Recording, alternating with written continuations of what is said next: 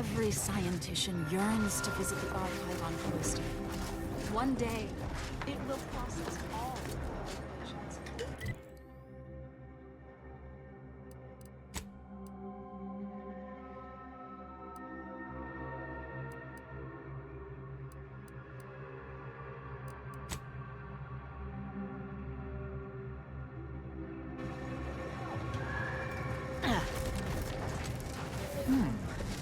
If we factor for random elements offsetting Do you certain believe key Arcadia variables, shall ever return to how it was? Wish. Invaders.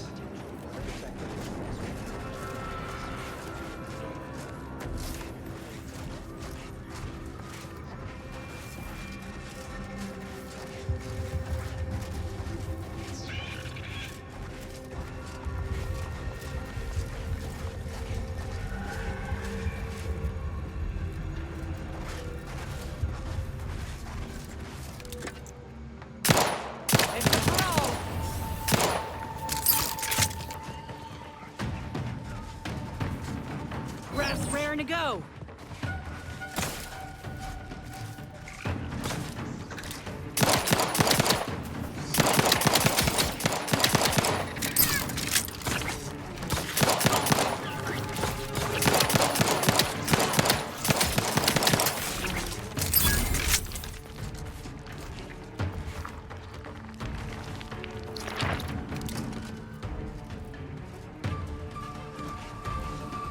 Guns cocked and loaded.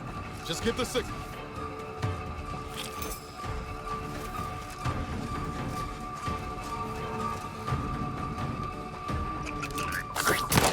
Looking a mite marginal, Commander.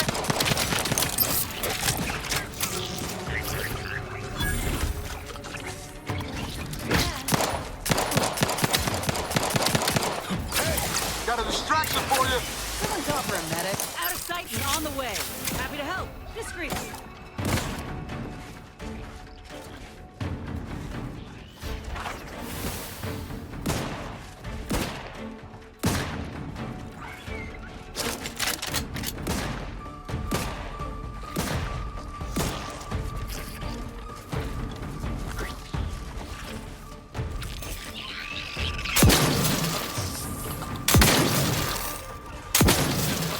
Lay low, Commander. Medic's ordered.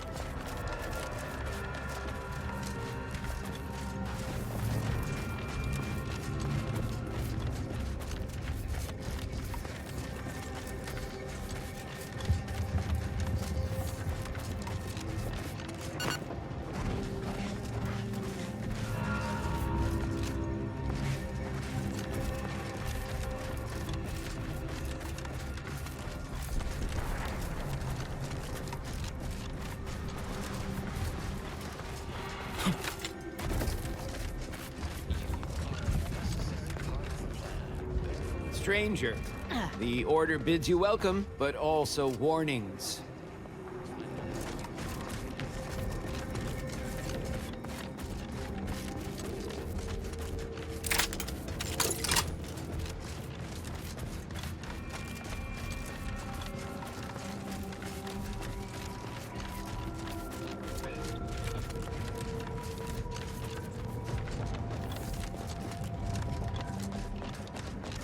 I get the sense you ain't too fond of Auntie's choice.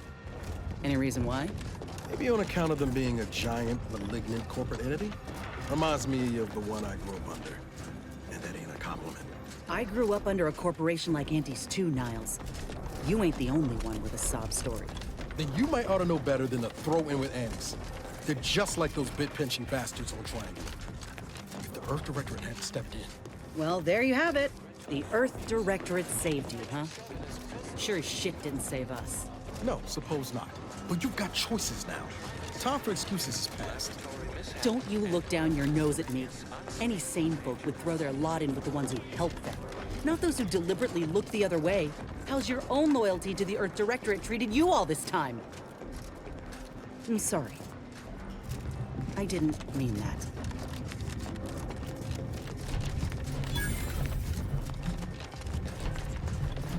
Hello? Someone there? Yes? Did the missive not play, or was it garbled in some way? Are you somehow struggling with coherence? If so, to be clear, Zerania Manufactory 7 presently and for an indeterminate time is in lockdown. That means no external transmissions, no visitors.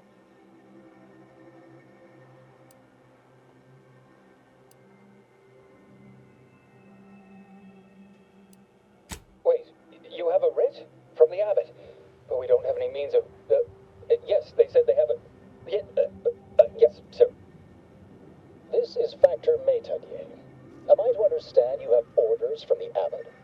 Quite convenient for you. I have no way of verifying without allowing you entry. Oh. Very well. Come inside and we'll see this sorted. Building on the left.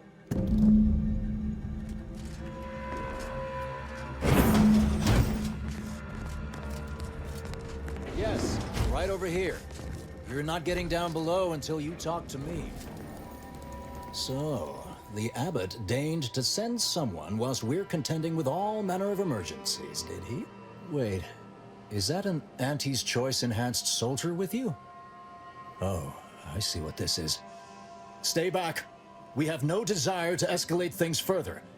Don't do something you'll regret. We want answers, not a fight. And if indeed there's any retribution to be had, it won't be by my hand. Tell him, Commander.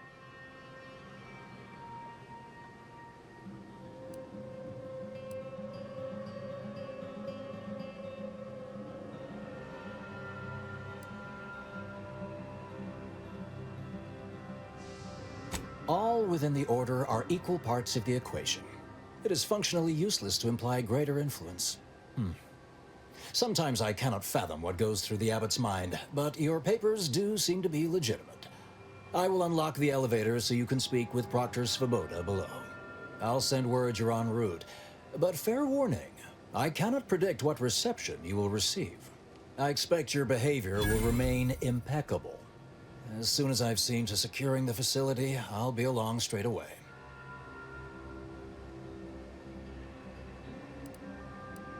The recent attack may have originated from this facility, but I assure you it was not at our hand.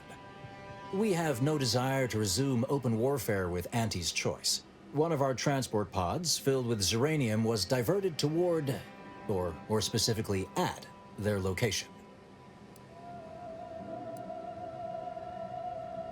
Though functionally correct, I assure you.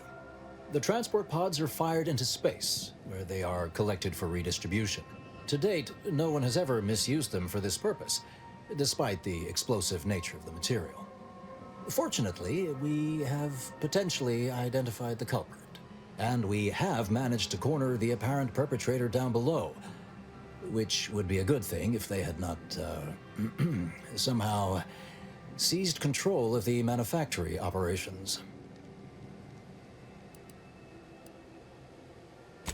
Our suspect, one Initiate Alva, previously supervised launch controls. Though steadfastly maintaining her innocence, she has also barricaded herself in the operations control room below, a move not likely to allay anyone's suspicions.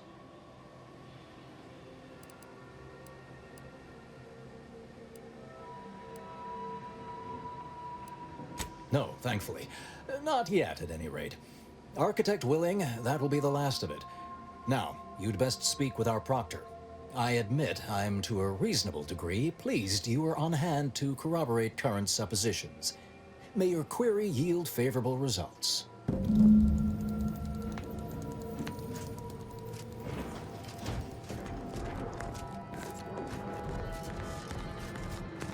It evidently originated here. Transport pod full of Zeranium. Blue outpost opportunity to naught but tinges and flinders. So, has it been classified as an accident? Or an attack? What I'd like to know is why our illustrious seer provided zero warning beforehand.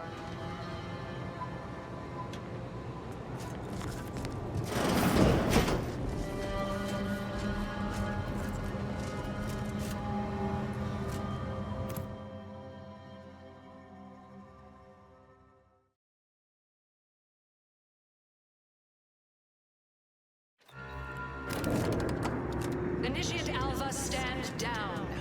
Relinquish control of this facility immediately. Oh, my dear Proctor, you can't believe a low-level drudge like me is responsible for any of this. You'd have us all believe you seized control to demonstrate your innocence. Wait, is this being broadcast? I have no idea how this audio doodad works. You're the one in charge here, Proctor Svoboda. Are you sure you didn't do something? I demand your unconditional surrender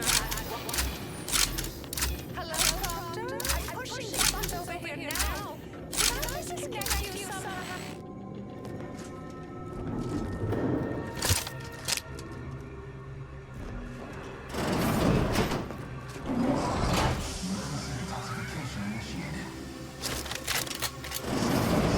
What's her name took over?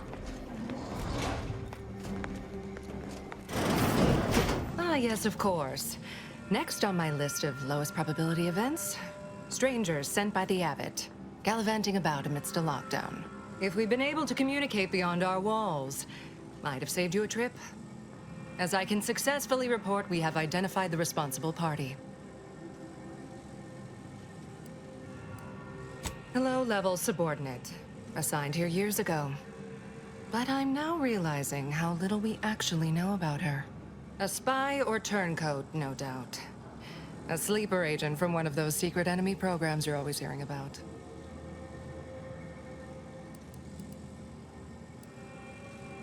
Within a beat of us hearing of the attack, Alva seized command of the system and locked herself in the control center. She then forcefully repelled several attempts to extricate her. 2 are dead already. Poor Jacobs lost a hand trying to pry free the outer doors. Why, she could destroy this entire place at any moment from in there. I implore you to stop her before she does so. I fear violence may be our only recourse.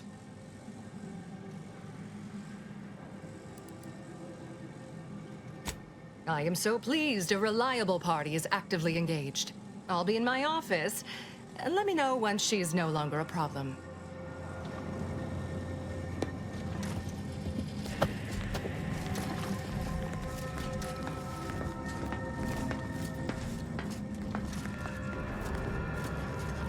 Now, this is important. What you described of Arachnid's calicity as slavering when it attacked. How much viscous fluid would you estimate was involved? I don't know anything about the fluid's volume. Thing attacked. I shot it. There's goo all over the spot it emerged. Of course, she's hiding something. You think those 2 exemplars just fell wrong? They're hardly prone to involuntary self-injury.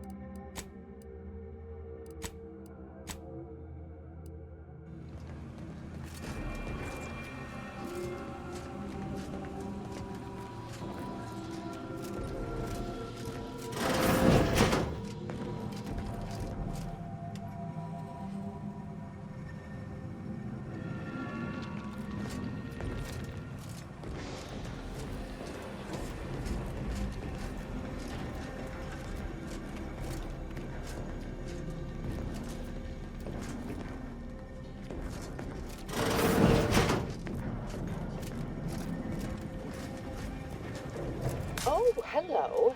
A visitor. Who is it they're sending now? And who are you, dear? You're what? Some maverick for hire? Oh, no, I can see it now. Earth Directorate, yes? Like Commander Zane and that rascal Buddy. And who is that you brought with you? A friend? Ah, an Auntie's Choice grafted soldier. You poor dear. And someone else. Another Earth Directorate agent, I see. Seems sad. Is she talking about me? All this for me. Fear I hardly deserve such attention. This entire business is just a terrible misunderstanding. Oh, believe you me, I'd like to know that more than anyone. I am thoroughly unaware how anyone would think me capable of all this.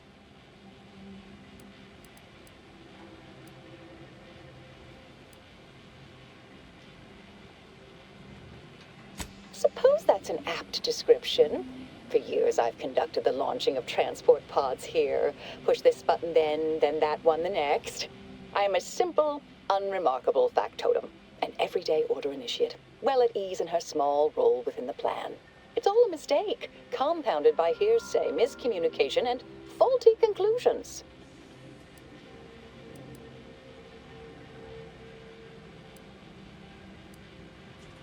I'll tell you exactly what happened. Our transport pod leveled outpost opportunity. I immediately realized someone must have bypassed my terminal. I initiated a lockdown to block further tampering. Had I not, additional attacks may have continued. Now, despite a long record of dedicated service, who's being blamed for this calamity? Me, somehow.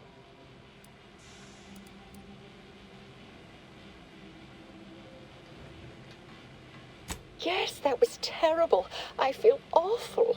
Though technically speaking, they did kill each other. There was a scuffle. Their weapons fired. It was a most unfortunate thing. Dear me, I wish I did, but... Actually, there may be a way you could gain answers here. The firing record should contain all relevant details regarding the launch.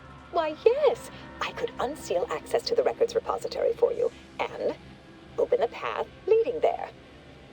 I'd be right grateful if you'd have a look. I swear I'm completely innocent of this heinous act they're accusing me of.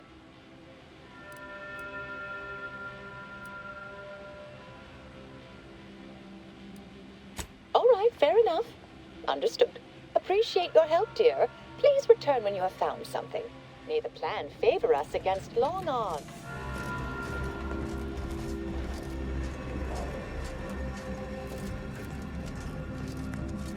Investigator?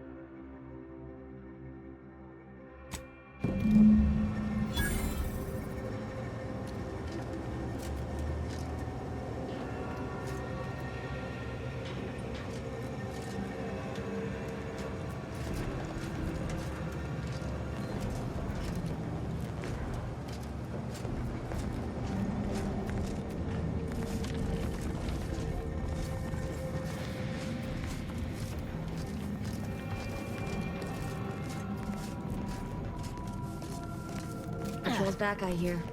Don't see Auntie's being too dissuaded by that, though. Our Earth Directorate friend. hello. I've been conversing with Factor Matadier here while you were away. Understand you've met? Yes, they witnessed me rather discomposed, I fear. Visions of Auntie's choice reprisal clouded my thoughts at the time.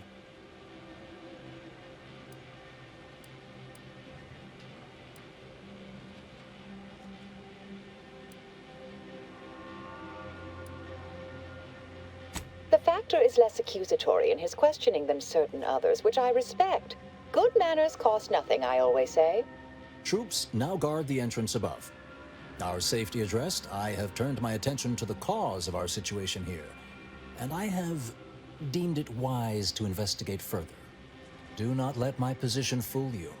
All within the Order are scienticians, and hence we seek the truth of any hypothesis based on evidence. The Proctor's accusation is no different.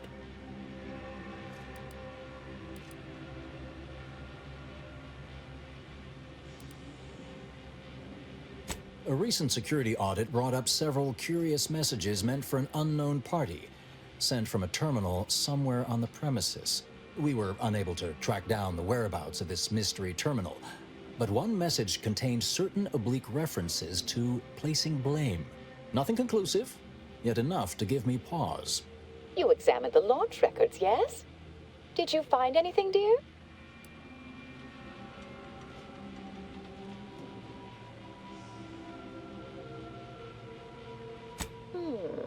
I'd say they've obviously been altered, dear. Fancy that odor you detected, a sign of chemicals used to affect the falsification. Ah, but listen to me. What do I know about this sort of thing? I know I've watched too many Aetherwave serials. Suppose they fuel my fervent imagination. But still, even the most junior scientician knows the best explanation is one requiring the fewest assumptions. Ergo, I set the correct coordinates. Someone overrode them.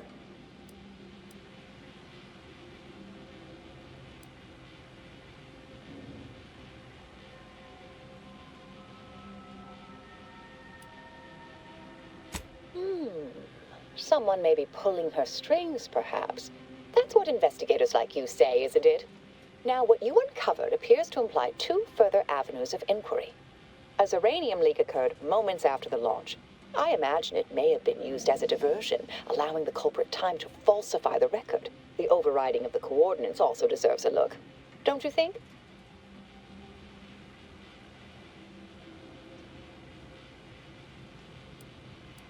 I expect the Zeranium leak stemmed from alterations to the control boards and refinement logistics. I'd look for any signs of tampering that may point to the culprit. I can speak to the coordinate override, I believe. All commands are routed through the hub in central processing. If one meant to accomplish what you're suggesting, they would likely look to do it there.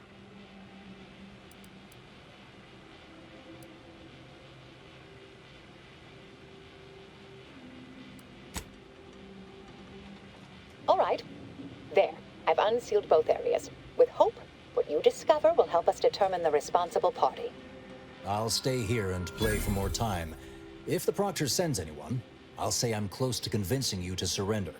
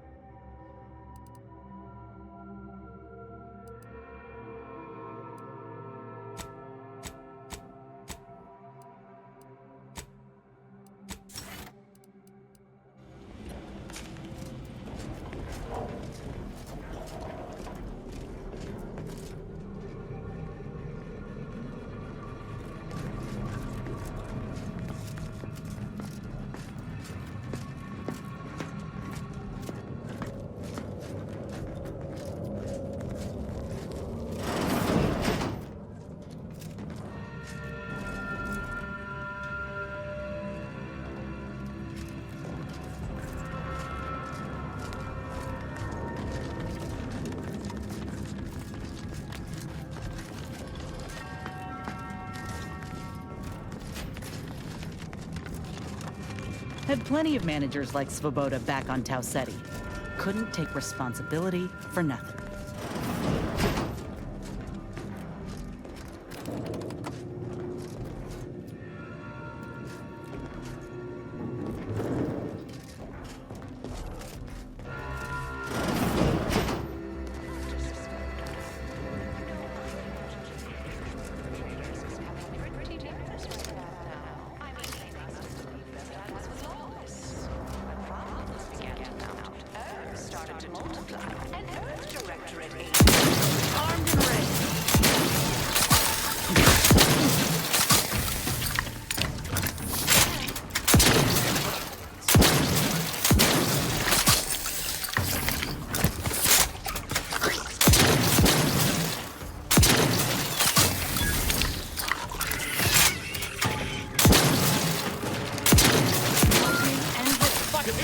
are leaking out of the water, and I'll take care of them, Commander. Over here! Rewards ahead! Come at me!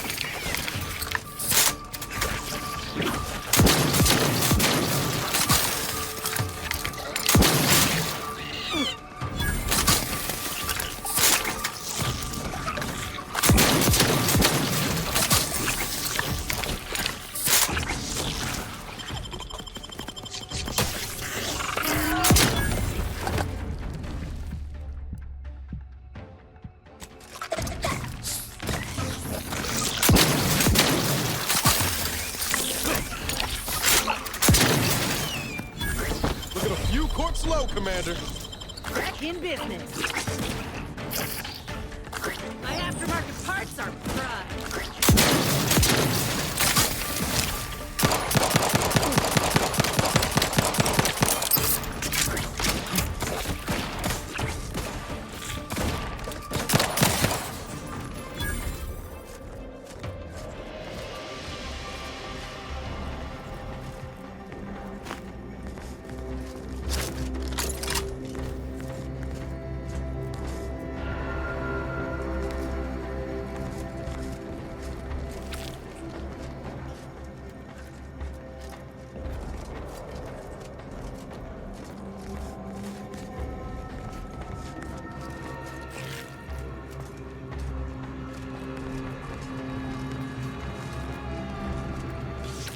Over here.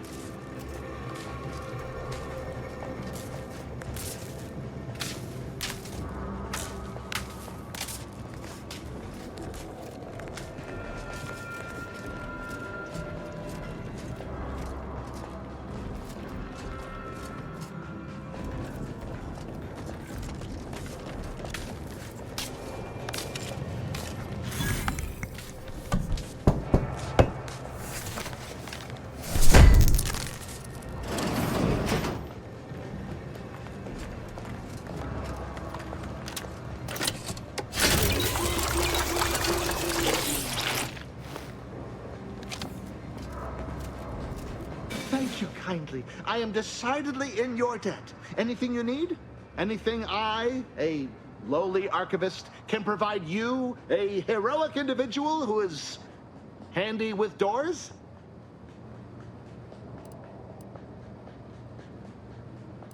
Of course. I am now able to breathe easy and respond freely. Strange question, but yes. All commands pass through the hub here. Through that wiring underneath that open floor panel in the back of the room, actually. Well, in my professional opinion, looks like someone rerouted some commands from operations. Not sure which ones. Based on the sloppy state it was left in, I'd say they either barely knew what they were doing or were in a rush, or both. I was in my cot doing advanced equations. After the explosion occurred, I rushed here to check my terminal. The door was creaky to open. I should have known it would lodge in place when it closed, but I was distracted by the disheveled state of the room and rushed inside. Works in operations, right? Always on about her stories. Wish I had time to watch serials and read all day. Well, that's about everything I know about everything. Let you be on your way. Careful on your way out. Try not to be liquefied and subsequently devoured.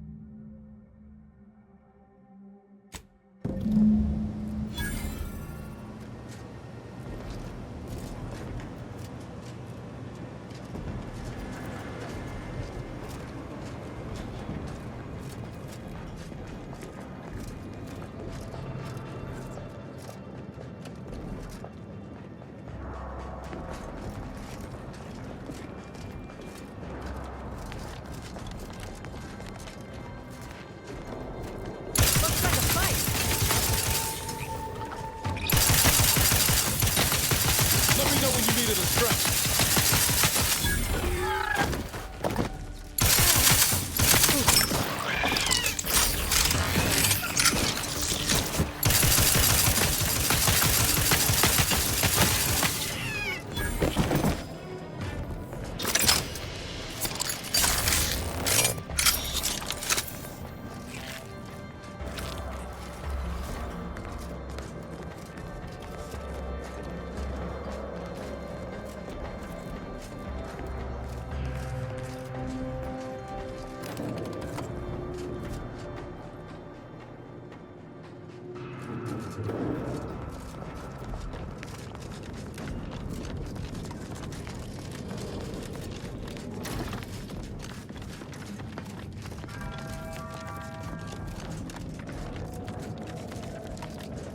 Doctor's been in there a while. Alva's been here for how many years? Always account for standard deviation.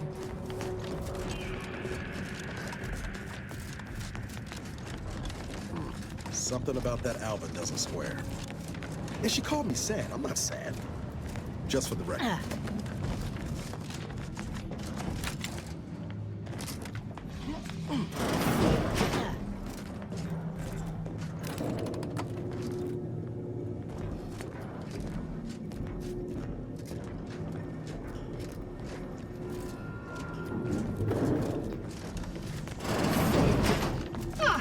Yes, suppose you'll do. I'd been hoping an empiricist or assessor would amble by, but you appear reasonably apt. The Zeranium overflow venting has gone completely haywire. What else will this higgledy-piggledy nightmare of a day bring? I was ordered to keep watch until a specialist arrives. Might I entreat you to act in such a capacity? The control board to divert the flow of Zeranium is up yonder in refinery logistics. If so, I have something for your time and effort.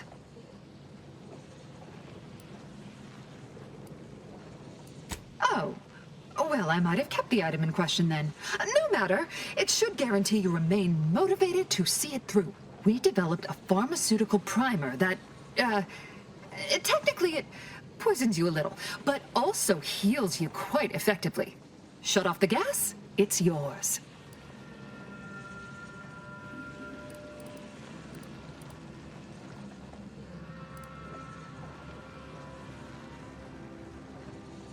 Tremendous. Why, this day may average toward the positive yet. May deliberate endeavors beget expected results.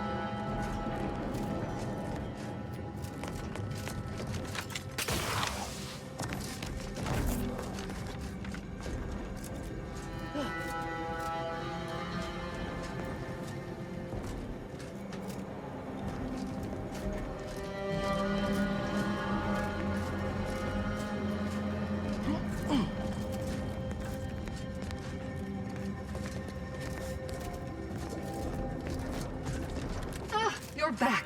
I see my choice in you was well-founded. Zeranium overflow venting has returned to a non-haywire state, and my internal levels of disquietude have lessened along with it.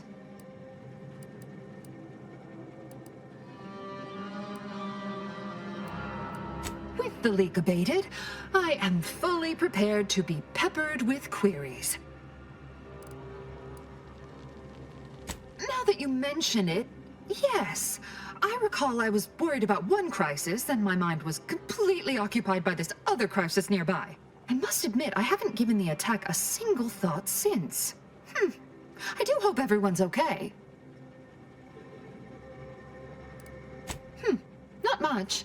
Keeps to herself mostly. Or that is entirely. Like all of us, she resided in the barracks 15 degrees to the northeast from here.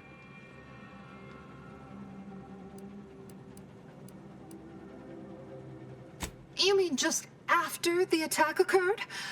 I was in a state of anxiety at the time, and, well, I'm sure you're aware higher levels of cortisol can impede the encoding of memory. I am greatly grateful you were helpful and effective. Farewell. This card will allow you into our humble little research lab. It's right past operations. Can't miss it. Unless you do. The pharmaceutical primer I mentioned is inside on display.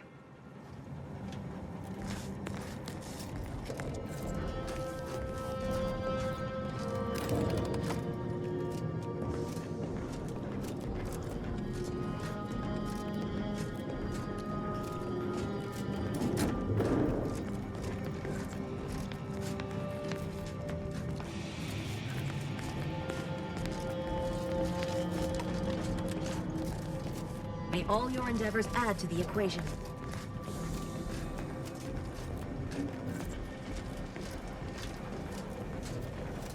Oh, hello, dear.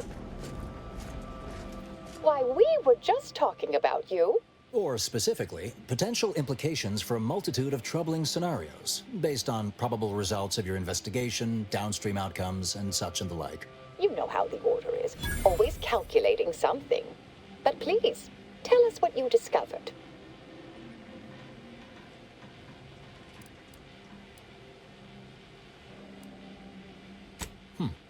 That you found evidence that the coordinates were rerouted is definitely something. Would be an odd step for Alva here to take, except perhaps to throw blame elsewhere. I admit I had the knowledge to cause the leak, but not the authorization. Svoboda has clearance, but not the know-how.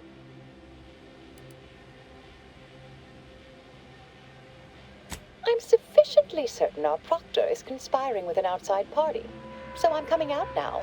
She's going to tell me who she's working with. Then I'm going to kill her. Wait a minute. You're going to what? Our investigation, it's unfinished. And you're an initiate. What are you talking about? Oh, I see you two thought you were proving my innocence. No, you were helping identify my target. I'd advise you dears to help or stay out of my way. Proctor Svoboda needs to pay for her actions.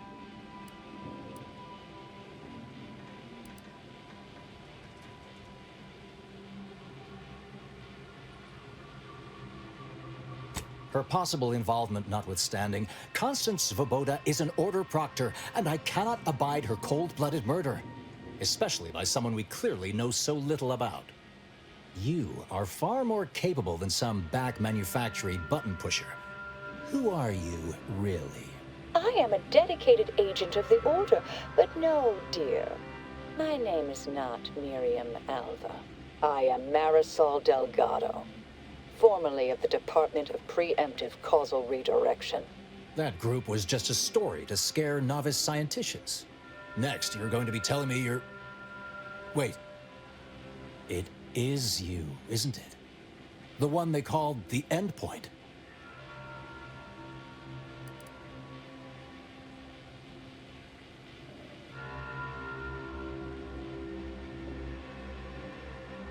Marisol's fine, thank you, dear.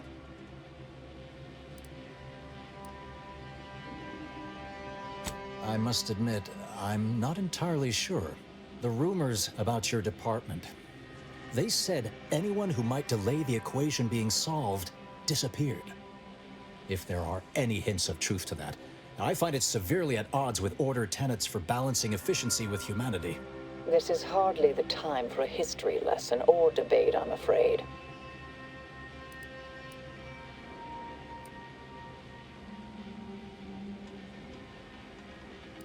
I arrived decades ago to lie low after a difficult assignment.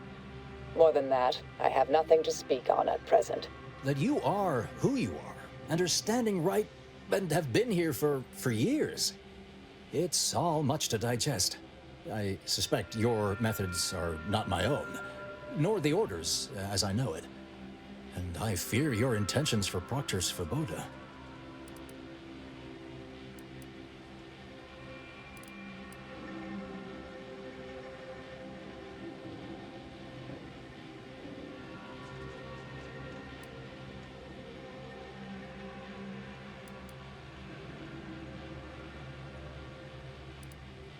I cannot be party to this, but neither shall I stand in your way.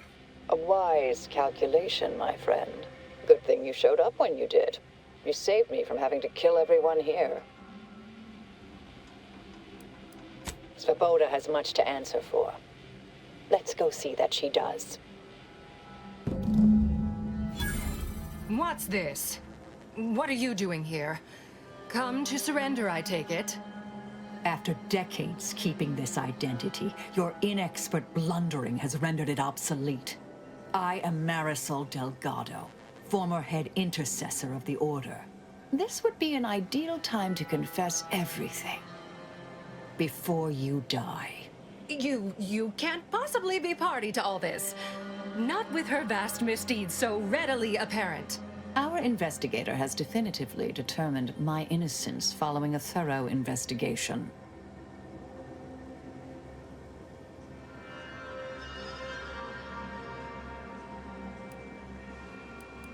Wait, you can't possibly believe this balderdash. This is all nothing more than a flagrant example of artifice and bunco. An elaborate song and dance from an admitted imposter. Enough, traitor. You made your play. You lost. No more deception. No more lies. Time to pay what is due. No, wait,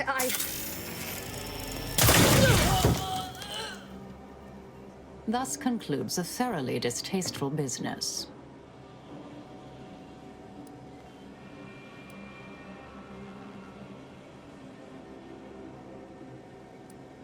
What a nice and thoughtful thing to say, dear. Best search her office. Someone clearly was pulling her strings. Would have been nice to perform that search before there was a corpse in the room, but beggars and choosers.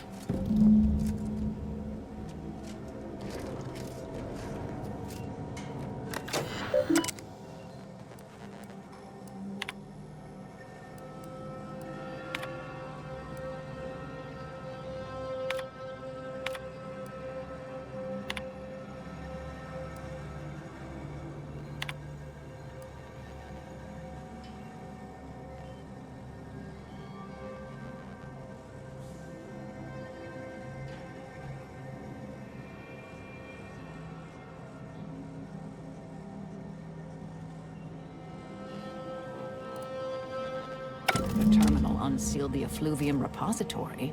That's traditionally off limits. Ideal spot to hide something. We should take a look.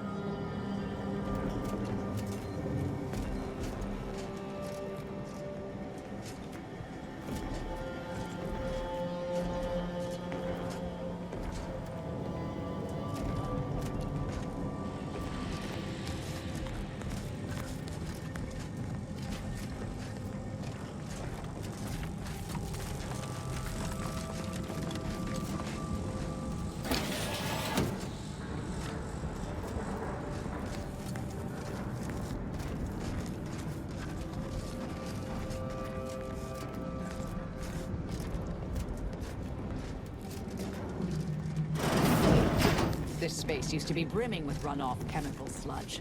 It's been renovated, I see. Another terminal. Go ahead. You should have the honors.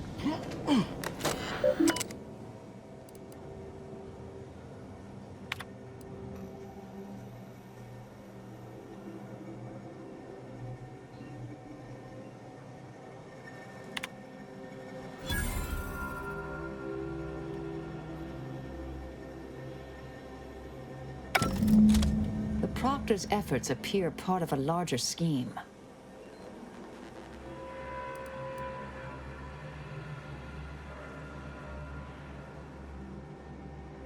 Ah, of course. I should have assumed you had a greater purpose here.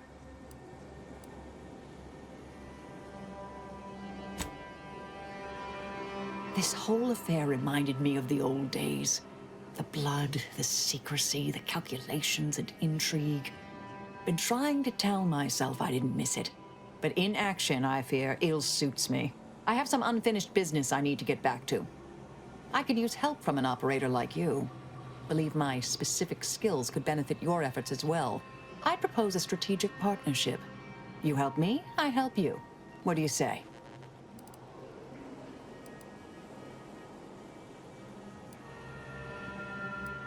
Good, good. It's a little crowded here, though, isn't it?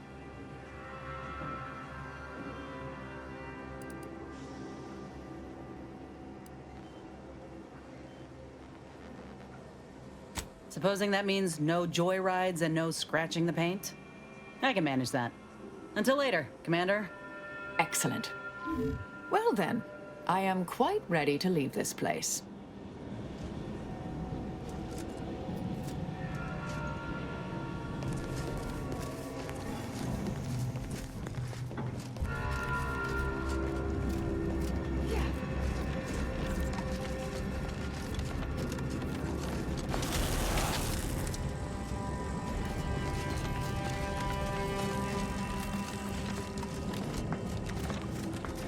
I realize you didn't receive the most welcome of receptions here.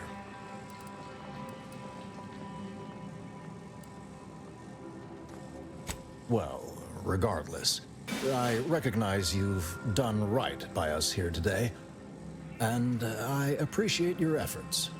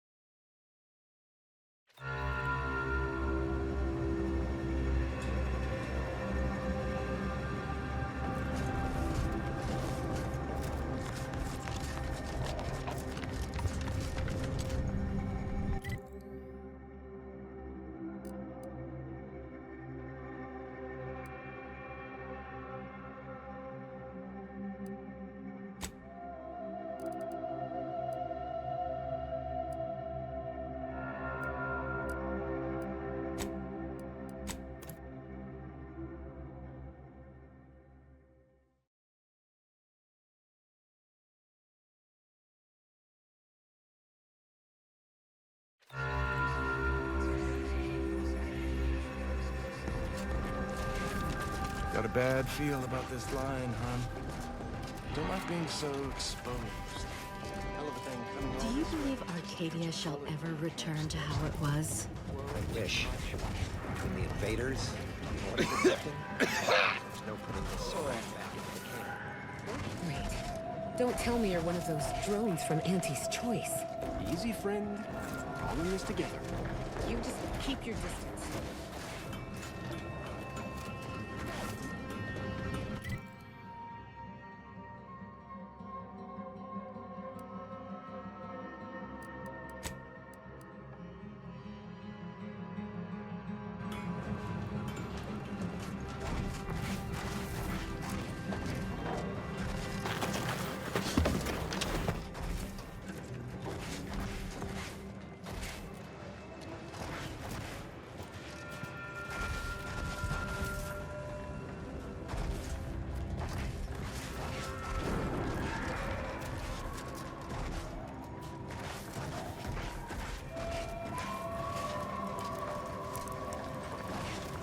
I miss my sprats. How do you do, stranger? Always nice to see a friendly face around Matriarch's Mercy. Though it's a pity I can't lend more aid to our downtrodden collective. I'm just a humble taxidermist.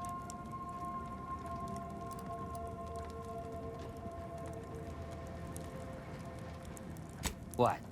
And you think that's me? Listen, friend, a little skill with needle and thread does not make me a qualified medical professional.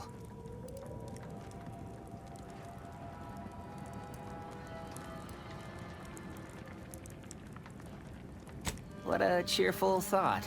Have it your way, then. I know when I'm being voluntold. But you better make it worth my while. Before I agree to anything, I need sprat corpses. Several. And no victims of violence, please. My art depends on the quality of the sleeve.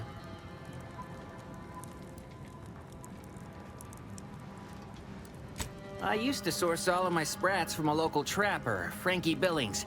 No idea if she's still in business. Word has it she's out north in Auntie's Choice territory, so watch yourself. Fresh being the operative word. My thanks, stranger.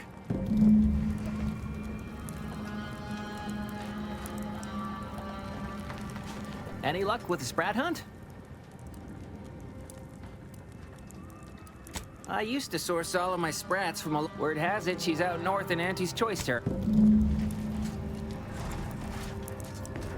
Do you believe Arcadia shall ever return to how it was?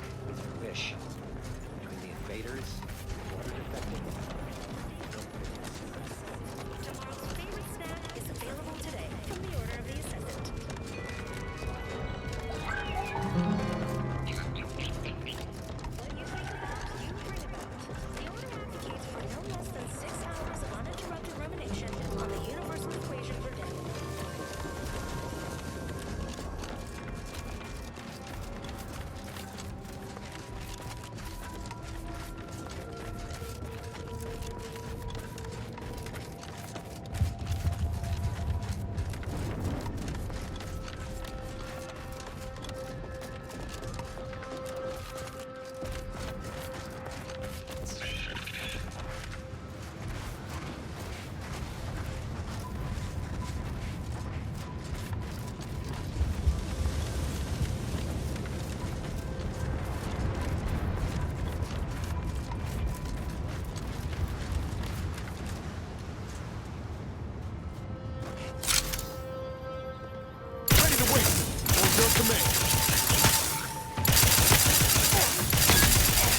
Stun weapon ready, Commander.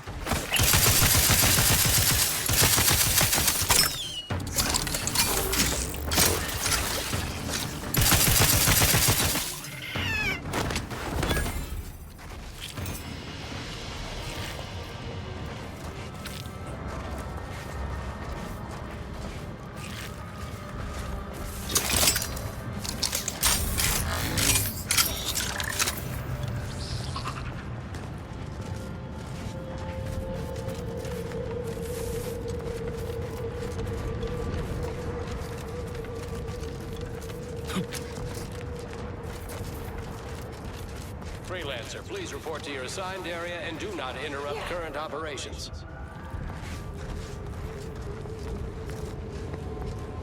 I've repaired this area to the best of my ability. The other tasks are far more bothersome. Perhaps I should just start again. Surely I can repair it better. Move on, Freelancer. I've been tasked with only treating enlisted personnel.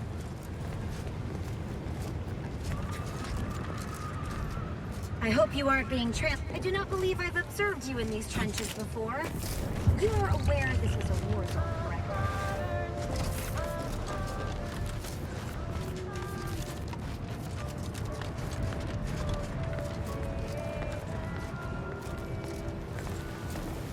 Careful wandering the trenches there, stranger. Some bored initiates might become confrontational, just to have something to do.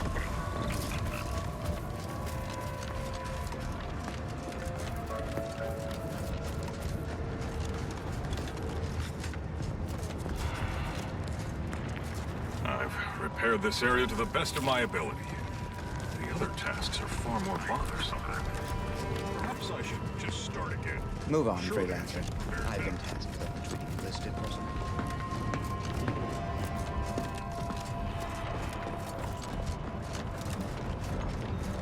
This is the last bastion of control, but everyone is on edge since that last attack. Honestly, the quiet has made reading far more. And increased the speed of my literary consumption. consumption by 14%.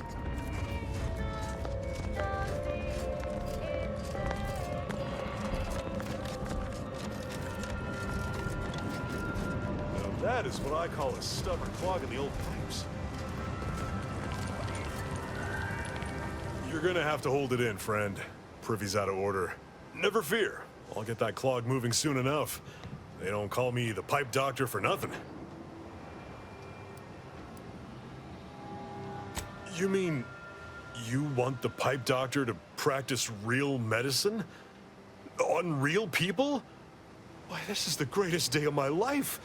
The human gut is the most compact and efficient sewer system ever. A plumber's dream. My dream. But don't get me wrong, it would be an honor.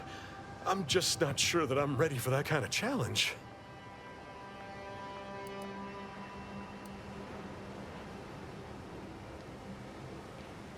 Well, I do thank you for your confidence, regardless. Always remember, good plumbing starts in the bowels. Make sure and get plenty of exercise. An active heart is an active bowel. Now, what can the pipe doctor do for you? Just fine, thanks. Tough nut to crack, but I like a challenge. Clogged toilets are nature's way of keeping us humble. A reminder that for all of our civilized ways, we are only as great as our basic functions. I'm just a plumber. What do I know about human anatomy? People aren't toilets. Well, I do thank you for your confidence, regardless. Always remember, good plumbing starts in the bowels.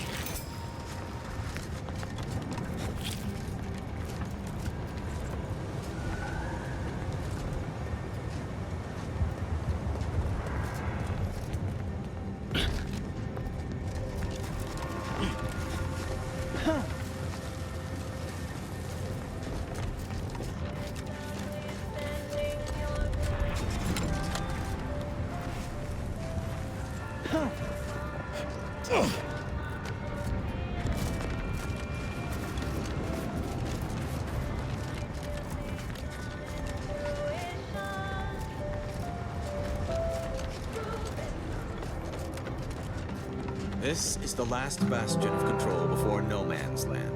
I am unsure of who assigned you permission to be at this locale, but please refrain from impeding our operations.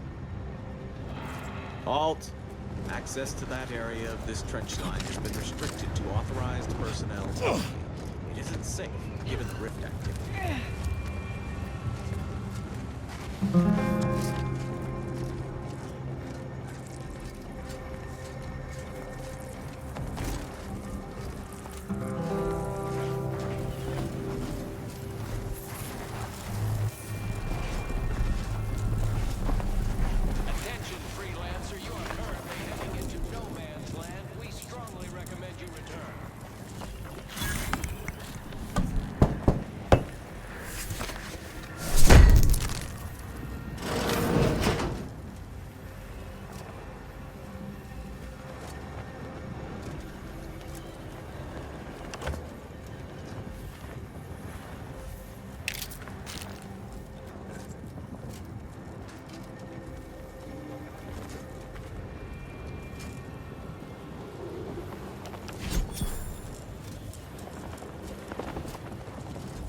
Attention, freelancer, you are currently heading into no man's land. We strongly recommend you return.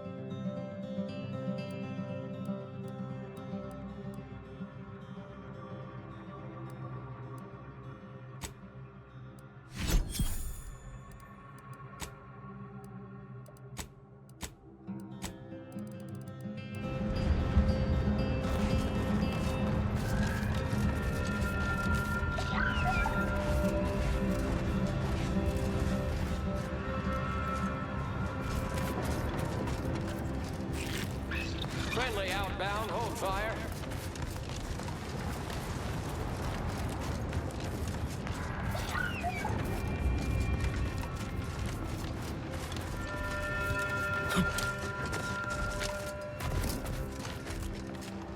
Investigating hostile intentions.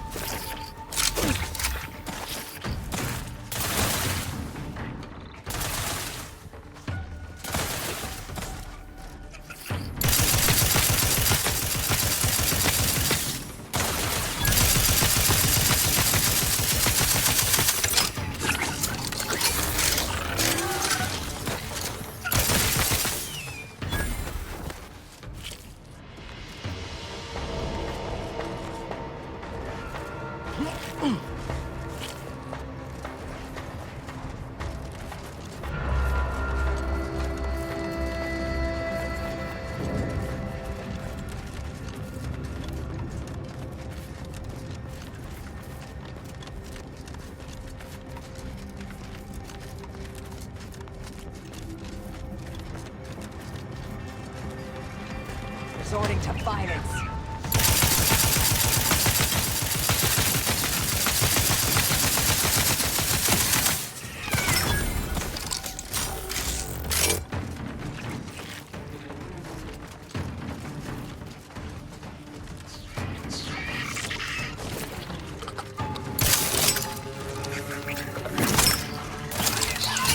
Standing by to stupefy.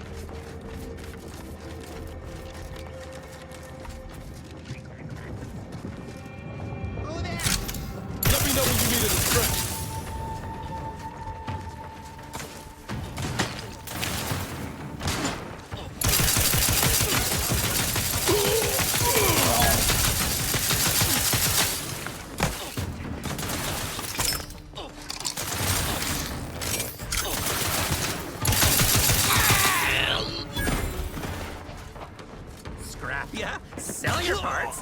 Get Adrena time. Get happy. Perfect. Ready to waste it on your command.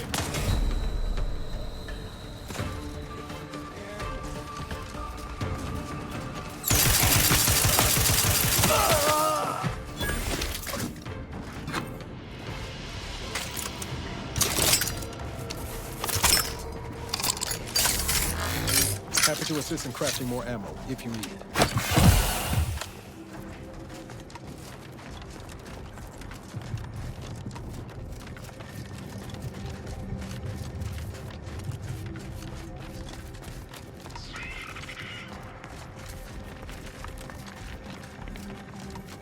You strike me as the curious sort, dear.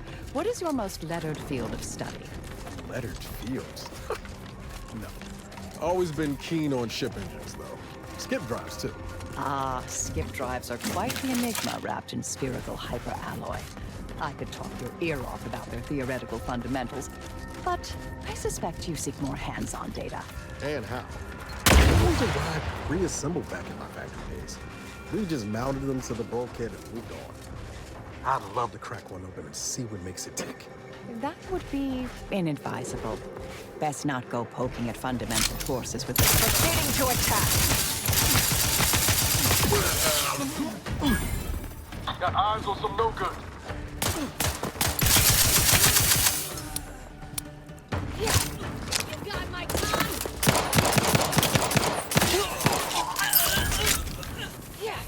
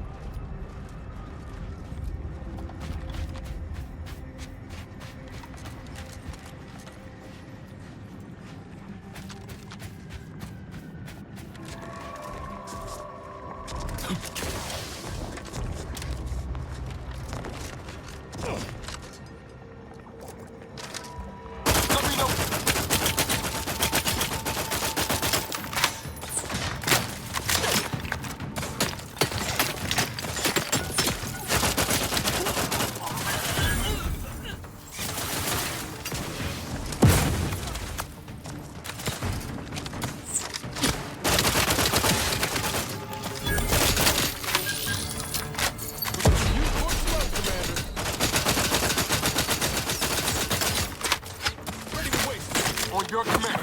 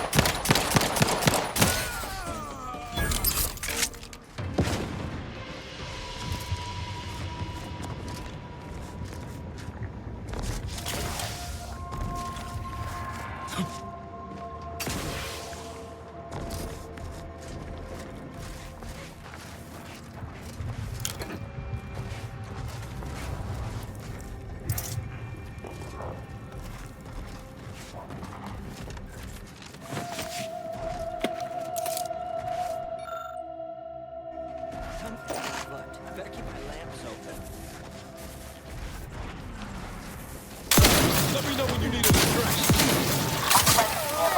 Hand me help.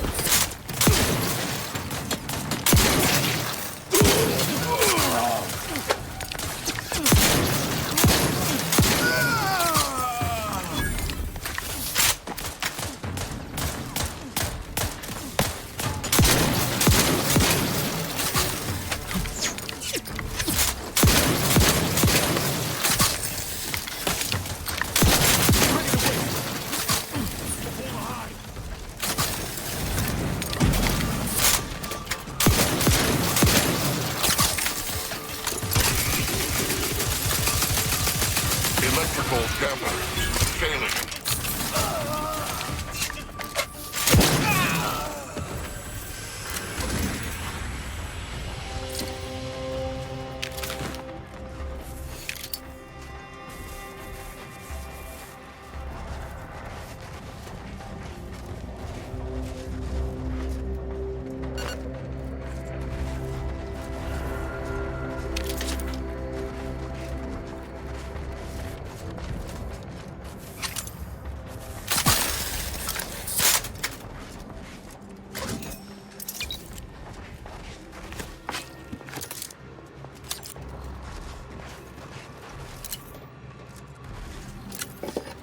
Error.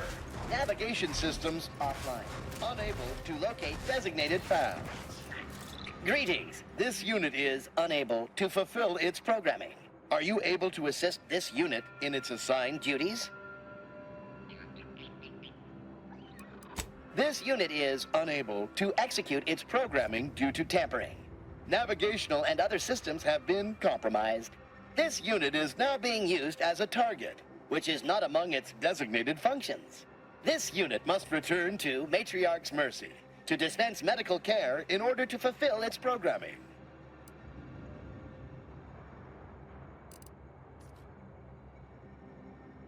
Navigation systems re-initializing. Processing optimal path toward Matriarch's Mercy. Return sequence will be initiated once path is determined. Clarification of purpose confirmed. This unit will arrive at its destination with 0.02% higher efficiency. Thank you, qualified engineer.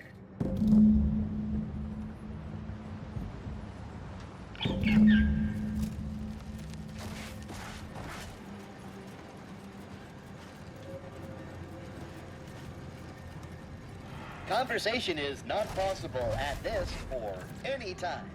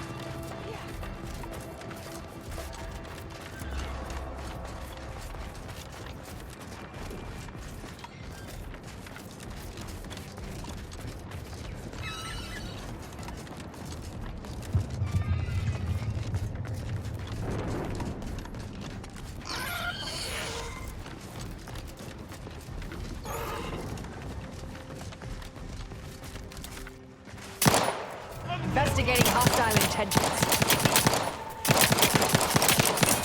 Hostile in proximity. Illuminate the bricks! Fortificator is charged.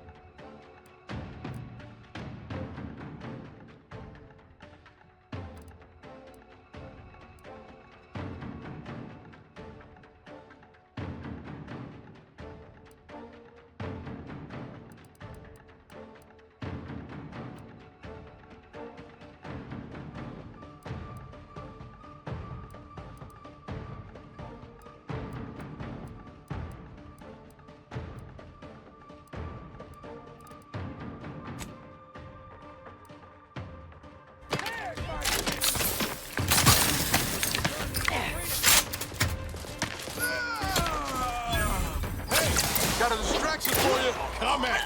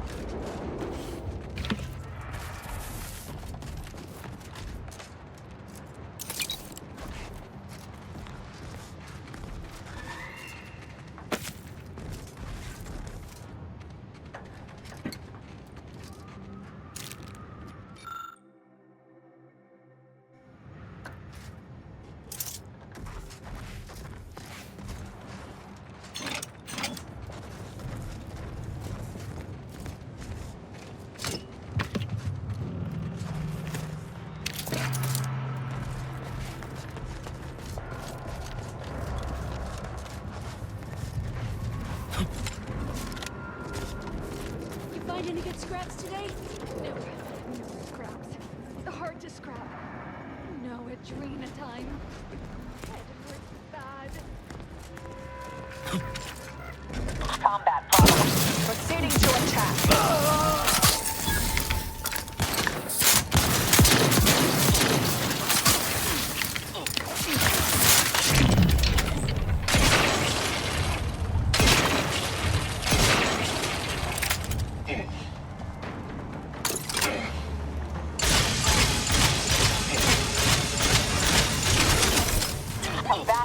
Mitigating the threat.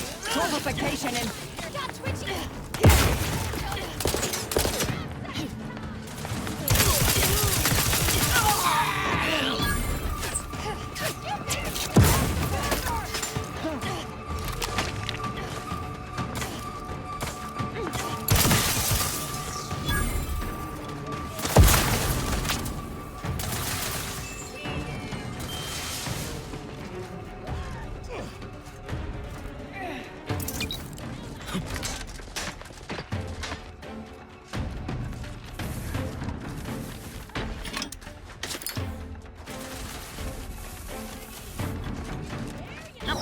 in. I'll take care of him, Commander.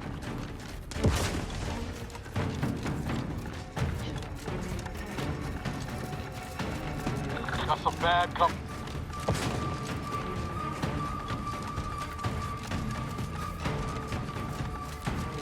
Stun weapon ready, Commander.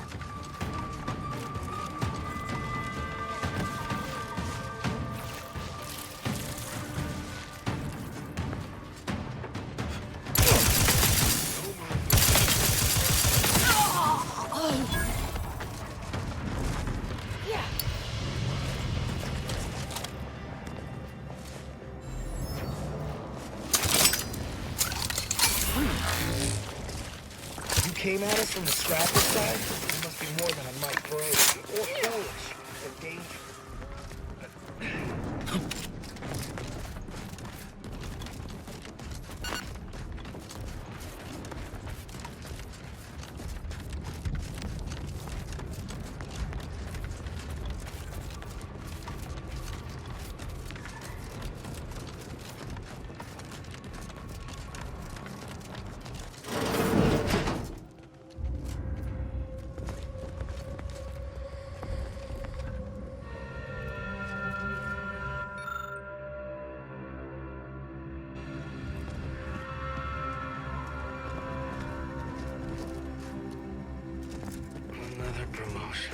Yeah.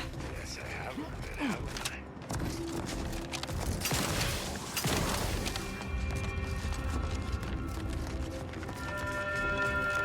I? Guess they're survivors after all. Now.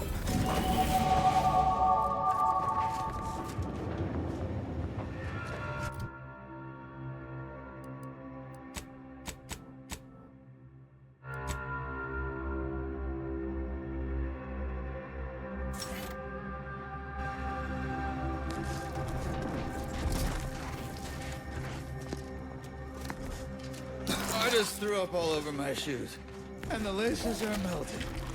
What in the scrupulous name of profitable deductibles do you think you're doing? Just who are you, and why are you walking through my triage? Some kind of rocket attack, or maybe an orbital strike. Can't rightly say for sure, but it came from above and hit us hard. Don't suppose you're looking for a way to help? I'm absolutely desperate, and I'm sure I could rustle up some suitable reward if you helped. We need compression coils. The attack left more wounded than I have supplies for, plus a hefty amount of uranium poisoning. And the coils on our auto docks have worn out. Without them, they can't convert raw materials into the medicaments needed to help the soldiers heal.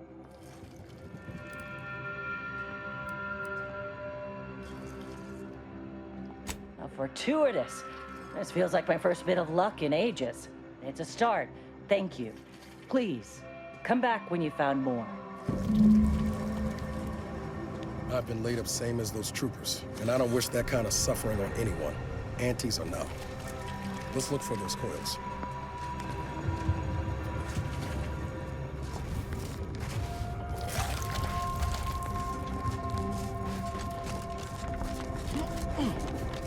Did that blast give me a dunder? Or is some damn stranger walking into my area of operation right after we've been attacked? You got any reason I oughtn't have you shot? A what? Is that like some kind of contractor? Are you looking for a job?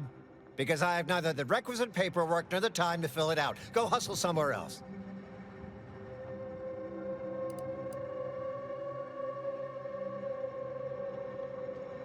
Yeah? And what exactly makes you so sure of that?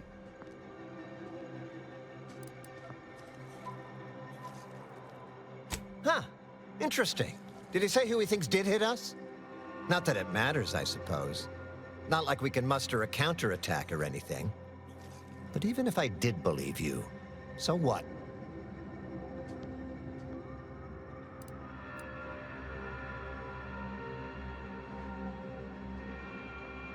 Seriously? You expecting me to ring up Auntie and tell her, hello, Maven of all marketing? Just letting you know that this scrutinization officer says everything's hunky-dory. You've clearly been out in the Dorado sun for too long.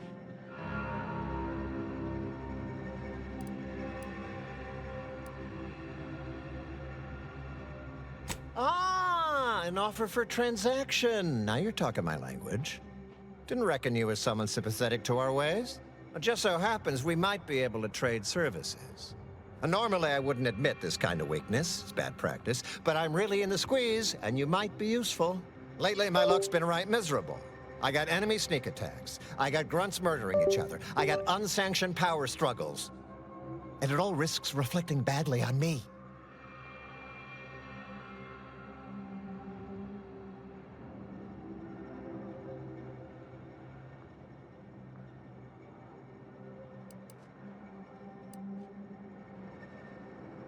You cut down the number of issues that are vexing me, and I'll send you a word of peace and harmony up the chain. What's good for me is good for you, see? Quid pro quo. Or, if all that sounds like too much work for you, there are other ways to curry my favor. Make me believe your good intentions.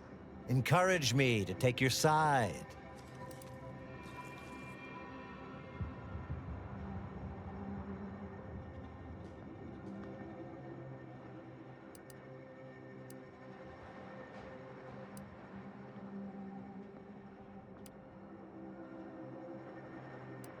That bomb that hit us, it was filled with uranium. So not only did it kill us the good old-fashioned way, it also caused serious poisoning. My contract medical list over there is literally up to her elbows in it, her hourly rate is ridiculous, and our damn auto docs have gone on the fritz from the workload.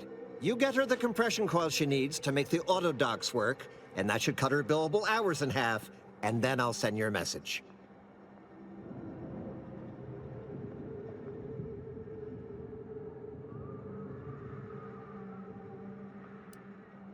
There's been a murder at one of our forts. Trooper's accused of poisoning her senior officer for some preposterous reason. Problem is, I'm already short on medical specialists. The last thing I can do is waste one for days just to find out if she did or didn't toxify him. Go find out who done it, and I'll send the message you're asking for.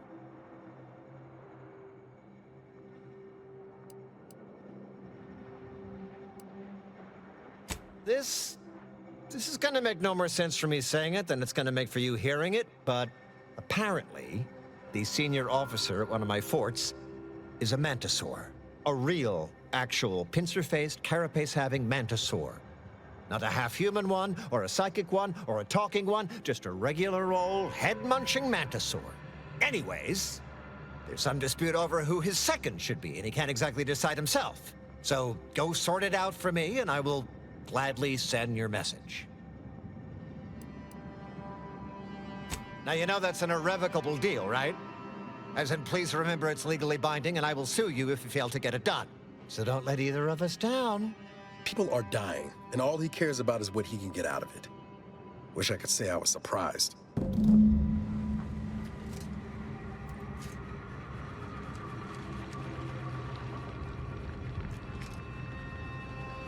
Please tell me there's a damn good reason you're back.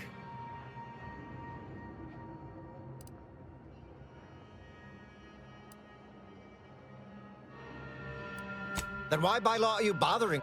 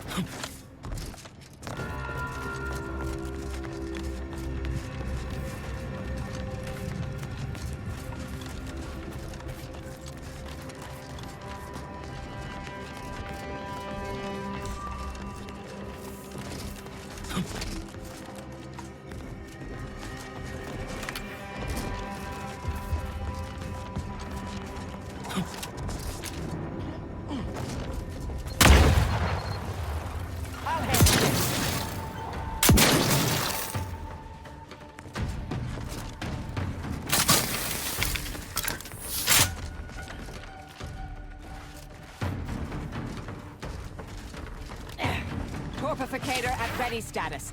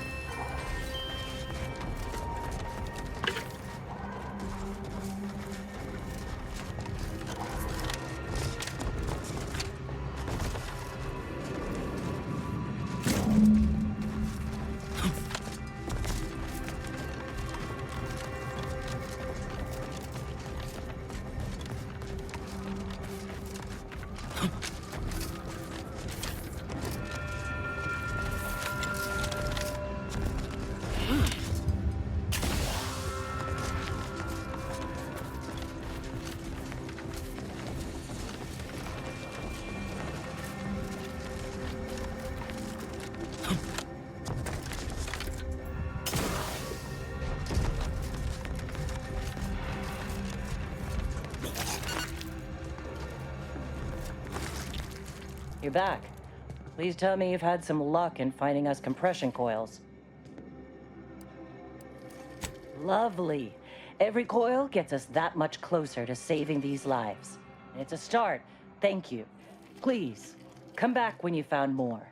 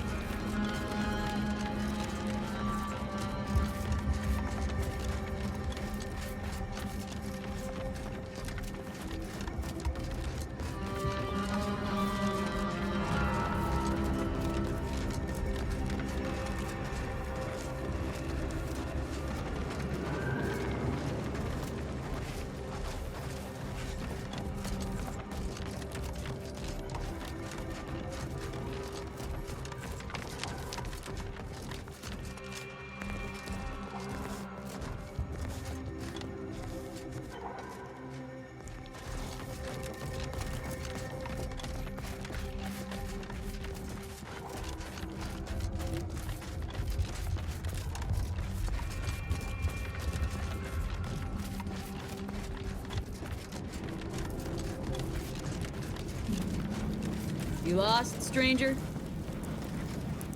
I don't see a lot of new faces in these parts. What are you? Order? Protectorate? Anti?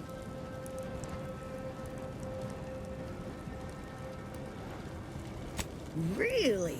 An Earth Directorate agent? I have no idea what that is, but okay. Me? I'm a sprat trapper. Cute little things, but their tallow and hides fetch a high price. Used to be Protectorate, then worked for the Order, then Anti. Whoever's calling the shots on a given day. Now, I'm just waiting for the dust to settle so I can find out who I work for tomorrow. Gregory? Well, I'm glad to hear he's still kicking. Loyal customer. Very particular about his sprats. These being hard times, I've had to raise my prices. Gals gotta eat, and I don't care for sprat meat.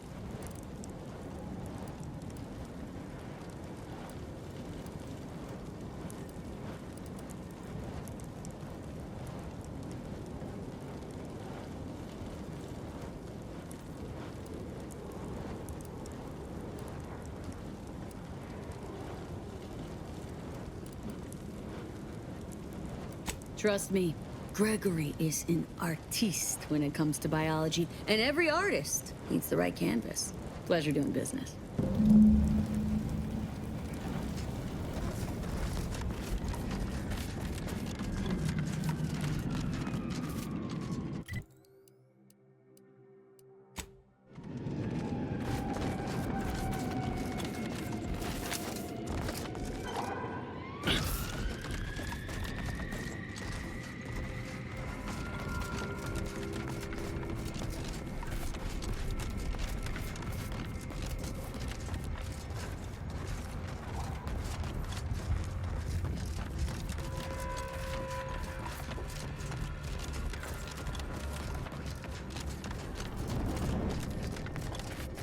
Niles, dear, your relationship with Valerie is just so unique.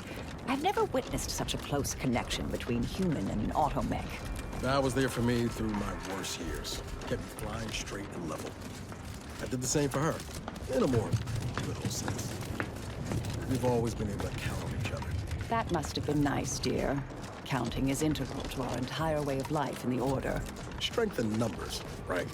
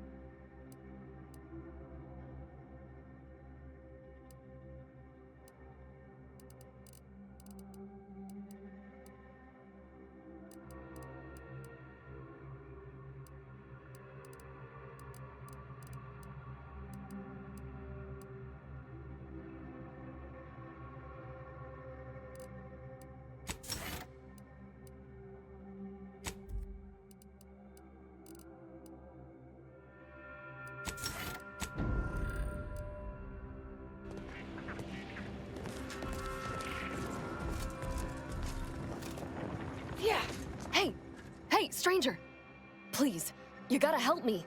They're gonna railroad me into a guilty verdict. Then I'll be declogging sewer sediment tanks until I'm dead enough to mulch.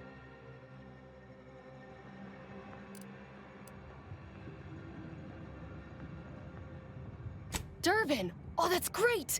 He's bound to see the truth of this and let me go.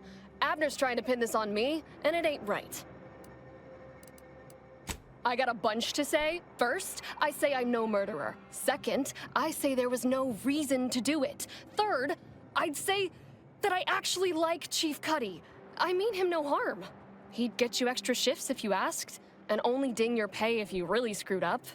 And sometimes, if you really had to go, he'd even cover your bog breaks, pro bono. I'd never have hurt the chief, even if you offered to pay me to do it.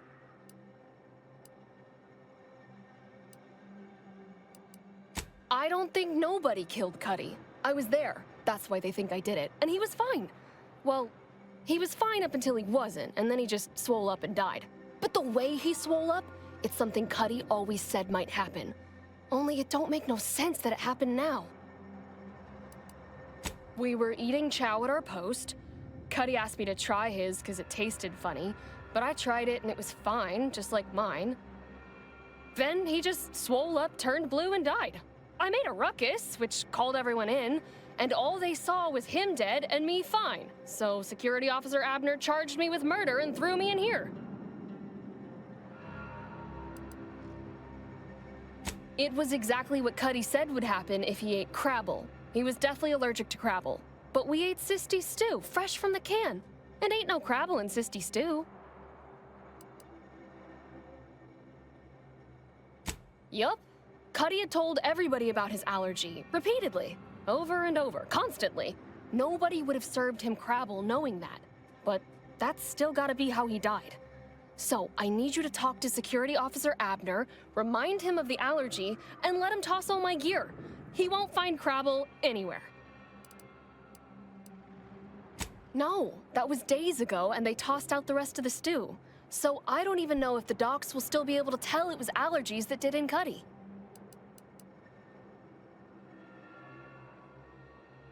He will.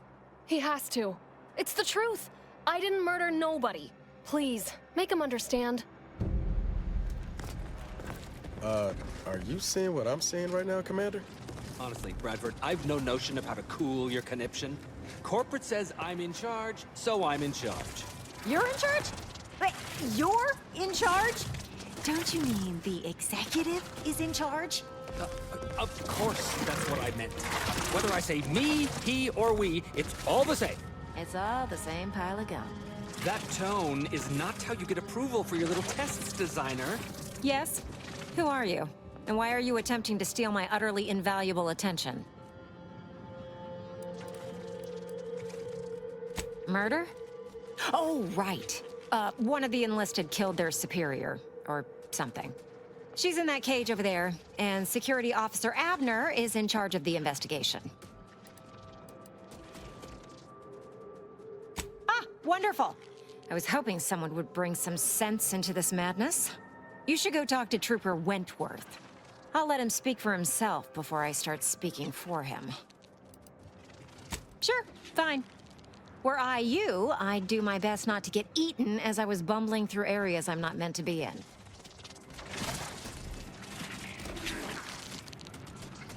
Yes, I hope you're not here to apply for employment. I'm already overwhelmed by the sheer volume of peons I'm forced to oversee. And if you're here as a spy, know that the temporary ceasefire is on tenuous footing. So if you stay, it's likely just a matter of time before I'll be stringing you up. Enemy Scrutinization Officer Durbin. What does he want with me?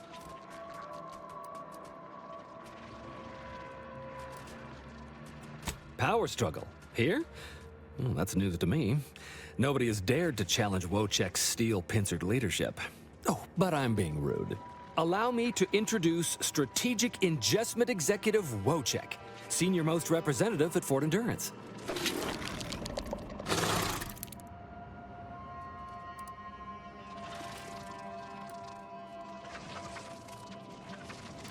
Now you're starting to sound like some of the wagabouts I've got under my command. Why would I be anything but serious? Executive Wojciech has been part of this unit since he was just a pupa. As he grew, he's shown exceptional bravery, stoic stalwartness, and strong leadership. It's earned him promotion after promotion, until our last battle against the Order deprived us of our former chief executive and left him as the senior-most trooper. Okay.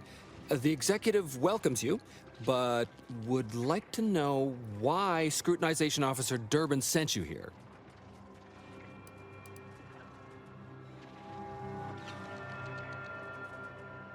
There's no dispute. Executive Wojciech is in complete charge of the fort. His orders, which I interpret as his junior officer, are executed without question. My experimental mantisaur graft lets me speak with him as easily as I do with you. He emits pheromones that my antenna can detect. He wouldn't be much of a commander if he couldn't communicate with the troops.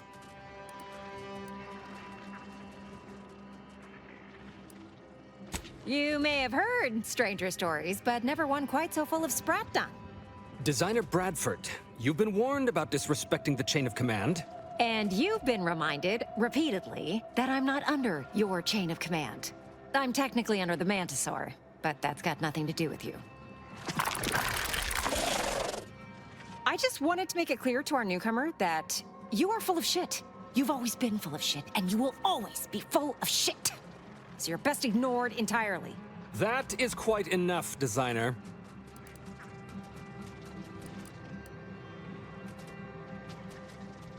Yes, well, please excuse our curmudgeonly biologist. She's been a pill ever since the promotion that made Wojciech outrank her. Still, that ugly moment behind us, it's a comfort to my mind that you're here. Executive Wojciech has an assignment we're desperate to have done, but it can only go to someone outside our chain of command. Ugh, not this crabble scat again. There is zero chance you're right. Zero. And this brilliant assignment of yours didn't go so well for the last group.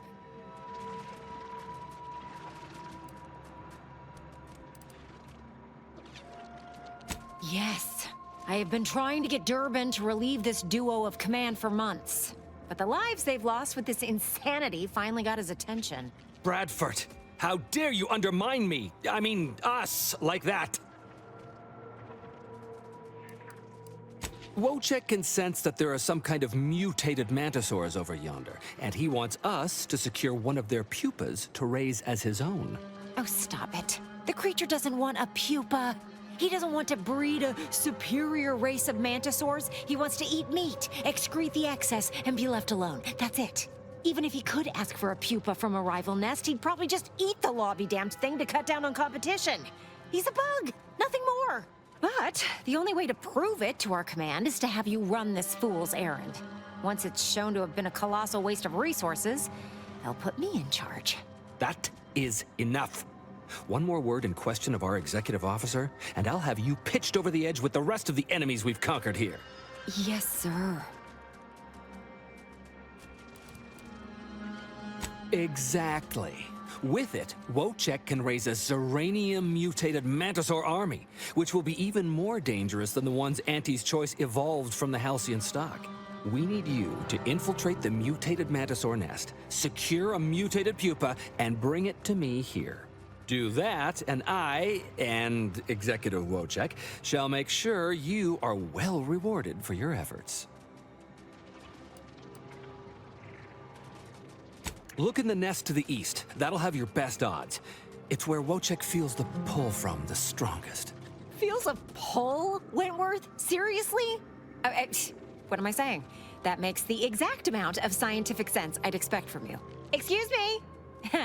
May we speak a second?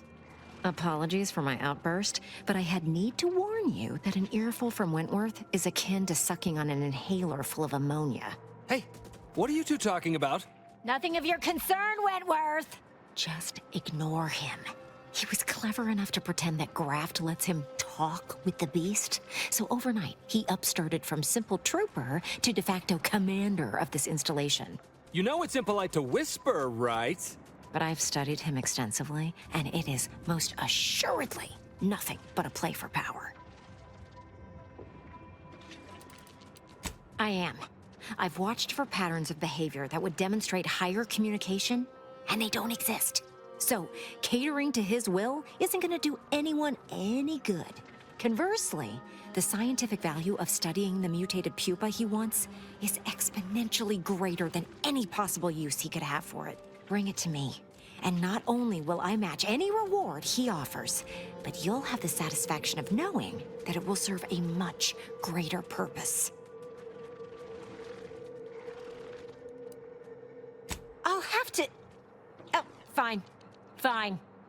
If scientific discovery and the betterment of future products isn't enough for you, I'll pad your coffers a little something extra. Just, please, bring me the mutated pupa. We're not going to tell anyone about this, yes? Ever?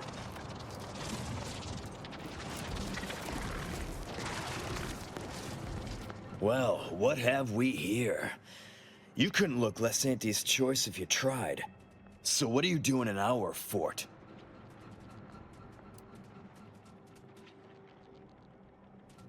Durbin sent you? Why? You certainly ain't a certified pre-inhumation inquisitor.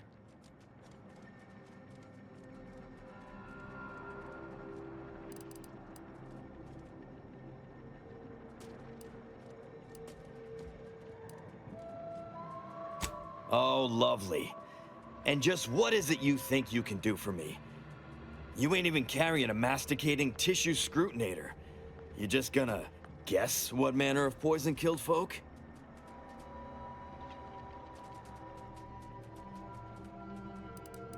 What? How could that be? I made the stew myself and every one of us ate it.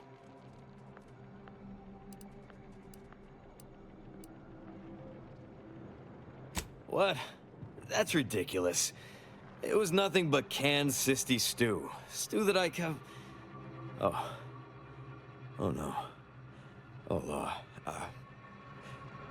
did you say Crabble?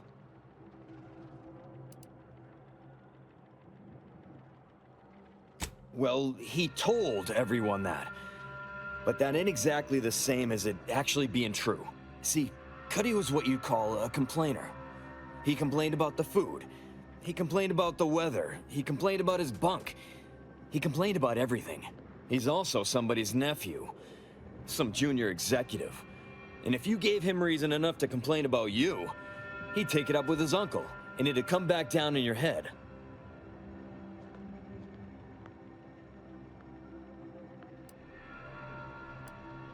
Oh, no. At least, not on purpose. Half his gripes were really nothing but reasons to grouse.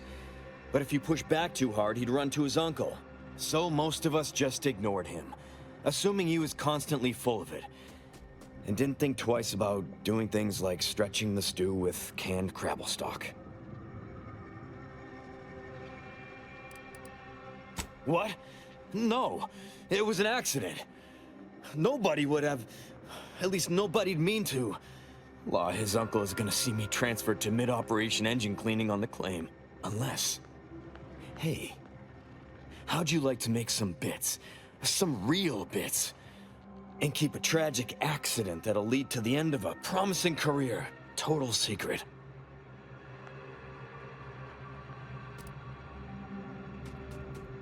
Well, no. Not yet you haven't.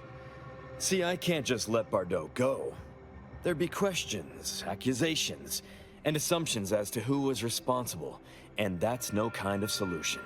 And even worse, since there's apparently nobody coming to do an autopsy, I might have to just send Bardot to the claim to start her sentence on all available evidence.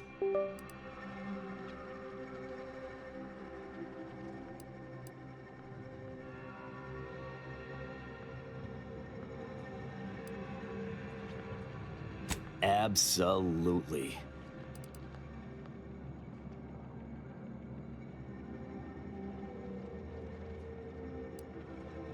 That's only fair. I'll both free Bardot and compensate you for your effort. So we got this thing. An acidic dematerializer that we use to melt mantisaur dung, so it don't call in the local wildlife. But it'll actually work on anything organic. Anything. That means if someone used it to melt Cuddy, there would be no body, which would mean no autopsy, which would mean no evidence, which would end the investigation. I'd do it myself, but my boss said she's on her way for a surprise inspection, so I can't leave. But if you go find one and melt the body, I'll make it worth your while. Yes, that's exactly it. Now just head over to Cuddy's corpse and make it disappear. Well, really, make it turn into a small puddle. But that's neither here nor there. Thank law. You'll find Cuddy inside the tower, but you'll have to sneak your way past the guards. It simply wouldn't do for me to announce your intentions to the base.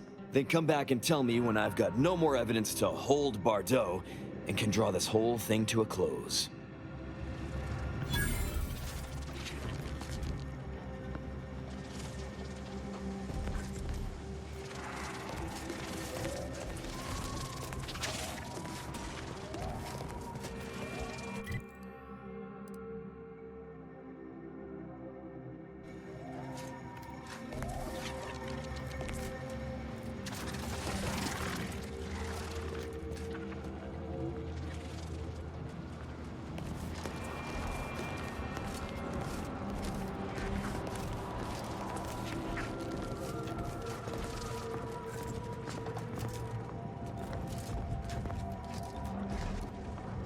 Ain't nothing there. No target.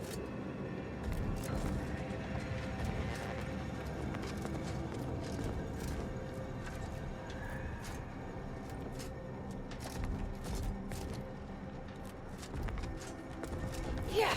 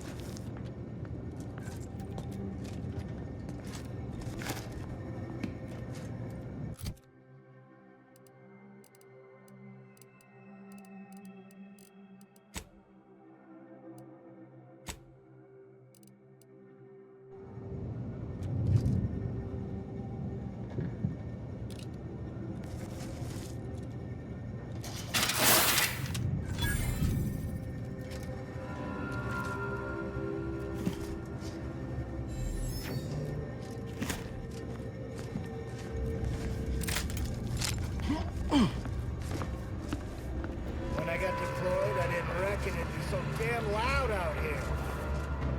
All clear.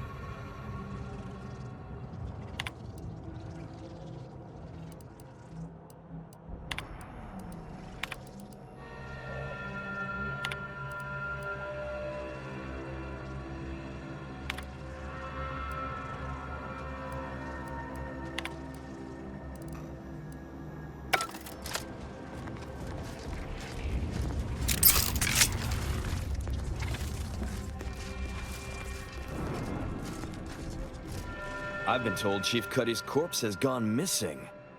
Which is a surprise to both of us, I'm sure. Thank you for your help. You've saved 2 careers today and allowed us to put this whole miserable affair behind us.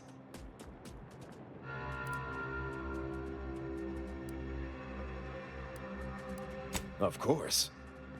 Debts left unpaid decays our character and all of anti-society.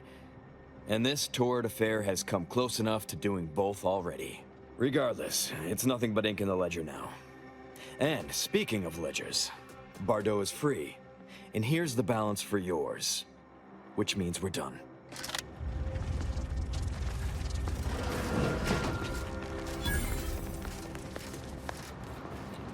You did it!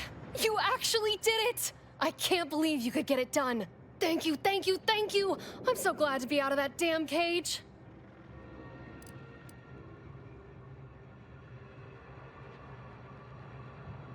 Someone else's crime. So you know what happened?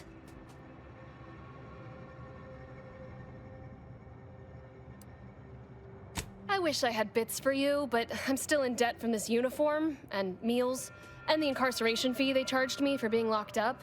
But I'm telling everyone what you did.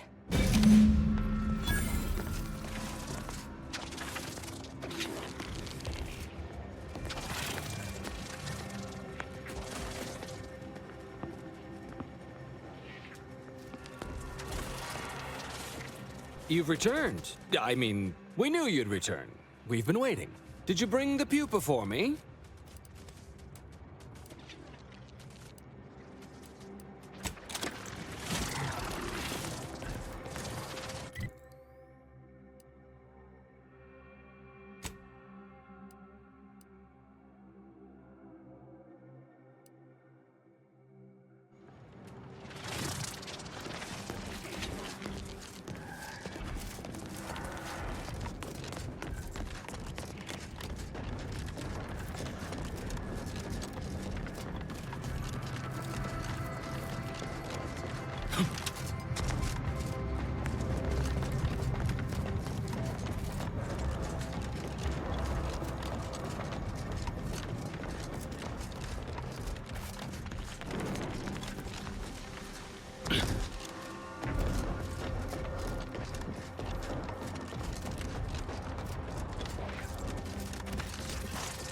So what sort of things are you into when you're not, you know, assassinating colleagues with mathematical efficiency? My field of expertise is atomical dynamics. Oh, is that akin to propulsion mechanics? Because I can field strip and oxidize a manifold blindfolded in 2 ticks. You sure do go through ammo, don't you? Not to worry, we can always craft us more.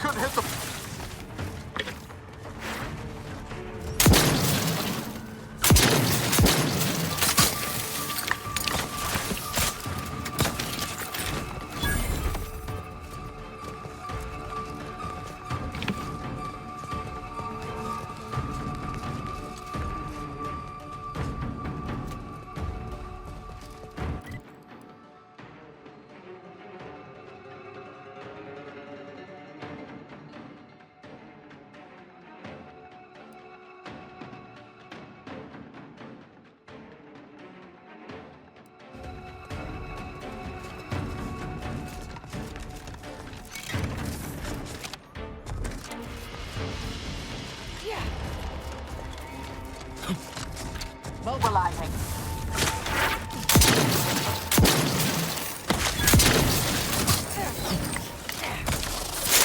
Taking the fight out of them. Torpification in progress.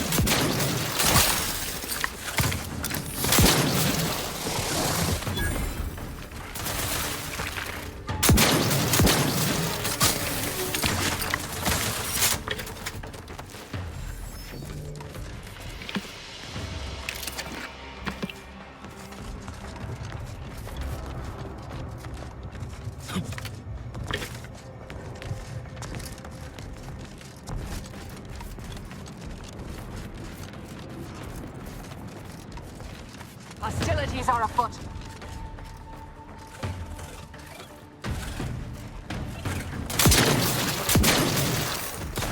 Ready to take the heat off you, Commander. Just say when.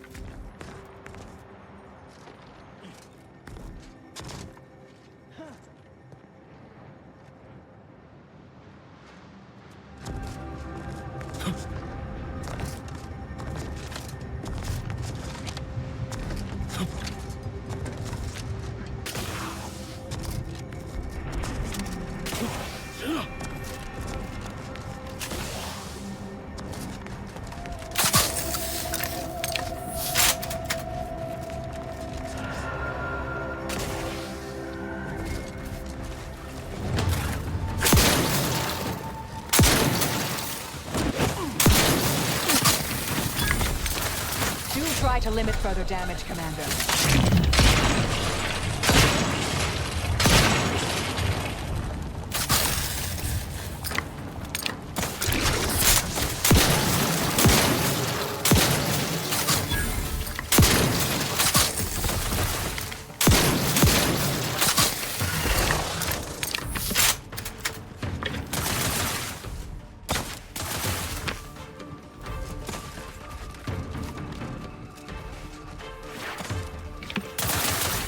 Weapon ready, Commander.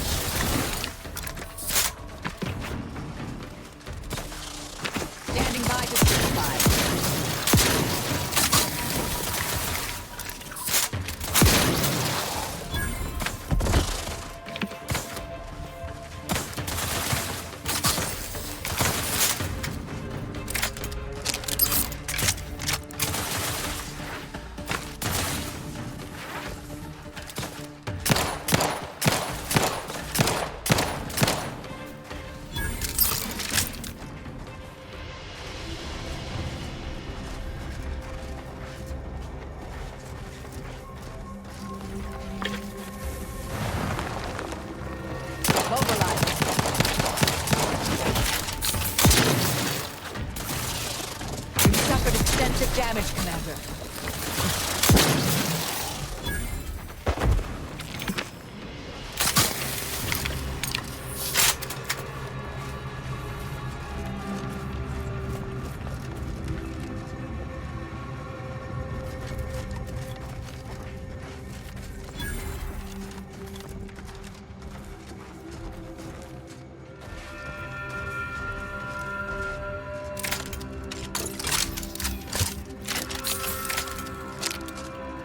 Resorting to violence.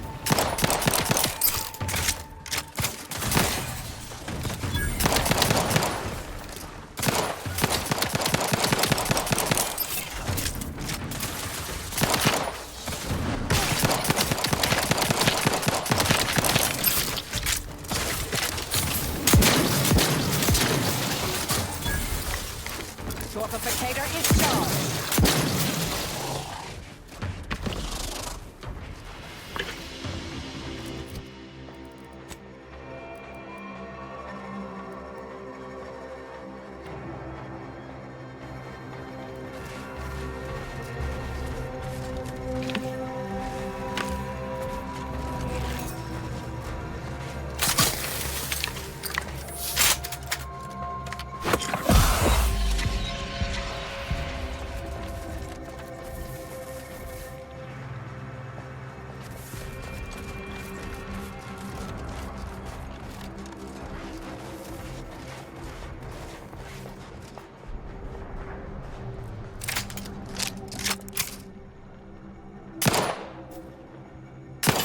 Ratcheting up my aggression.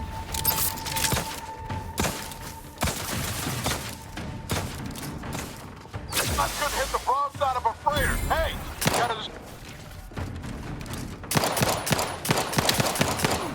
Torpification in progress. Locking them down.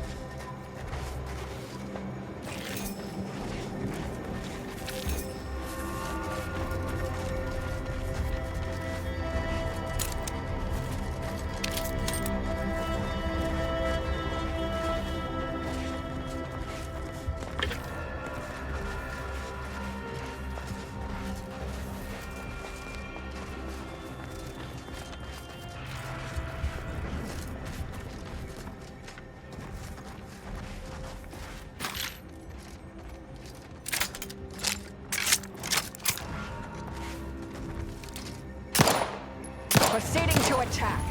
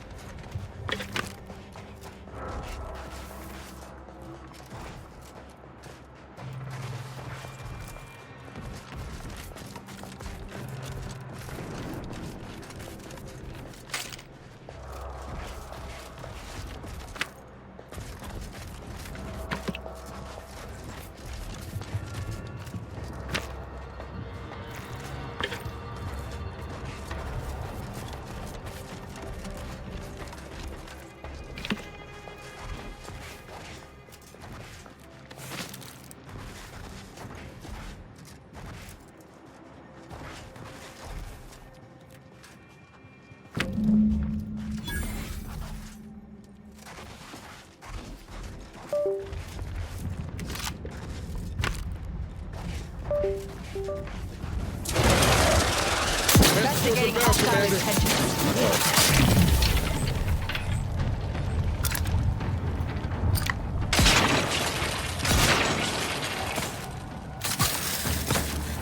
Vital for the dead, Command.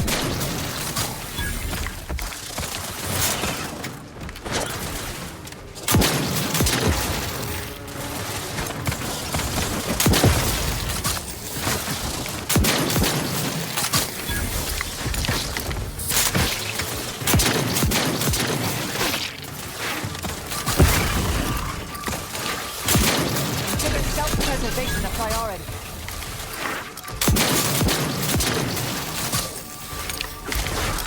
I'm the one you need to worry about. I'm at.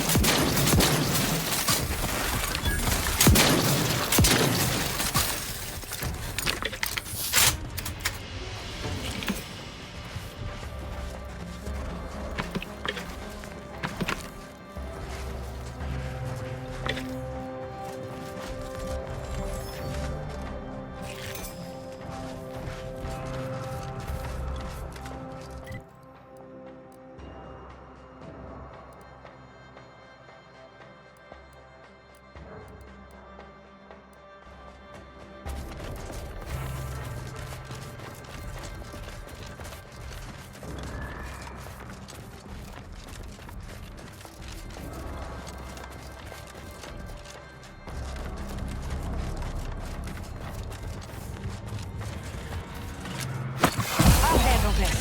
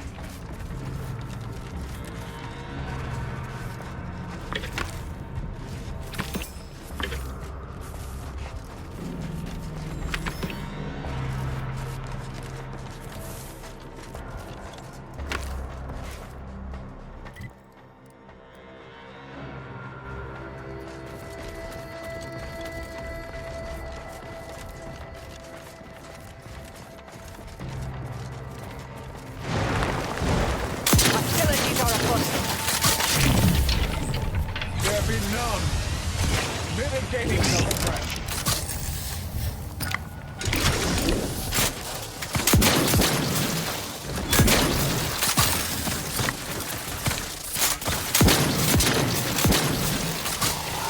Give the order and I'll take care of it, Commander.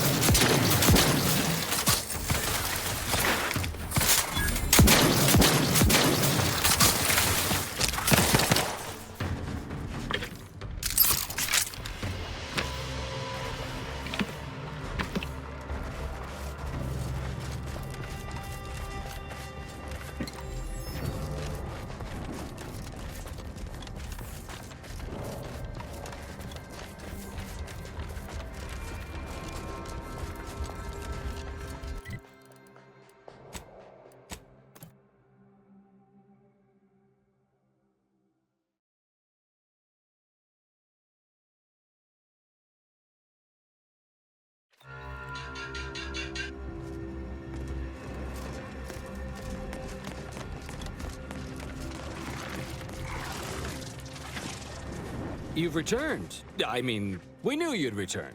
We've been waiting. Did you bring the pupa for me?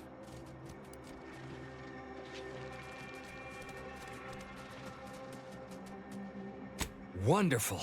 Now the formation of our new Mantisaur regiment can begin in earnest. No, no, no. You really don't want to do that. Biologist Bradford, that is quite enough of... Listen to me. The man is a charlatan, a fraud.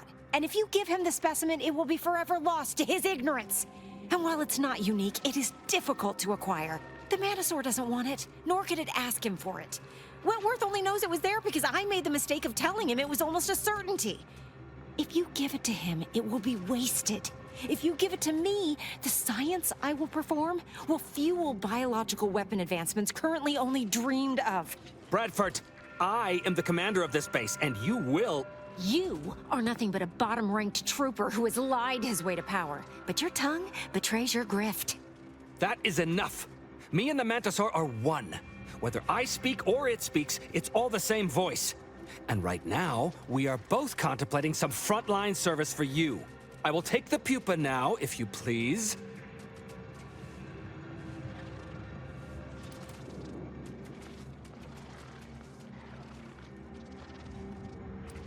What? Of course. Its name is Wojciech, its favorite color is blue, and it had 27 brothers when it spawned. Is that seriously the best you've got? My ability to communicate with the commander has convinced Auntie's choice, and that should be enough to convince you, too. Oh, thank law. You've made the right choice. And the research I'm going to do with this little beauty will allow me to retire rich, respectable, and powerful. Well, I, for one, am going to try my best to forget any of this ever happened. Mantisaurs, eyes up, troops! A mess of the bastards are coming from the east.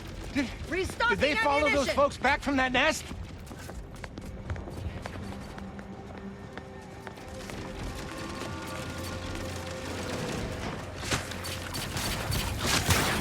Guns cocked and loaded. Let's get the signal.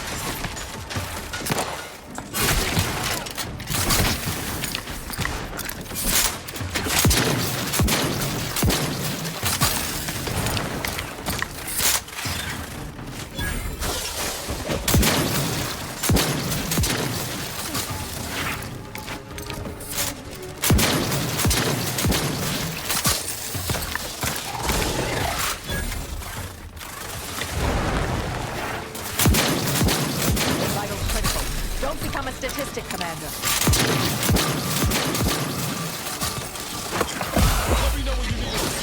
Go for torpification.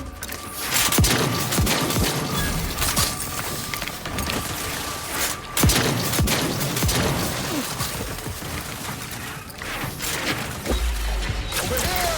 3 hole in the head! You lot couldn't hit the broadside of a freighter!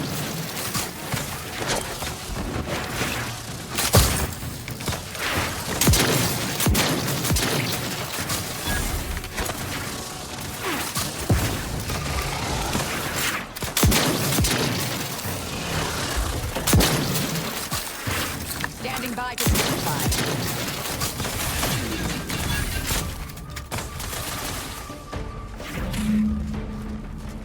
I'm gonna be picking, unless you plan on conjuring ammo from the Aether, we ought to get the crafting site.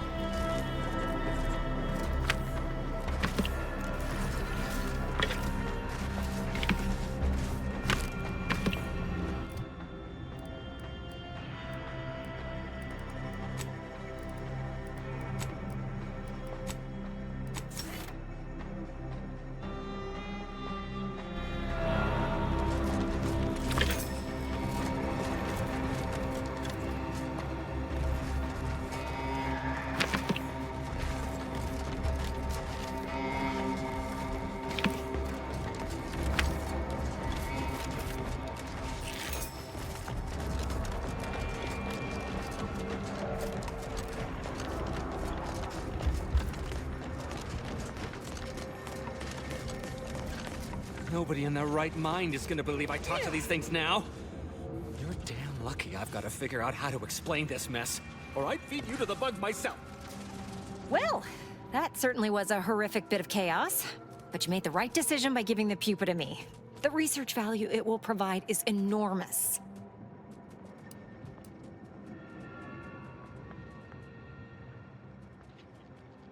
Absolutely. And that research will bring me promotions, wealth, and status that is long overdue. My genius will ascend the corporate ladder, and they will be lucky to have me. Yes, you have your bits, and I will have a long, illustrious career spanning decades. Works out perfectly for both of us. And now, you should be off to your next adventure.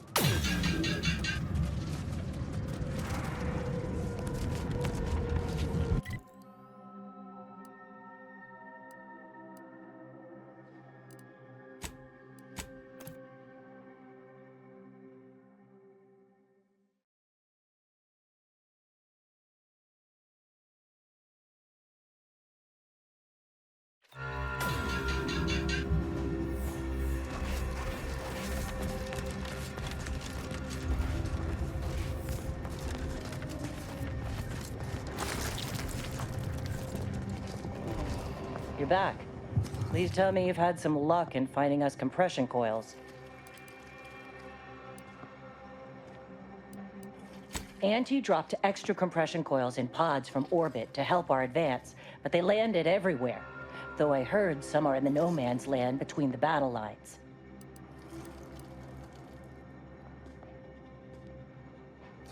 Many thanks, but please hurry. These folk ain't got much time. You're back.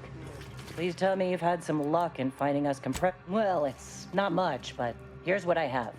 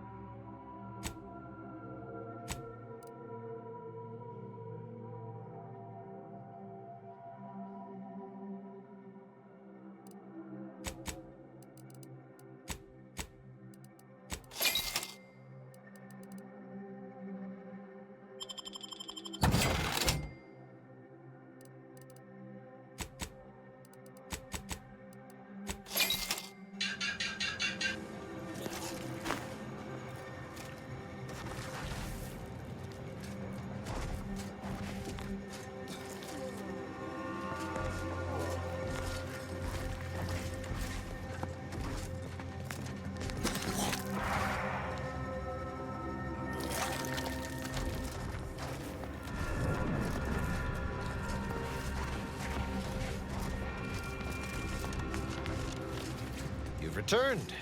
Is there a reason you're looking to monopolize my invaluable time?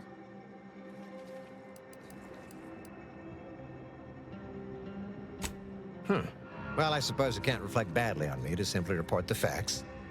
And you have already made me look better in the eyes of the executives. All right, I'll send it. What else do you have for me? Wonderful. I do love a subordinate that can honor their obligations and make me look good. And if you'll leave me, I've got lots left to attend to. But do come back if you can be of any further use to me.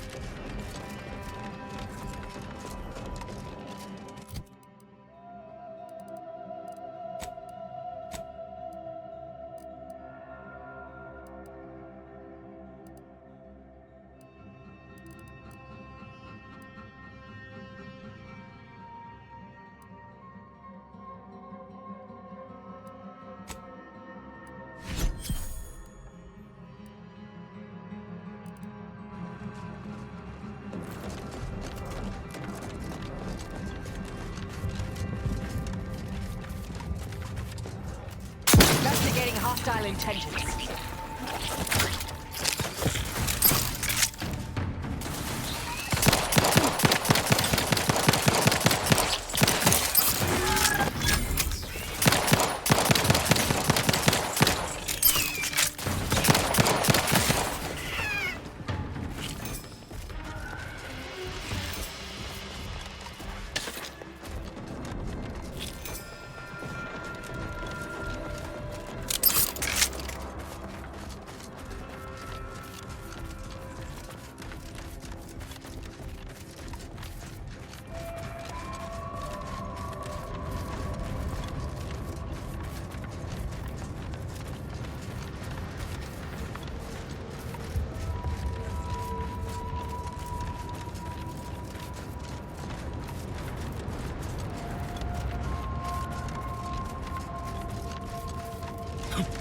You're now entering an active combat zone. Take all necessary precautions.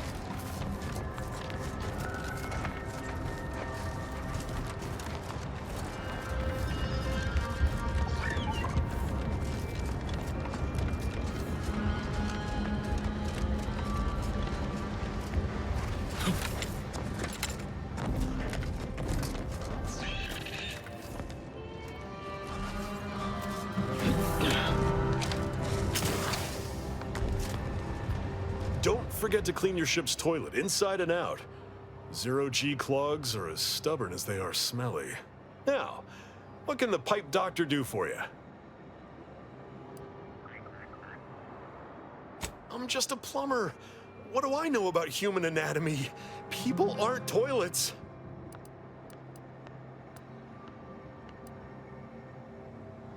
You really think so? Very well. Sometimes it takes a plumber to do a doctor's job. If Matriarch's Mercy cries out in need, then the pipe doctor will answer. See you there, friend.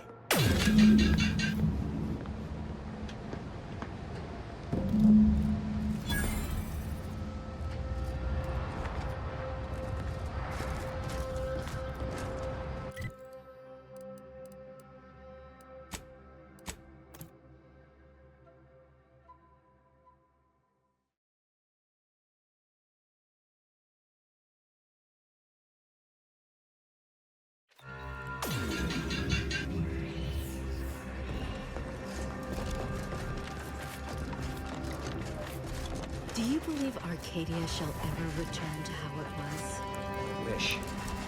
The invader. Any luck with the Sprat hunt? Decent quality, all things considered. Frankie's work is second to none. You can tell the good doctor I'll be around shortly, armed with needle and thread, calipers, and my finest jar of glass eyes.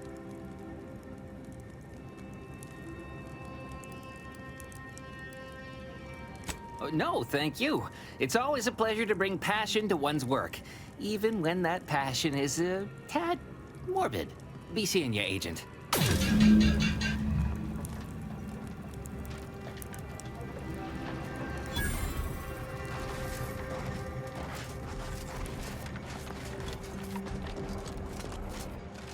By calculating the position of every atom in the universe, we can predict the future, control the atom. When I asked the seer for medical specialists, a plumber was not what I had in mind. Trust in the Order to think outside of the box. Take this. On behalf of the Order and the displaced, I thank you. Now, will there be anything else?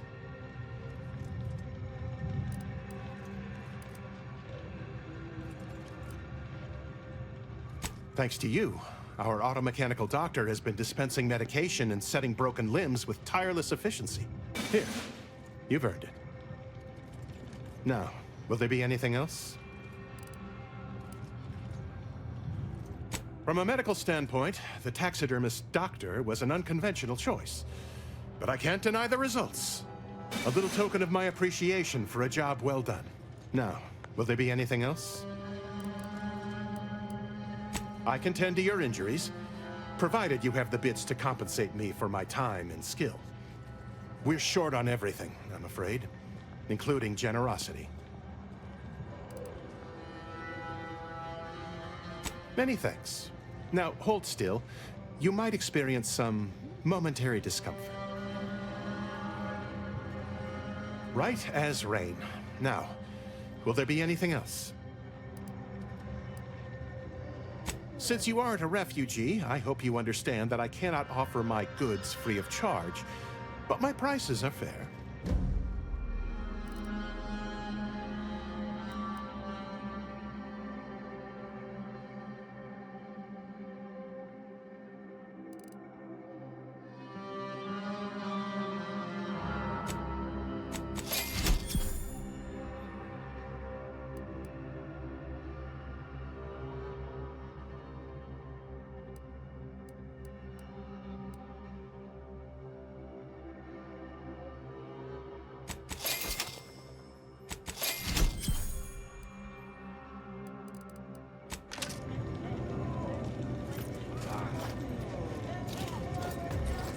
The savior of medicine, how can I be of service?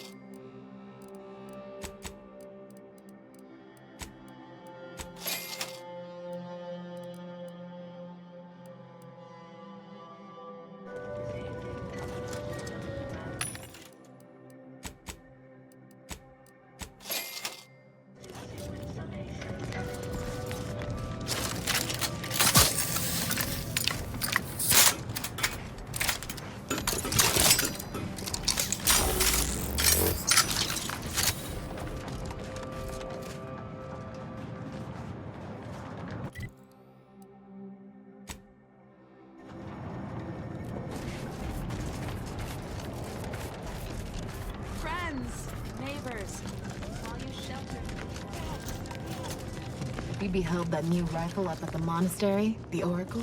The one Wiley did. No updates on my side of things. Anything I can do to assist you?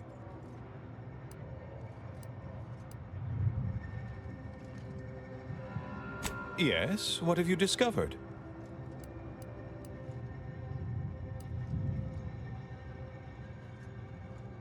About me, was it? I converse with many members of the Order on a number of subjects.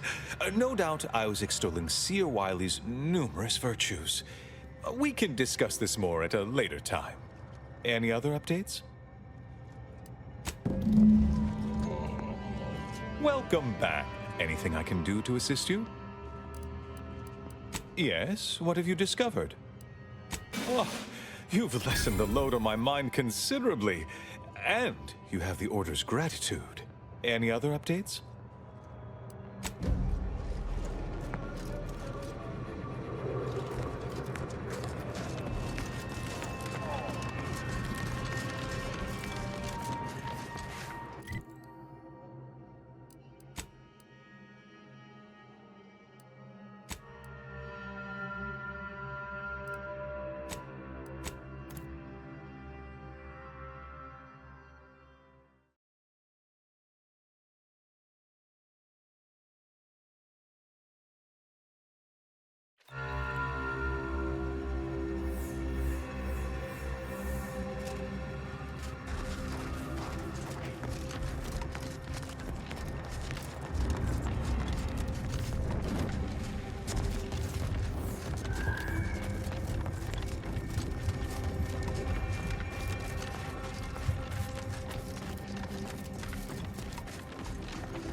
Okay, Master.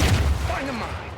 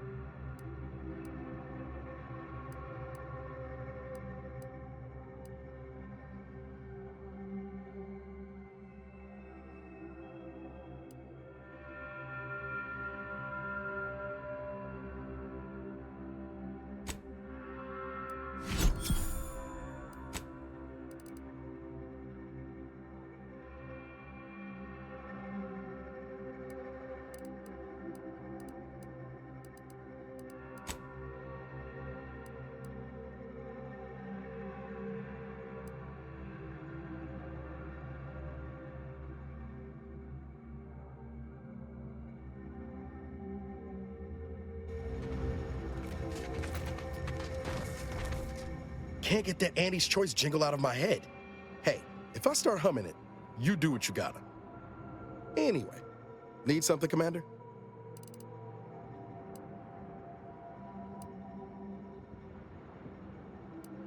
Sure, always happy to tool around for a bit. What did you have in mind?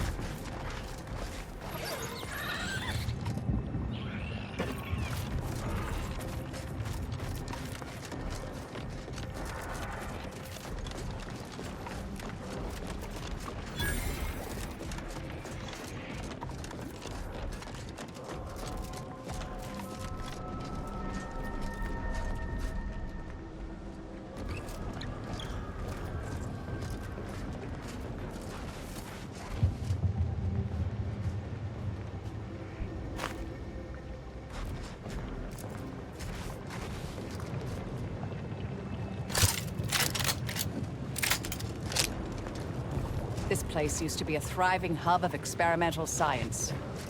Taking the bite out of them. Torpification in progress.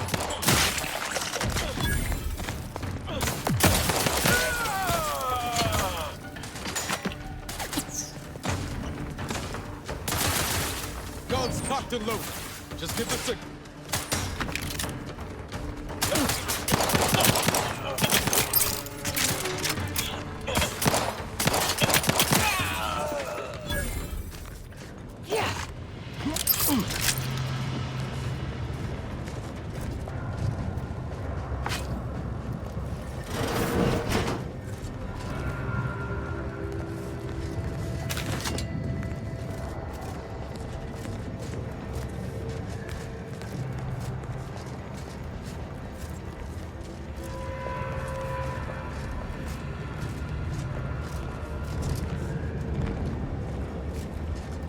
Not getting in the front door. Always another way in, though.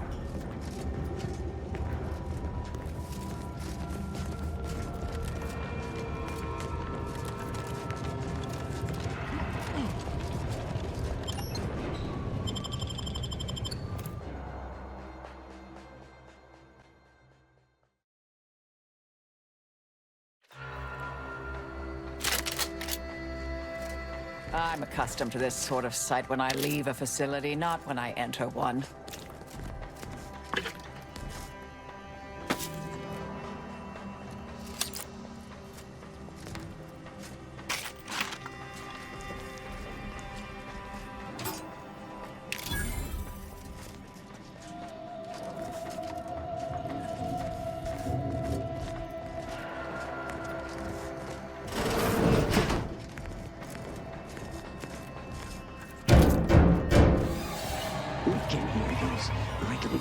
Fingers of yours.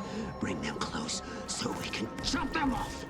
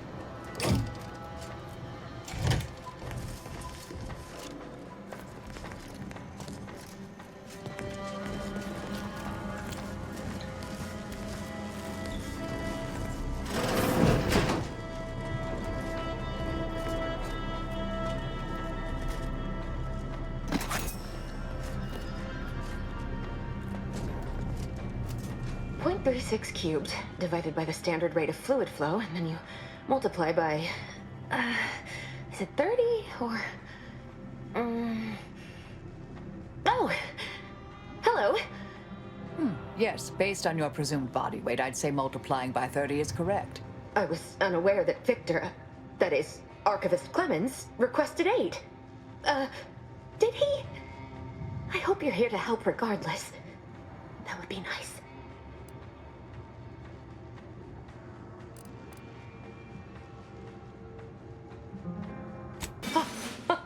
Architect's mercy, thank you. It is so much easier to be polite when I needn't fear all of my bones sliding out of my body. Oh, dear Archivist Clemens has been so strange lately. So distant, so agitated. And not his normal agitation, mind you. This is something different. Much worse.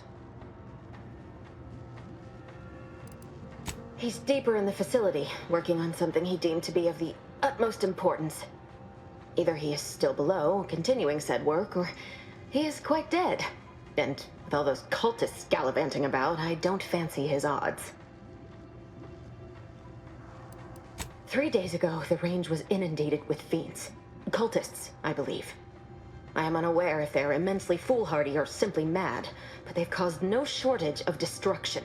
I've seen few firsthand, but that isn't because they've gone.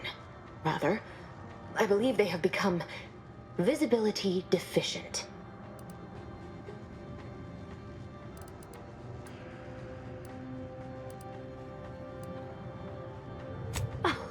There's no such thing as invisibility. I can only theorize that their visual forms were sent out of phase when they haphazardly tampered with pressurized N-rays. It's a shame the facility is in shambles. We have an N-ray scanner device that may render the cultists far easier for one to locate.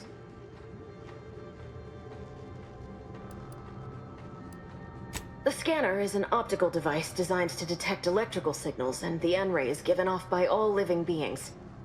Visible or not, the cultists still give off N-rays. It was stored nearby. But with the damage to the facility, you'll likely need to use the maintenance vent on the wall there behind the screen to get anywhere near it.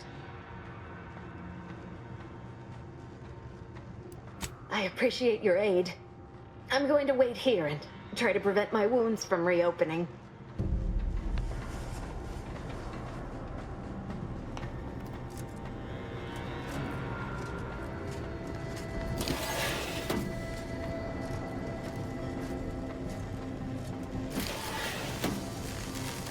Vitals are in the red, Commander.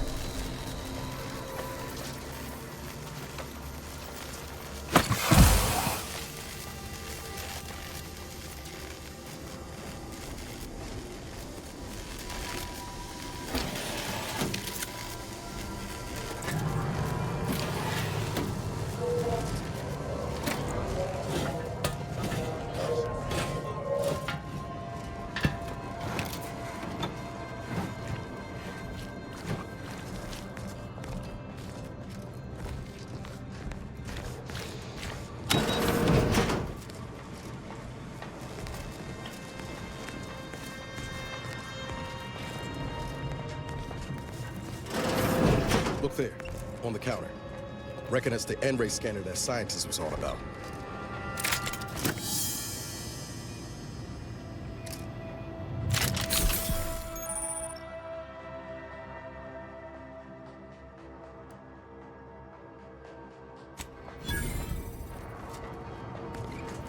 You cannot threaten one who welcomes obliteration.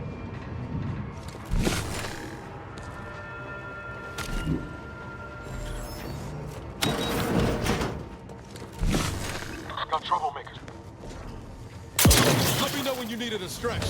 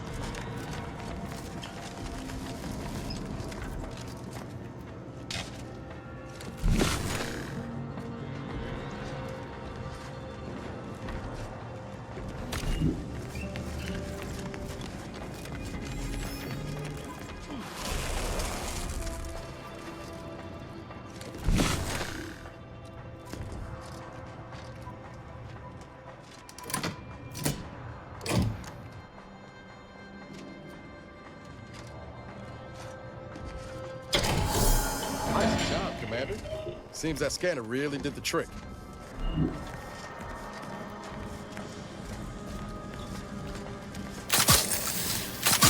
We've opened the way forward. Very good work.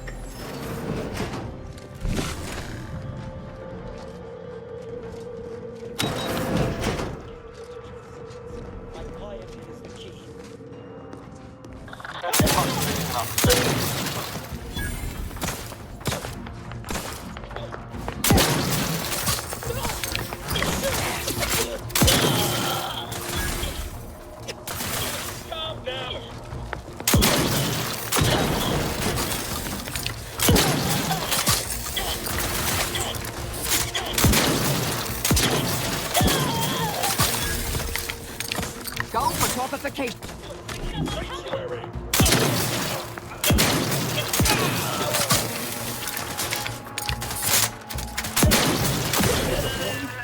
You leave at once.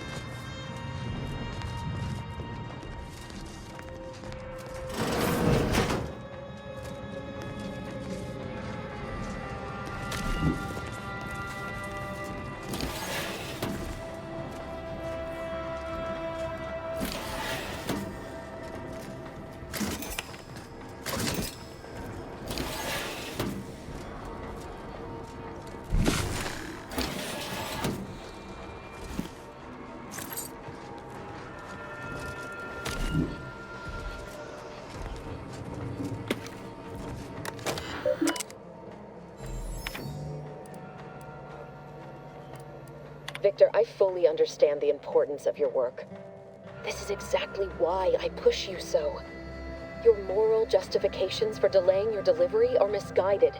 Dead is dead. What matter is it if their ends come in 1 minute or 3? If you seek to be humane in your duties, fine. So long as I get the explosives in time. But if we fail to act, the order will be lost forever. Collateral damage was always inevitable, Victor. You knew this. And the longer you take in your laboratory, the greater your risk of being caught becomes. If that happens, you know what must be done. But I should remind you that such a failure will result in vastly more suffering for all parties involved. We need those explosives now, Victor. Let's finish this.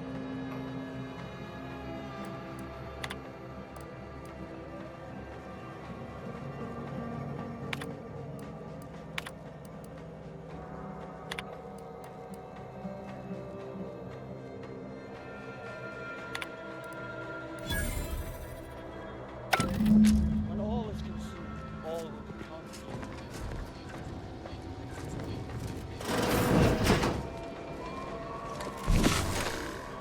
Pendulous killing tool who is isolated.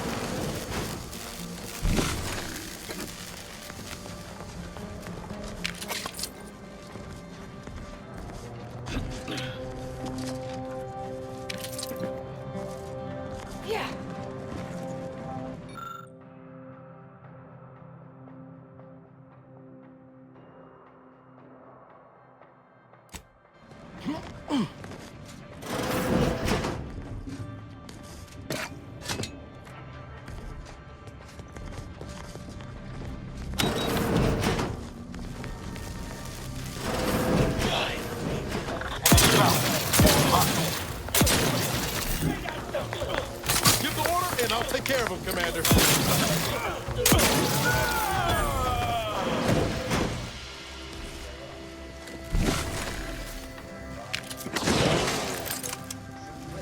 Well, consider this a basic refresher course in remedial humanistics for...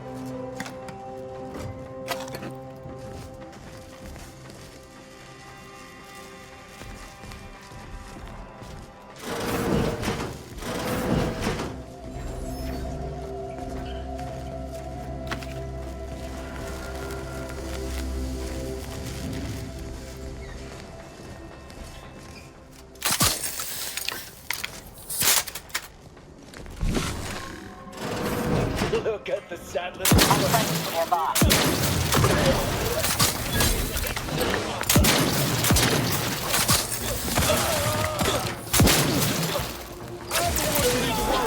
Hey, got a distraction for you. Friend of friends are a greater ally than any number of fellow scienticians.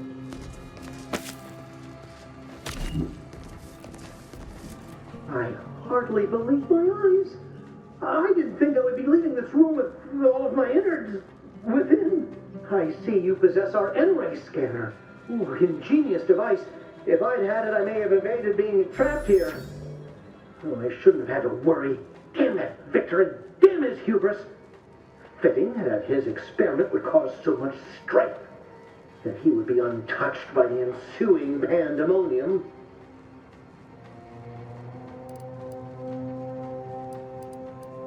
Pardon my excitement. It's been an eventful day. I don't know the specifics, only that Victor was performing a procedure utilizing processed N-rays. When those cultists flooded the range, they damaged the N-ray canisters. In the ensuing chaos, Victor's experiment was destroyed. I know some cultists were killed, but many more still live, moving unseen through the range.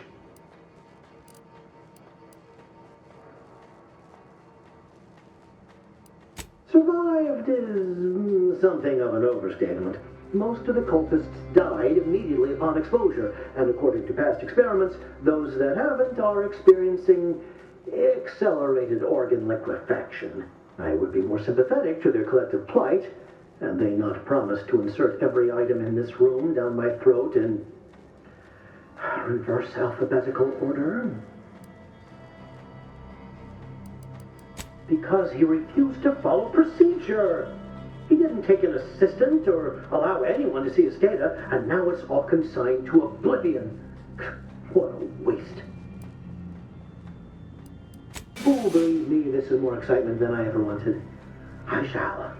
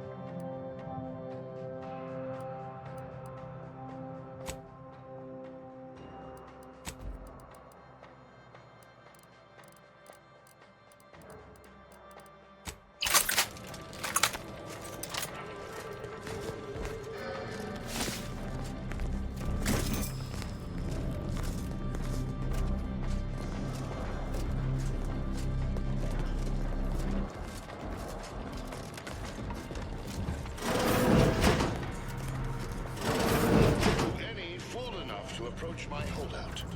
I once again ask you to stop. The path ahead is filled with unseen traps.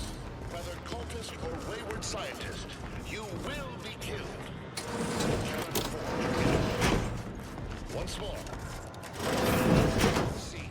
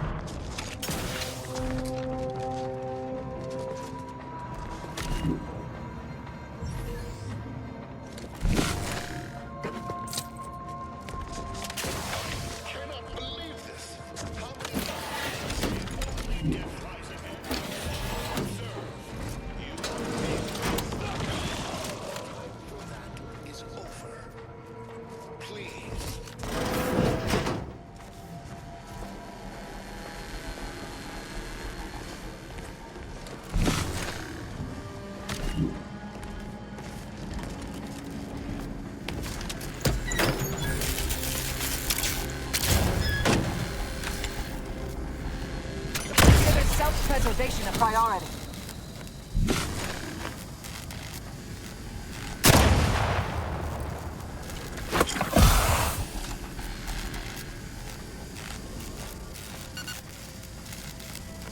Yeah.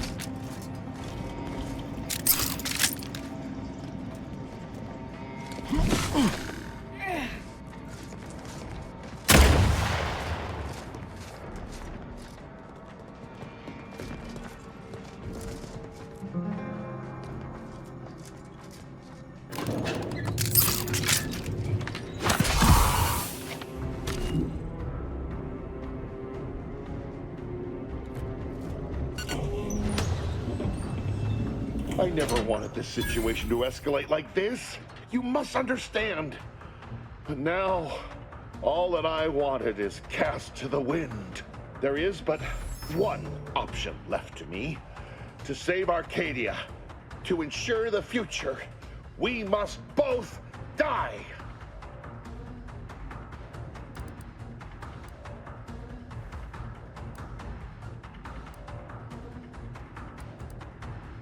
I was warned that you would attempt to. You would use subterfuge to sway me. I cannot allow this. I cannot allow our efforts to be in vain. If DeVries does not receive my explosive, she will resort to a violent assault. Many will die, pointlessly, and in agony. I can at least deliver them an instant, painless death. I thought this explosive vest would be an unnecessary precaution. All I can hope is that by blasting us both from the field of play, the Order shall find its way to truth.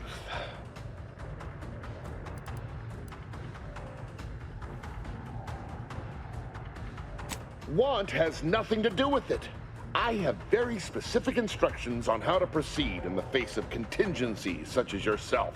And you cannot possibly understand whether I am or am not capable of martyrdom. You do not know my depth of character.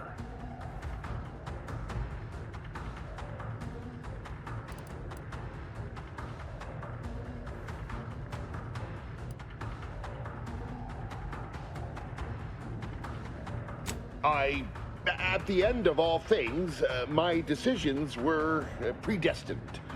I am not at liberty to divulge the reasoning behind my actions. You're not with the Order. You cannot understand why this would be. Could I explain, the words would be lost on you. I beg to differ. I'd likely understand any analytical or theoretical justification you claim to have better than you do, scientician. I heard tell of an Order operative recently being spotted in the field. A legendary figure who'd been absent for years. One who'd be eminently capable of understanding the difficult decisions that must be made for humankind's ascension. That's you, isn't it? The end point?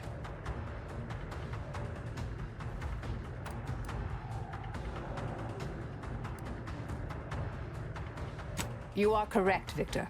I am the endpoint, and I am well equipped to understand your reasoning, should it be sound. Very well, very well. I can spare words with you, explain my perspective. It won't prevent me from doing what I must.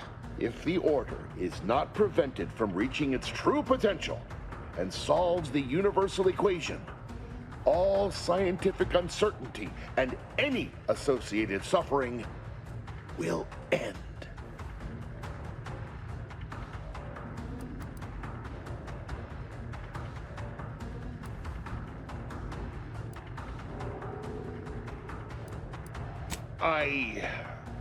But surely, over time, these deviations would subside?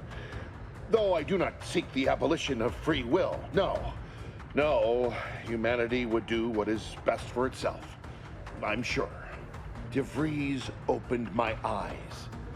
The Order is on the path to absolute truth, and if they are not interrupted, this truth can be pursued, the one right path for humanity revealed to us. Politics cannot bind us, uncertainty cannot strangle, and no one can be allowed to waltz in and hurl our plans into disarray.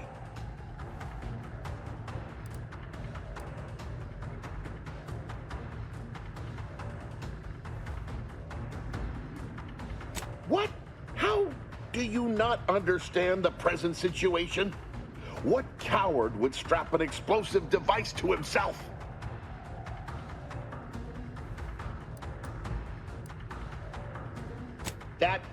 That's not all this.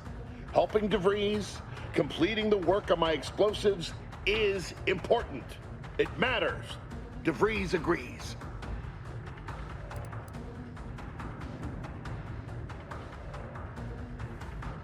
Augustine couldn't have done such a thing. She was on a secret mission at the time. I don't wish to believe you, but what you're saying has the ring of truth to it. I've been a fool going along with this farce. But it stops now. My relationship with Augustine is at an end.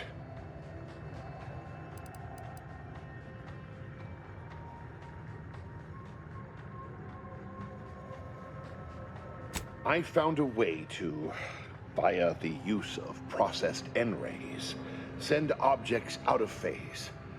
It was inconsistent, but I was close to isolating the procedure.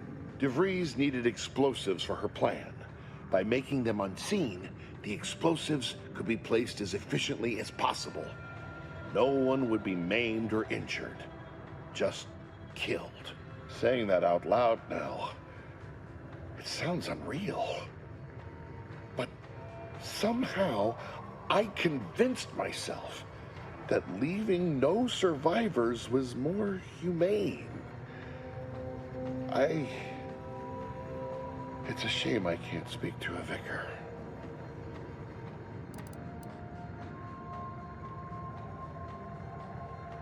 I appreciate your consideration.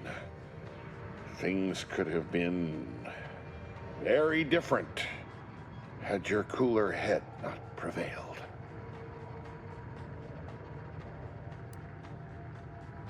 You've certainly convinced me I cannot remain here. May we meet again, when the paths of our lives are at greater apexes. Before I leave, here, a key to my private quarters. You may take any explosives you find. I hope it will give you comfort that I shall not return to my ignoble work.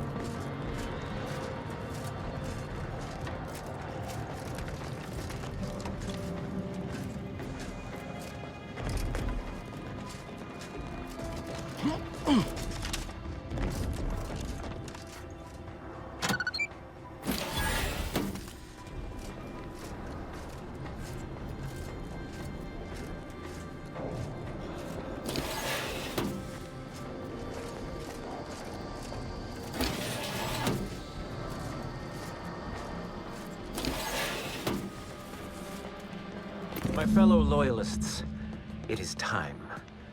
Due to the Earth Directorate operatives' continued meddling, we must increment our timetable by a factor of hours, not days. Accordingly, our forces have taken over the monastery. Those I predetermined to be resilient to reason have been executed. The rest should not cause us trouble. I have locked the lift to prevent the agent from reaching the monastery, but the following code will grant you access. 34145. I will continue my work from here, supplying Augustine with everything she needs for our plan to succeed, and delaying the agent as I'm able to. May the results of our actions today secure a more prosperous tomorrow for our sacred order. Swear I can't lie low for 20 years without everything in the order falling apart. Well, suppose we better head to the monastery now, yes?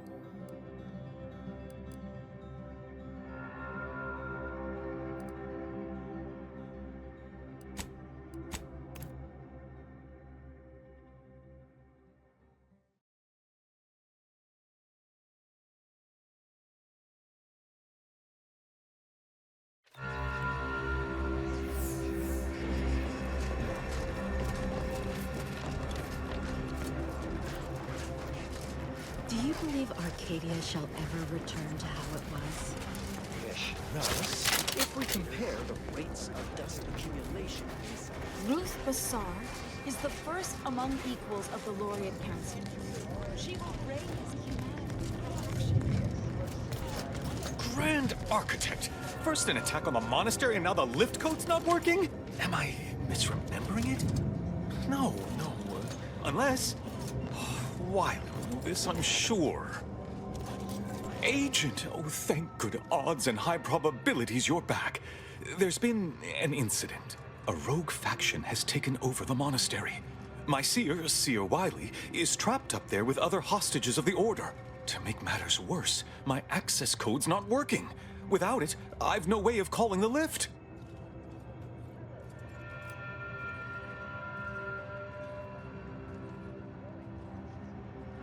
Peace talks? Yes, Ruth informed me, but how did you learn of them? No one outside a select circle are supposed to be aware they're happening.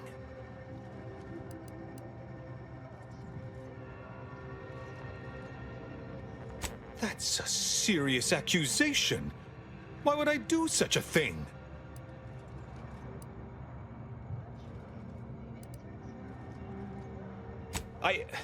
No, I can't discuss this right now. The monastery.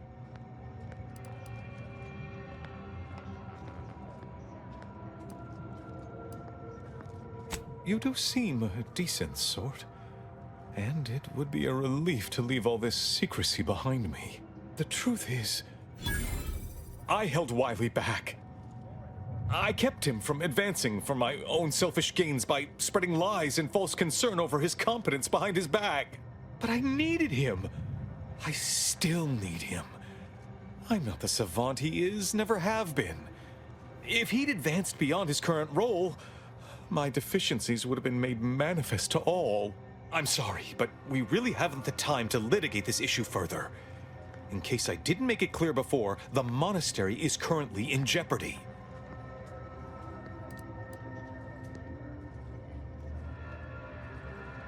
Representatives of Auntie's Choice in the Order are meeting to discuss an armistice and possible collaboration. It's an unprecedented opportunity to shorten this war. I know I mentioned it before, but compartmentalization is crucial to the success of most of the Order's operations. I wish I could offer more details than that.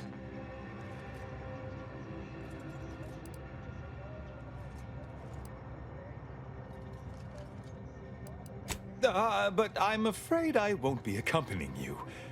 I can't be sure my presence wouldn't alter the outcome of your efforts in prodigious and unforeseen ways.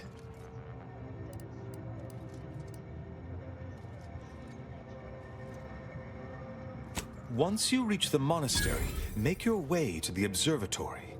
If the conspirators are seeking the coordinates of the talks, no doubt their efforts will be concentrated there. Go forth as was determined, and may the plan guide you.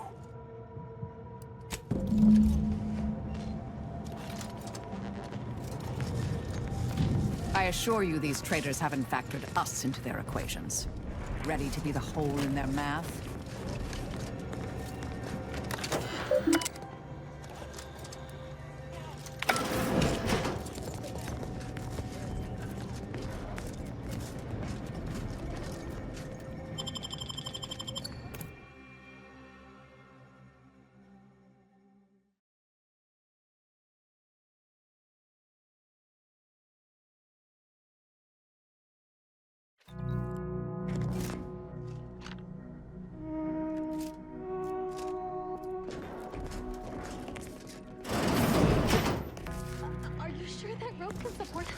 I am 100% certain that its tensile strength is marginally greater than our combined weight.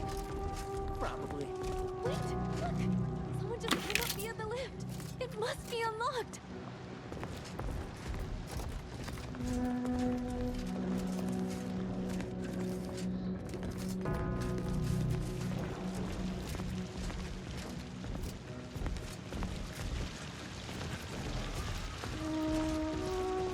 Roger always said he wanted his body donated to the Order if it'd help advance the plan. But I'm sure this wasn't what he had in mind.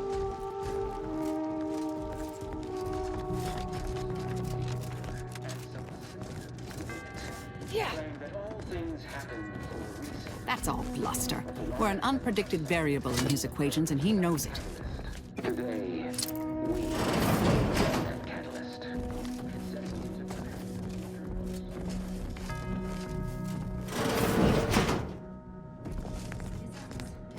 Threat detected. Nice of Seer Wiley to leave us this nightlight. Sorry. Investigating hostile intentions.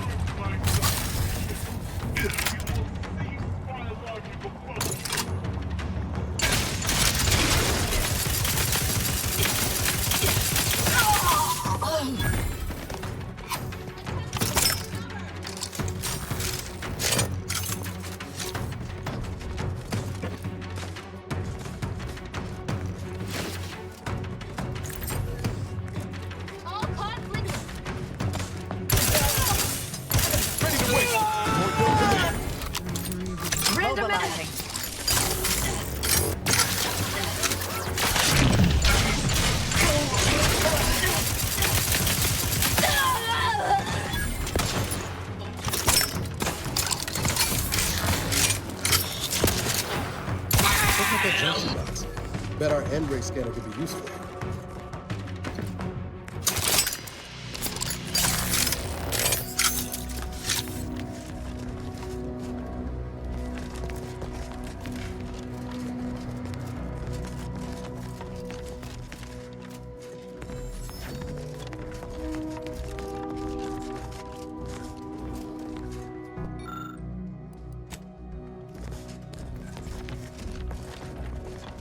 Found another one. That's getting up my aggression.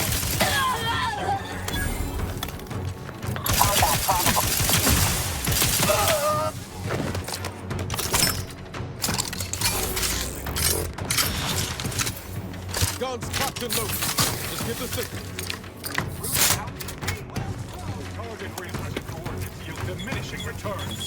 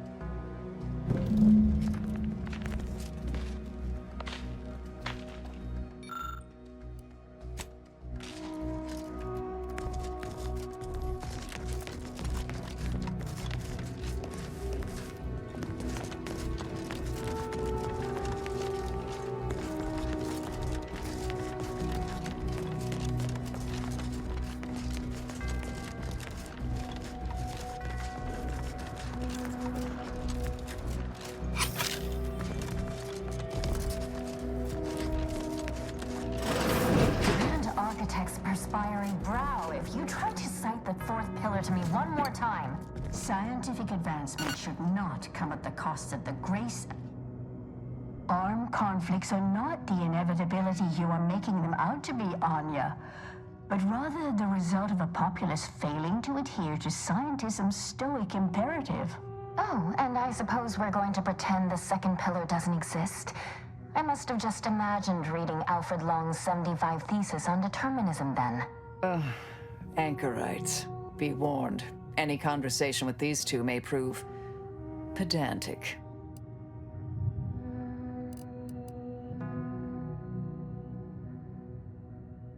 You're in luck. I just finished my third reread of it. Chapter 47 is a real treat.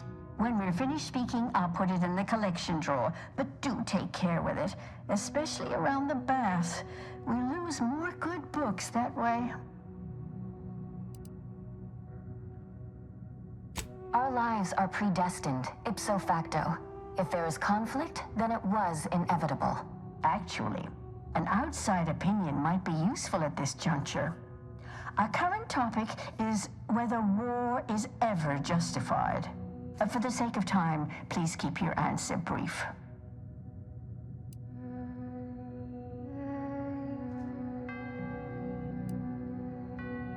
But what if widespread suffering is already taking place?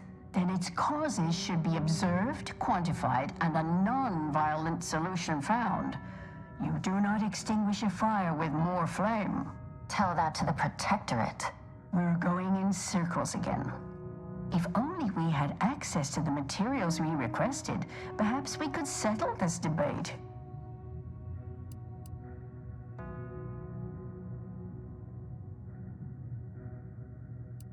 Lack of a door, for starters.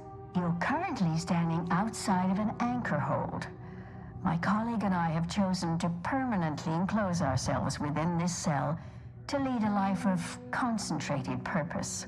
As anchorites of the Order, it is our duty to postulate on the universe's perplexities for the benefit of observers. In this way, we advance the plan through empirical knowledge.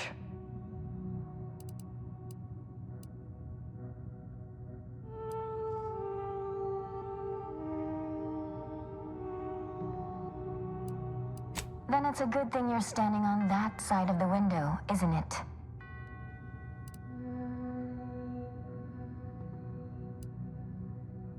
I need the book Only Real Numbers, The Casualties of Appeasement by Exemplar Kwong. Second edition, not the first. That's important. And I require Archivist Mahler's dissertation on de-escalation theory. You should be able to locate both pieces of scholarship in the scriptorium. I'd also caution against borrowing additional titles. The scribes are absolute fusspots when their work goes missing.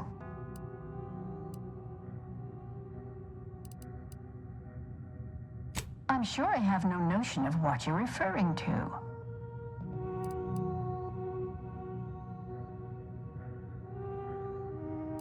Augustine? Sure. She's got a mind for provocative hypotheticals. Asked a lot more interesting questions than we normally get. I will add it has been some time since we last saw her. Not since before the schism, in fact. Why do you ask?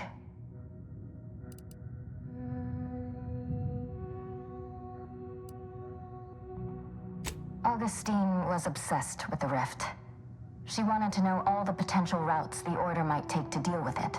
We explained that the rift is an aberration of the plan's natural order, corrupting time and space and creating uncertainty. Consequently, all efforts should be made to close it. Yeah? And how'd she react? Well, she hasn't returned, so perhaps she didn't like the answer we gave. Happens more often than you'd think. Apologies, but gossip doesn't fall under our purview. We've secluded ourselves here to avoid such distractions, so I would thank you to exclude us from any remote drama. Much appreciated. We'll present our final arguments once you've returned with the research.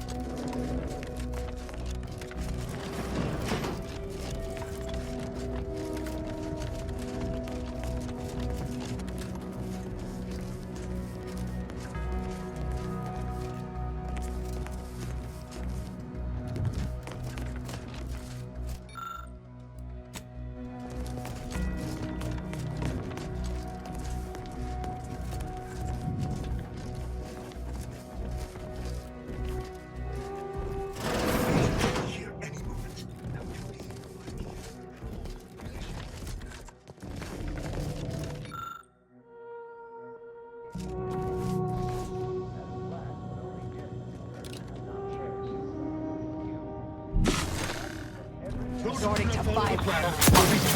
Stun weapon ready, Commander.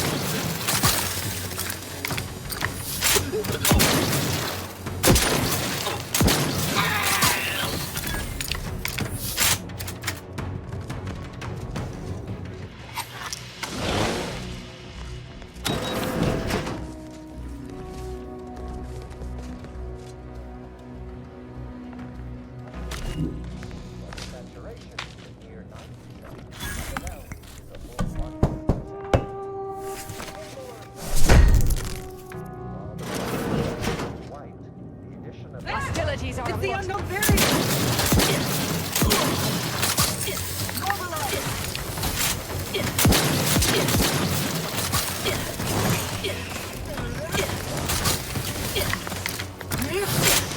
Over here!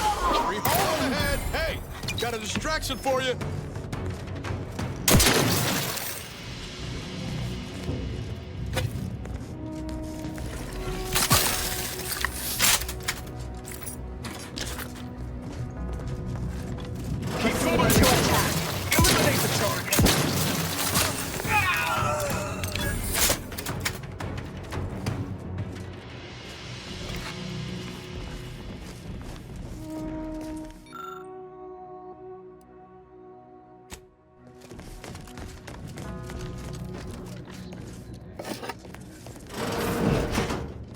Well, this is quite modest. Very simple and austere. Can hardly guess who lives here. Did the abbot take a vow of resplendency?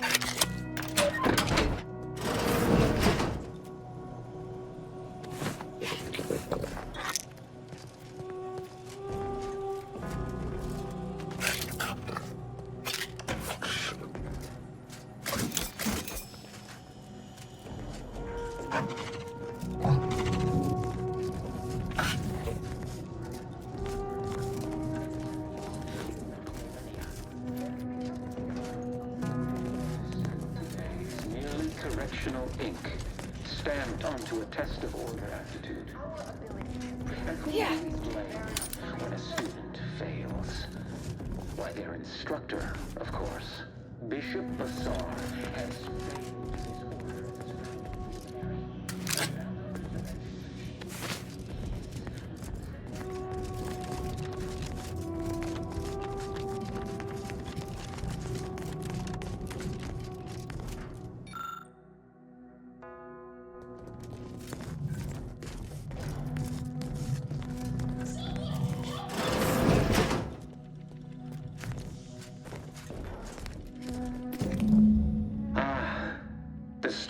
Agent arrives.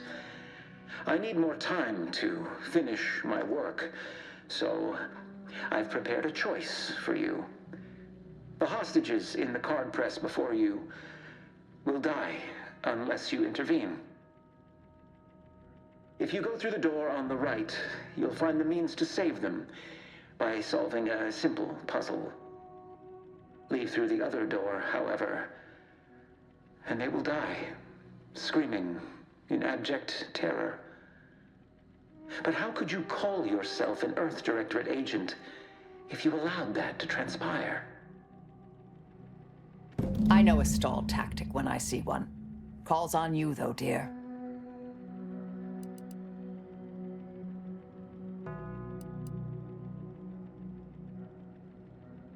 Seer was right about one thing.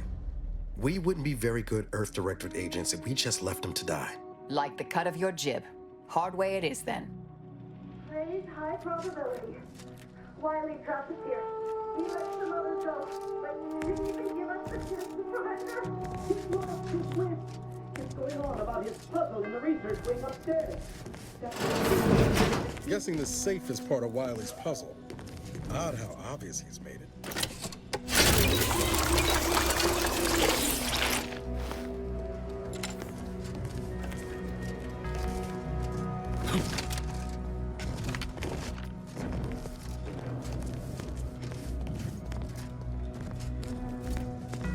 I've heard the Order enjoys a good brain teaser, but this seems excessive.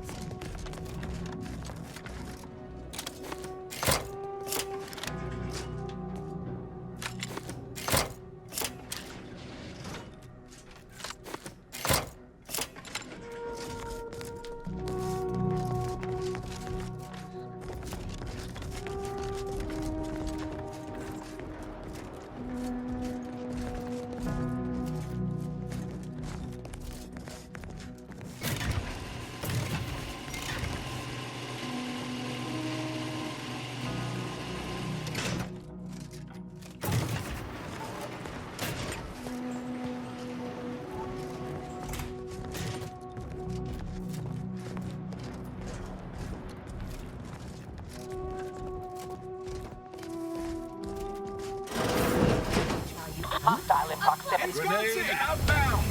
Standing by to supervise.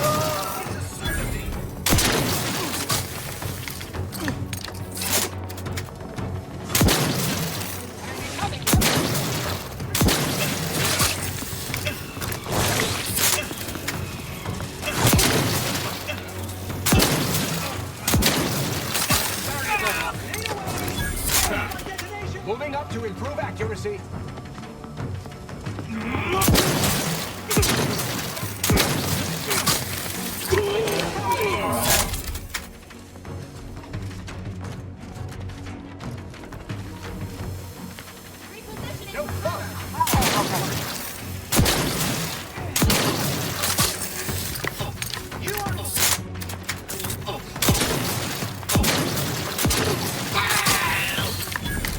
Give the word and I'll take care of him, Commander.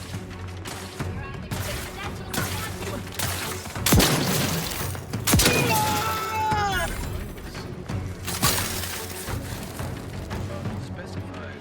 Show you? Mobilizing.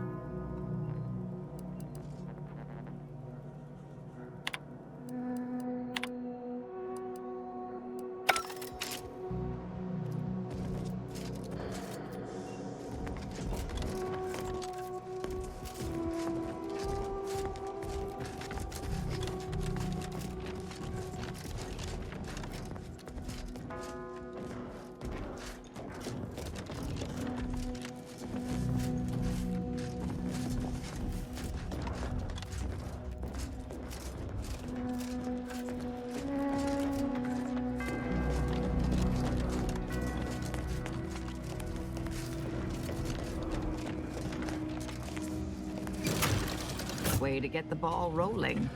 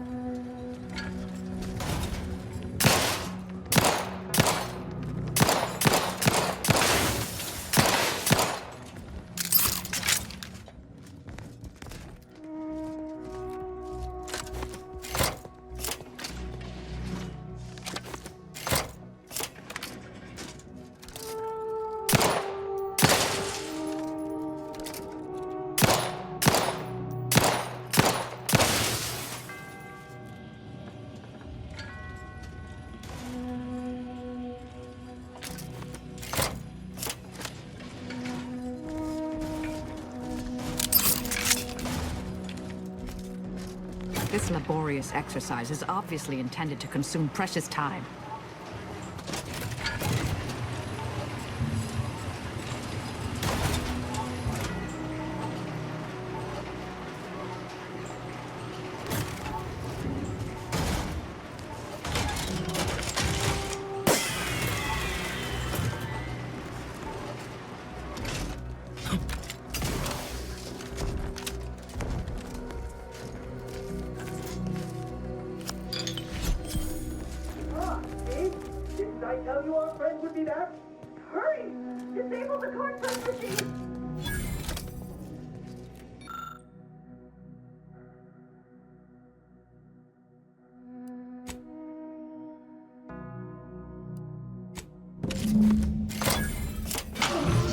That was the right call, but we've no time left to waste. Thank you, stranger.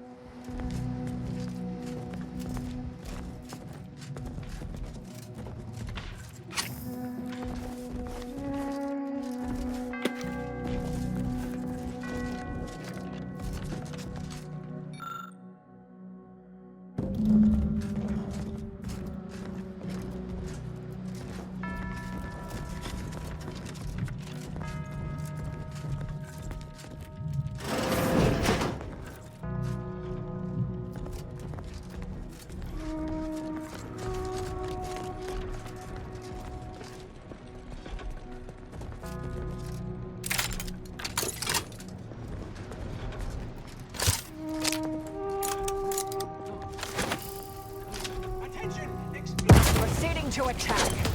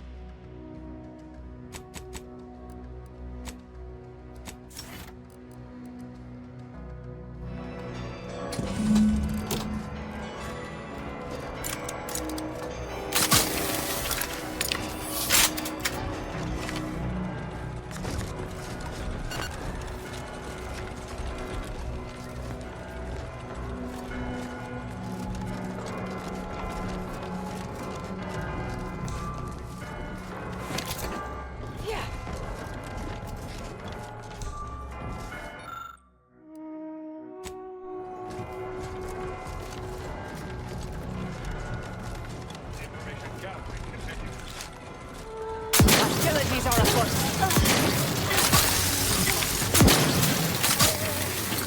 Ready to take the heat off you, Commander. Torpedoer at ready status.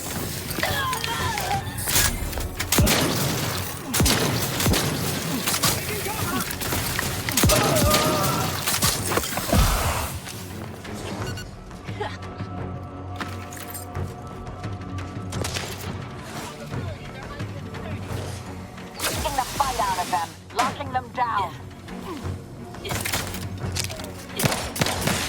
It can burst.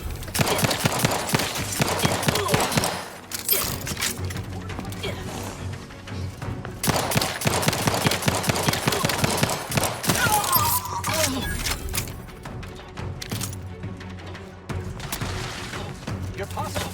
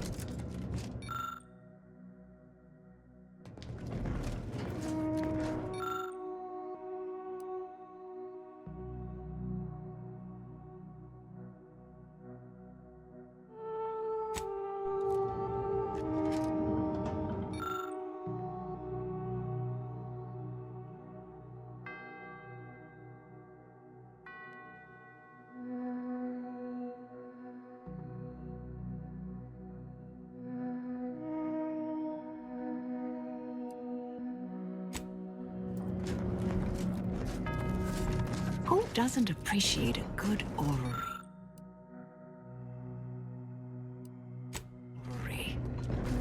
Worthless people, that's who.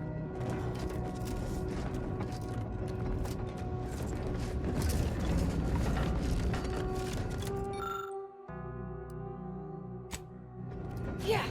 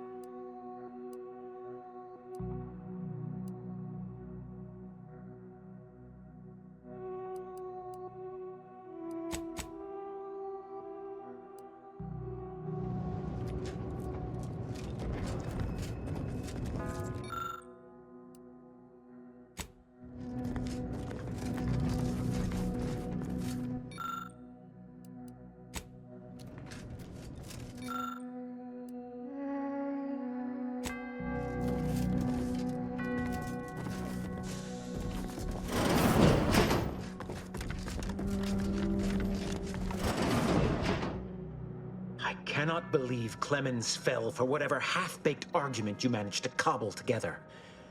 That imbecile. And Svoboda. I thought her more capable. You may have bested my peers, but they were never my equal anyway. And neither are you. You took so long, I was beginning to think my little puzzle actually stumped you.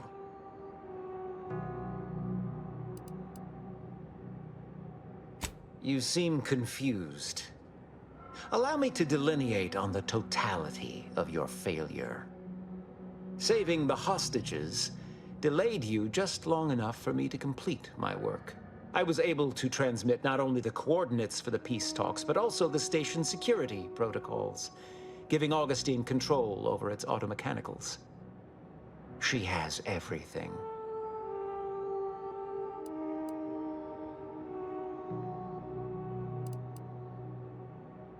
That's preposterous.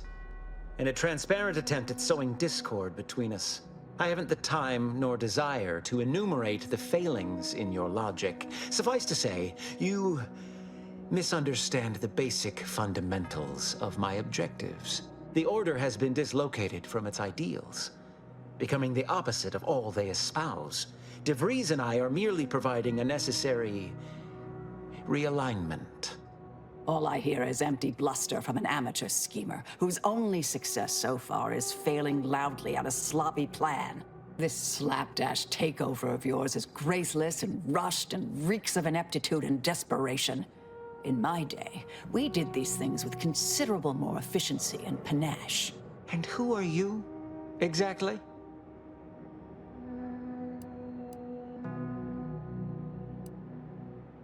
Marisol Delgado.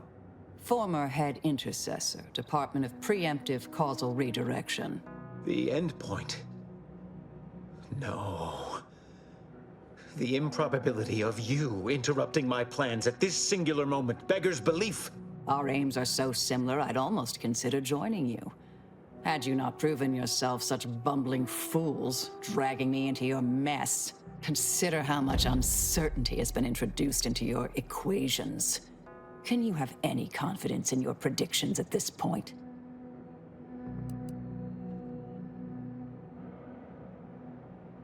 What in the Architect's computational summary are you on about?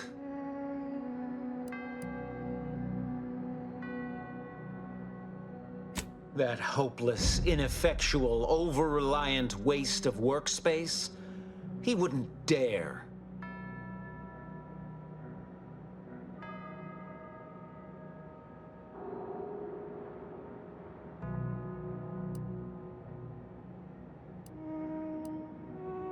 But I am beyond reproach.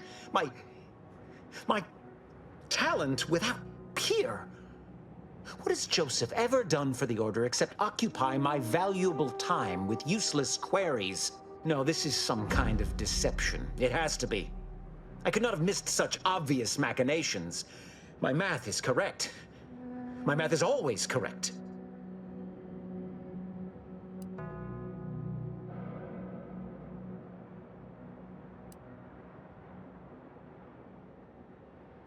How could I have failed to recognize such gaps in my predictions?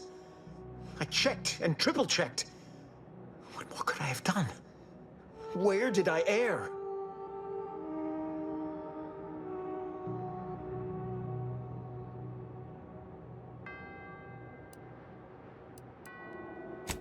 Enough! Please. Your point has been sufficiently made, and I truly lack the capacity to debate you further. I've already sent Augustine everything she needs.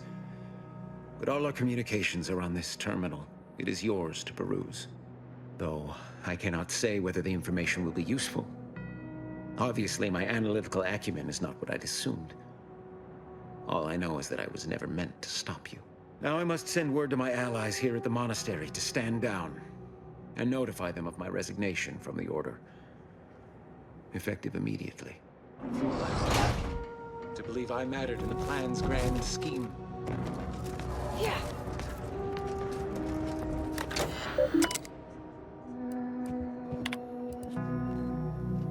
I have grown worried. I have not received word from Archivist Clemens in some time, and I imagine you would have relayed any pertinent information by now. I fear this bodes ill. Without him, our only option is a direct assault. A risky proposition, to be sure.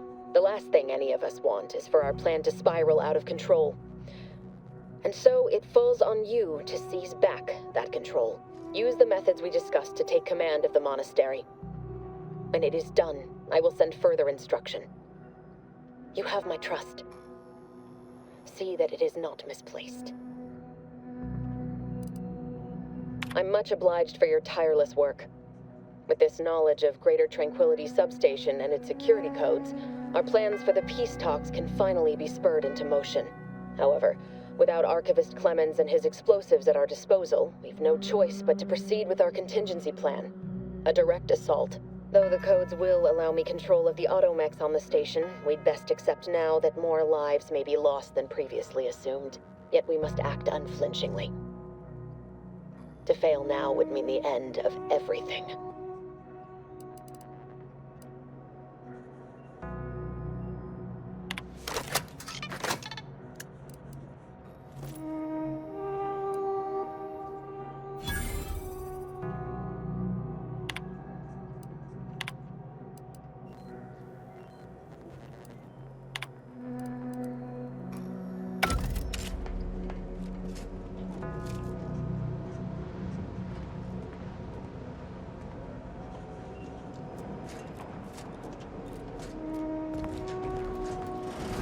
We should return to the incognito. Get on over to the location of those peace talks. That will beat the breeze there, but we ought to try.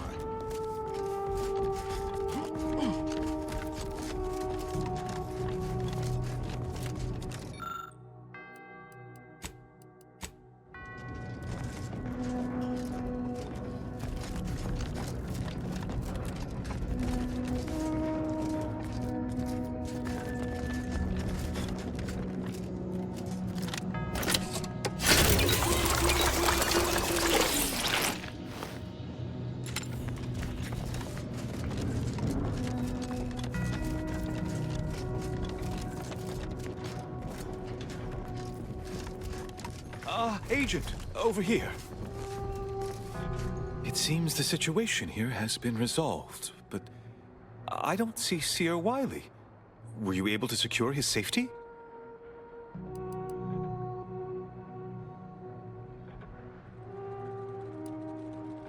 What? No, that can't possibly be true. Landon would never align himself against the Order? Against a friend? You must be mistaken. Or maybe his calculations led him astray. Yes, that must be what happened. Indeed, just a small error. Were you able to speak with him? Help him recover his senses? I'm greatly relieved to hear it. Did he mention me at all?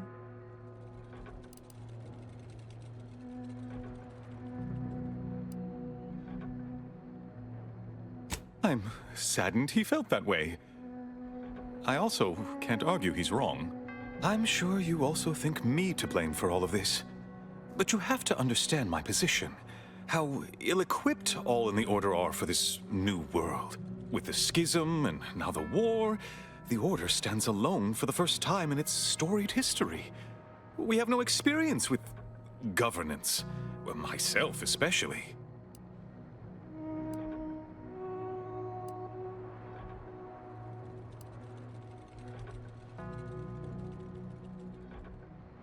What's more, you can rise to the occasion.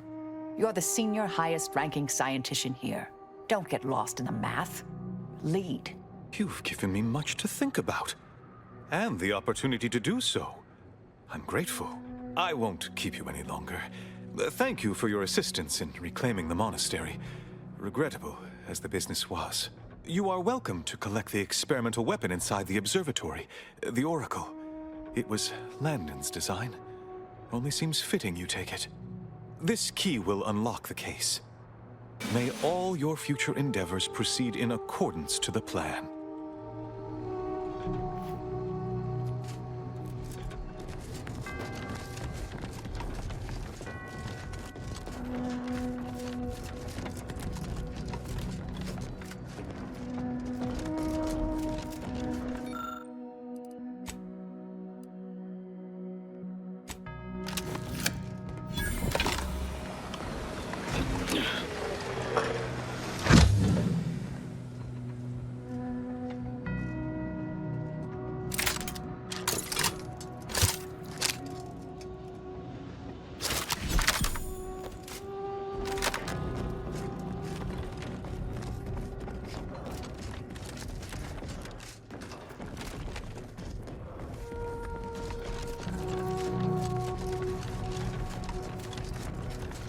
don't know what you're complaining about.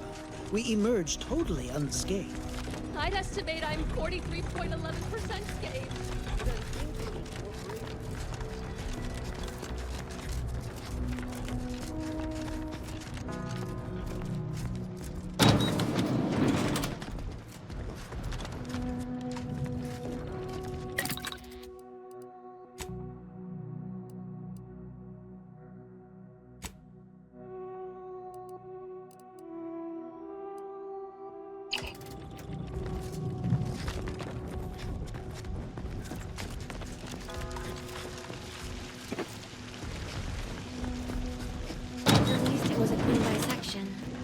Hey, body's not even cold yet. Show a little respect.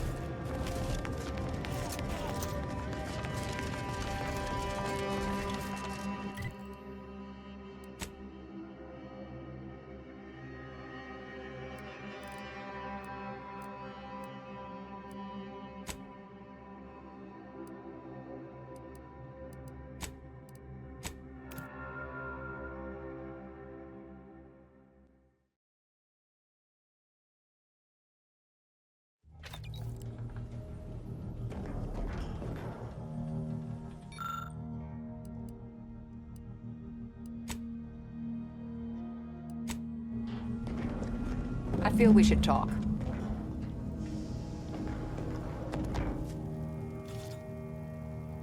The information collected on the peace talks has been verified, Commander. As time is a factor, this unit suggests heading to Greater Tranquility Station as soon as you are able. If we ain't keen on courting complete chaos, we'll need a plan. A solid one. Bullet could solve a lot of problems. Provided we can reach DeVries before she enacts her plan to kill the delegates.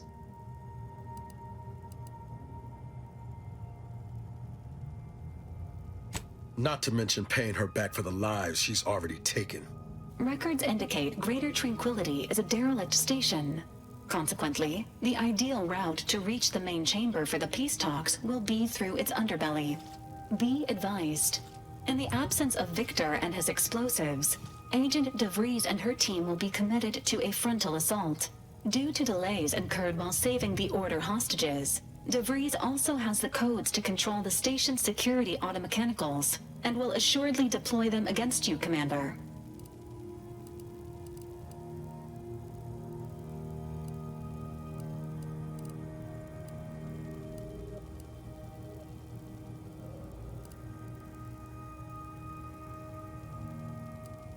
Additionally, per the Earth Directorate Manual, when lacking equivalent combat forces, determination and vast amounts of ammunition may make up the difference.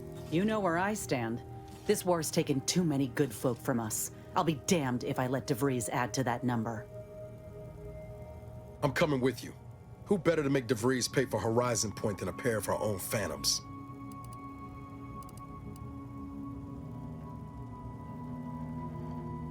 Good. Would have been a shame if DeVries was the reason for us falling out too. Confirming coordinates for Greater Tranquility Station. Confirmed. Use the astrogator when you are ready to navigate to the station, Commander.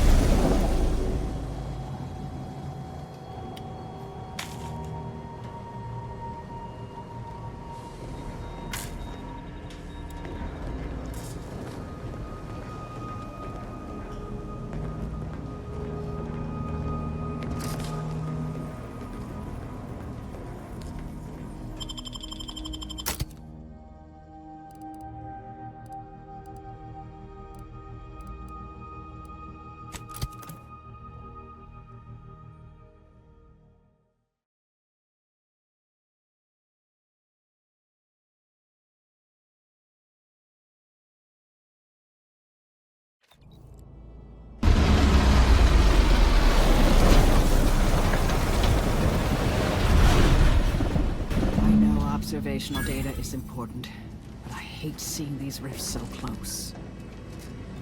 Good evening.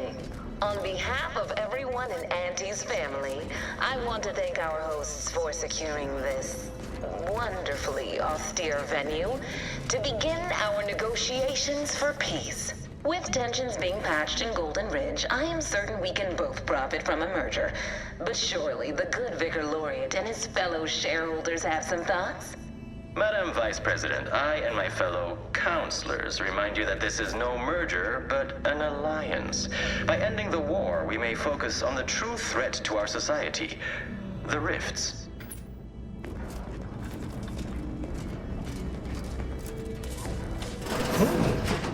Be still, Cadre. But don't let this interloper out of your sight. It's you, is it not? The one Agent DeVries warned me to expect? Well, see here. If you intend to stop me, you're far too late.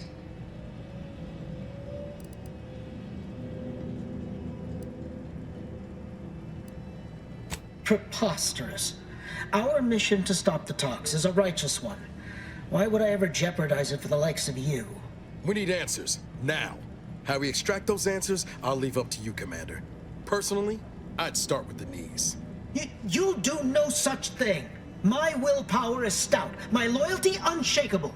And even if by some low chance you could extract my knowledge, you'll never truly understand. If our deaths buy Agent DeVries and our comrades the time they need, so be it.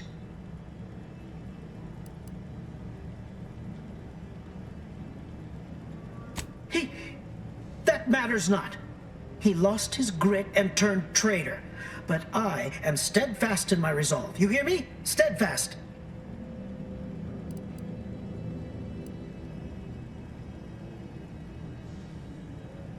I was warned you might try to lure me in with niceties, with professionalism, before going for the proverbial throat. I won't have it. But it doesn't matter what you do. The rest of our team is pushing forward. Agent DeVries is right. The only way to save us from destruction is to save the Order from itself.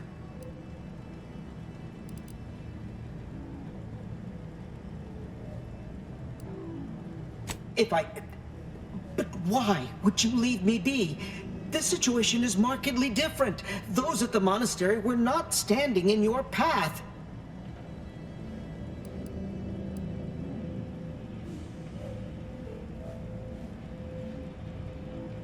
Is it?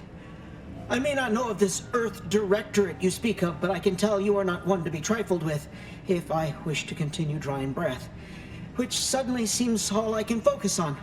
Fine then, I surrender. See this screen? Agent DeVries' orders for each of her strike teams are here for the taking. One team is in the next chamber, in fact. They're using the Seer's codes to gain control of the automechs and secure the station. All while Agent DeVries makes for the forum chamber to eliminate the delegates. You'll also need this. Her guards have commandeered some frightful reinforcements, and you'd do well to find the control hub to disable them before you're spotted. That's my end of the agreement upheld. If you truly intend to stop her, best be on your way now. May the numbers guide you.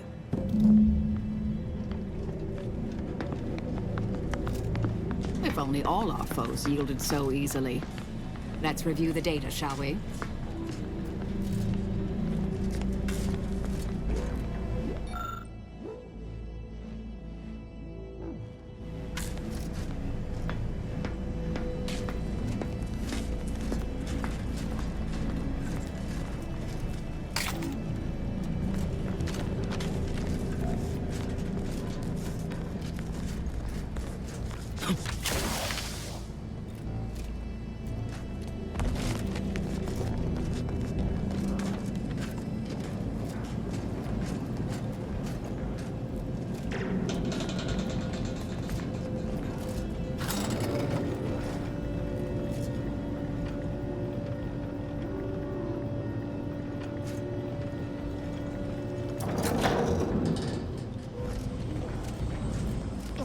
Sovereign is regarded as being inept, shall we say?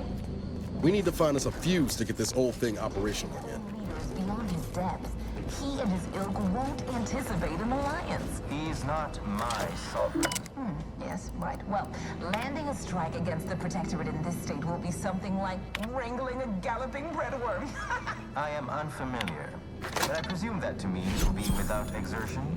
If so, then you are perhaps even more ignorant of Arcadia than I calculated. The Sovereign, guide him, is as ineffective as you suggested, but his advisor, the Consul, is not.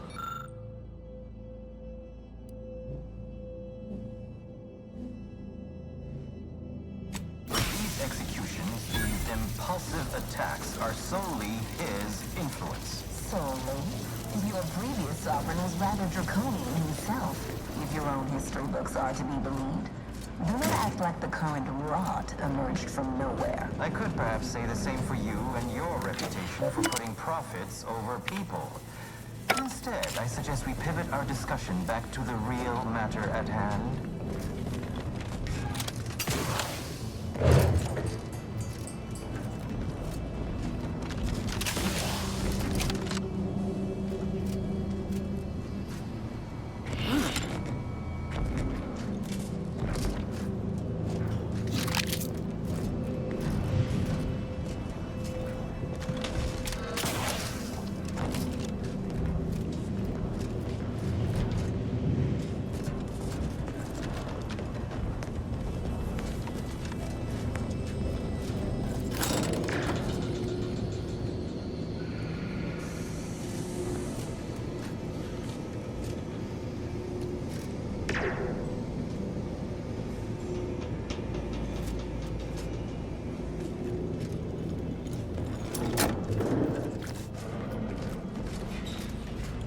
Looks like those mechs are on their side.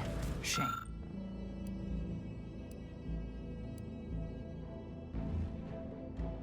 Shame. Could have been useful.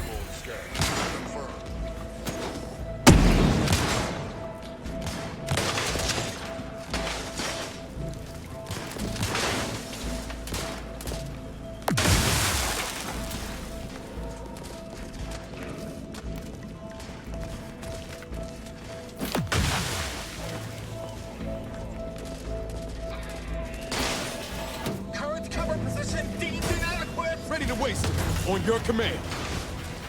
Got eyes on some no good.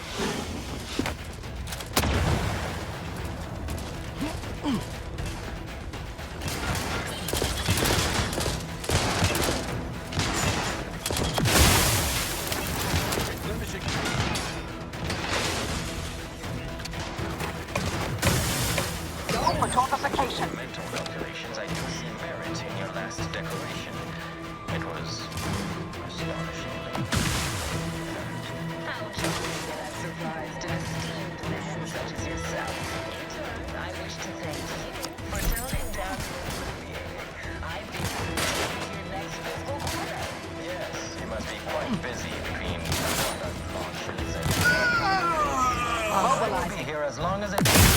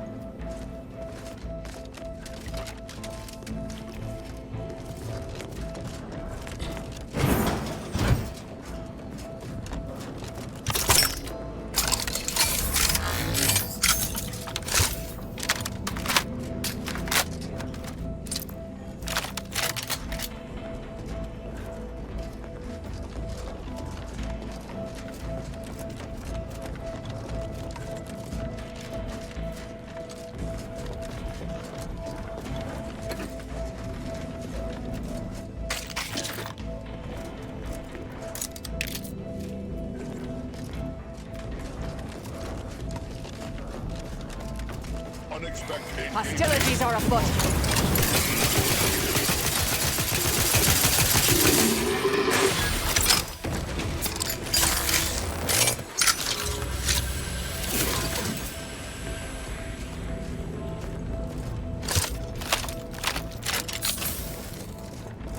I'd like to discuss your efforts on Paradise Island. We may have no physical presence there, but we are ever watchful. Our observations suggest that matters have been delicate. But I was heartened to hear that your leaders convinced Westport residents to seek shelter in Fairfield. Things rarely end this way for the Protectorate's abandoned subjects. Ah, yes. The Protectorate had their folk living in fear between all those hangings and maniacal proclamations. That was all the opening we needed to acquire some hearts and minds. Well, we welcome the news of your advances. However, it is worrisome that it took the assistance of a freelancer for you to finally secure your hold. Worrisome.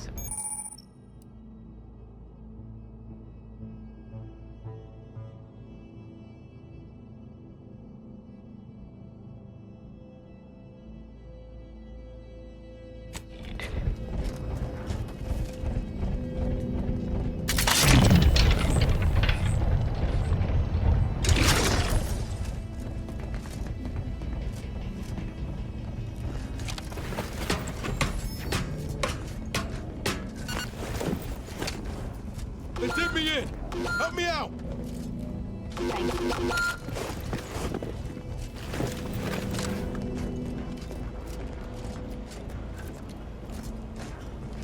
According to my analysis prior to this meeting, enough goodwill exists between our... suggest a high chance of success should a treaty or alliance be agreed upon. Treaty? As in a contract? Goodness, there's no need to rush into such formalities, Vicar. Especially when so much is yet to be discussed. Personnel remain aboard the station, but I am programmed to exchange wares for monetary compensation for whosoever seeks it. This sector's long-departed personnel seem to make good use of these.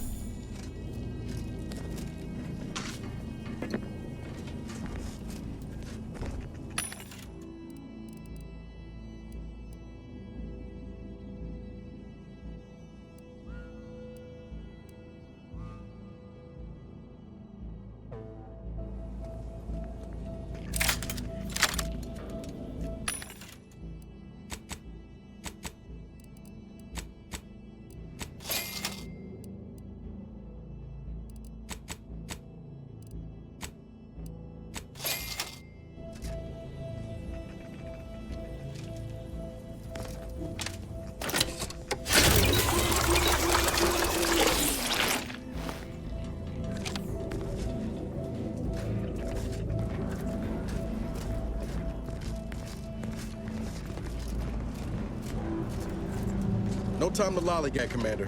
Whatever's in that repository can wait.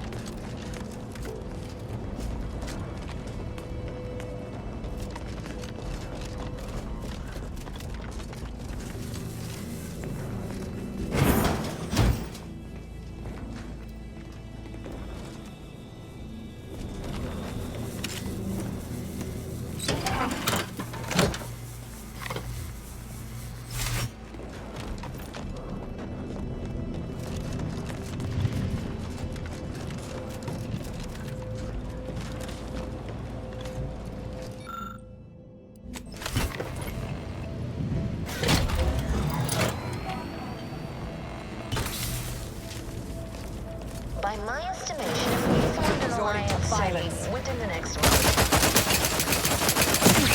Investigating hostile intentions.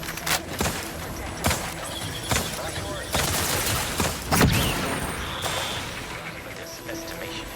What model did you utilize? Which metrics? Oh, you see, I'm renowned for my ability to read a room, as we call it in my business, where common sense meets observational data, you might say.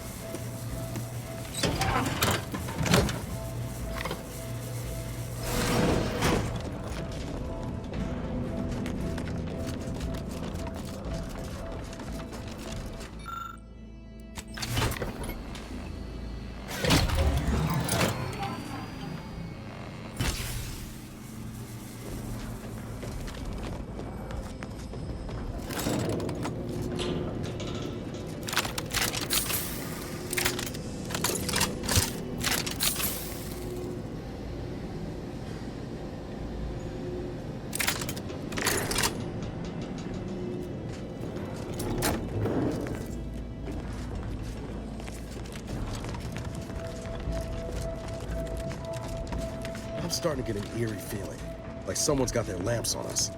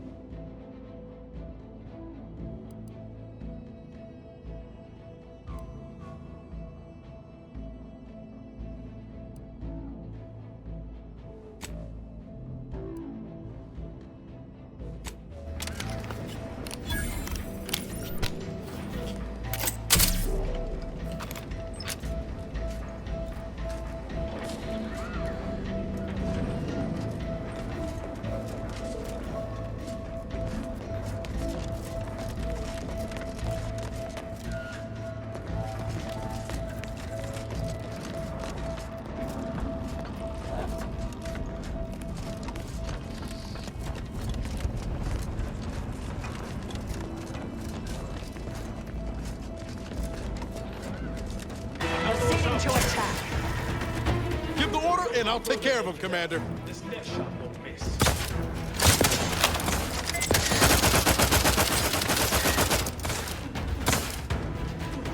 What are you doing, Devin? Yeah.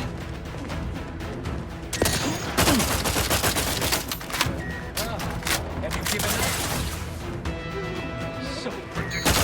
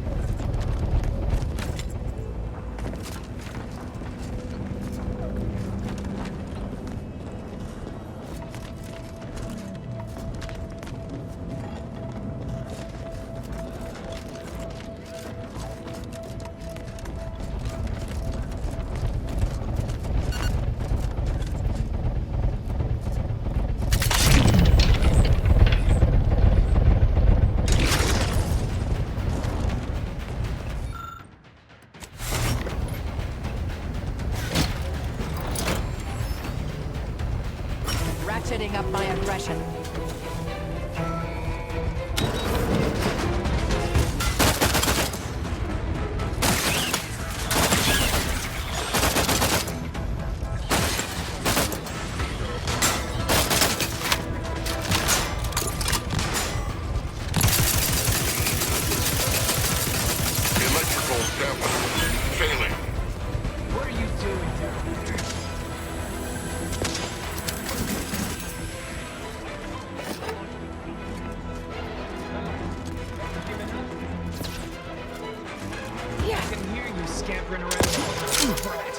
Ready to take the heat off you, Commander. Just say when.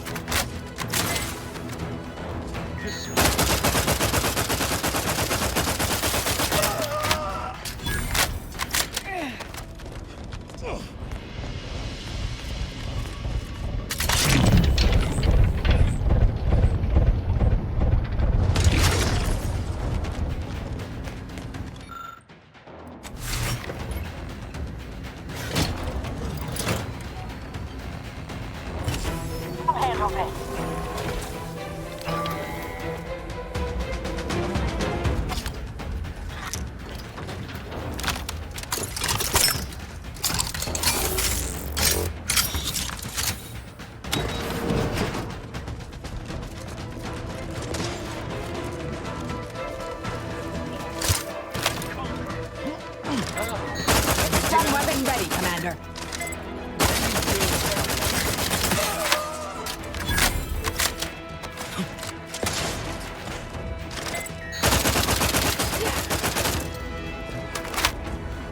I can hear you. Cross that bridge and see how well you fare.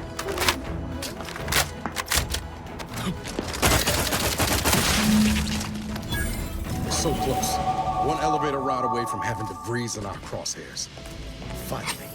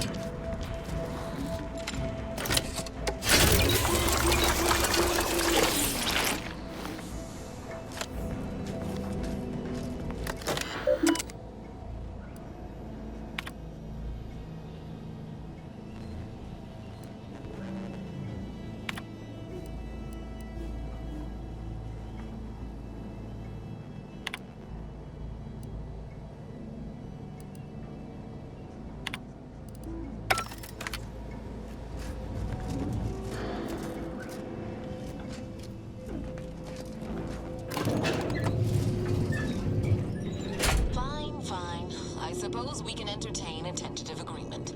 I hereby agree that both of our parties will lay down their arms. For now. I am pleased to hear it. There is no need for senseless bloodshed when we may yet come to an accord. I remind you that a contract signing may still be a ways off, but we might consider the hierarchy between our parties should we wish to proceed with a merger, an alliance. No, we wouldn't want any unseemly squabbles over power. Especially when presiding bishop Ruth Bassar already possesses the foresight necessary to lead a colony and better its people. Foresight is nothing without propaganda, and our Minister of Marketing has already won Protectorate hearts and minds. If unification is what you want, ingenuity is what you need. So you think that your people... Might as well be served up on a platter. We don't have much time. Persuasion here, but Arcadian matters are best suited for Arcadians. We actively collect data to understand how to serve our people, after all.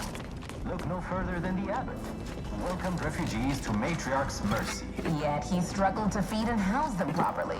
The poor man was clearly overwhelmed if he couldn't see his right hand was actively undermining him, even with his data. Meanwhile, Auntie's choice has done little to alleviate the refugee crisis it helped create. Indeed, my projections may be accurate. You are more interested in what you can steal. You have a nasty habit of arriving at the wrong time, Commander. It's over, Augustine. Nowhere left to run. No more lies you can peddle or people you can burn. Your rewards come due.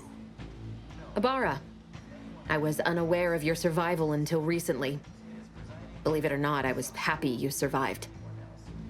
But to see you still seeking solace in the Commander's shadow is disappointing. You could have done anything with your life. Shrugged off the bad memories. But now you're both here to meddle. Law knows why.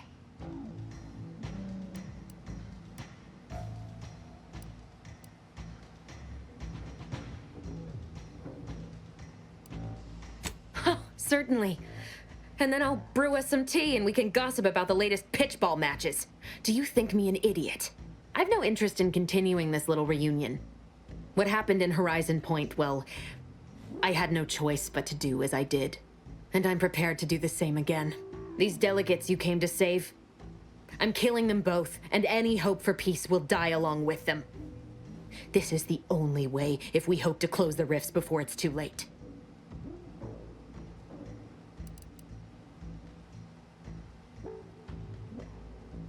Spare me that sanctimonious drivel. You'll never be Commander Zane, don't even try.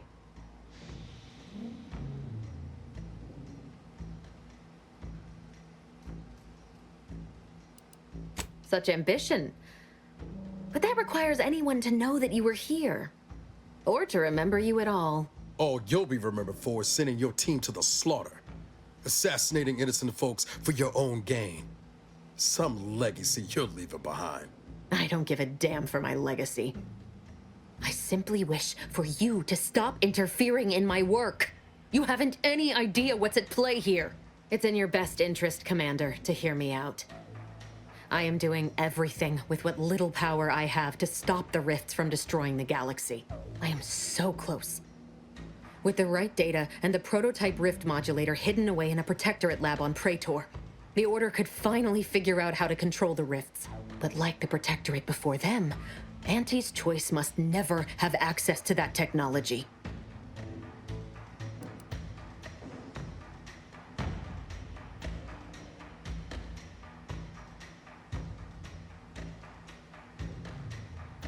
Fine.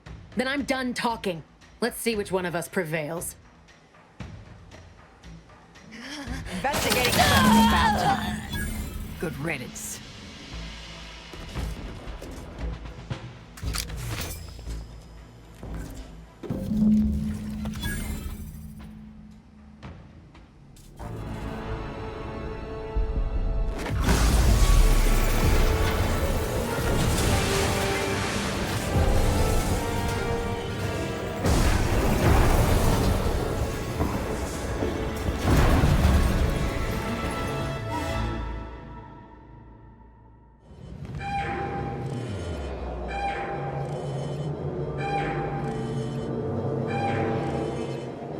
Station's not gonna hold up against that rip for long.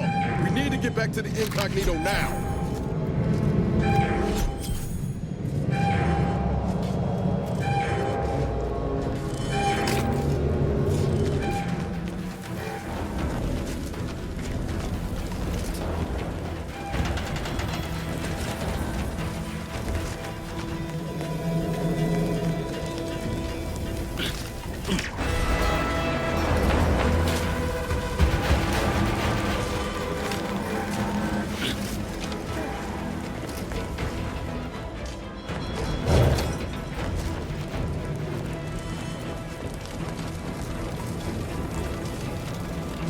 Stop for anything. No time to dally.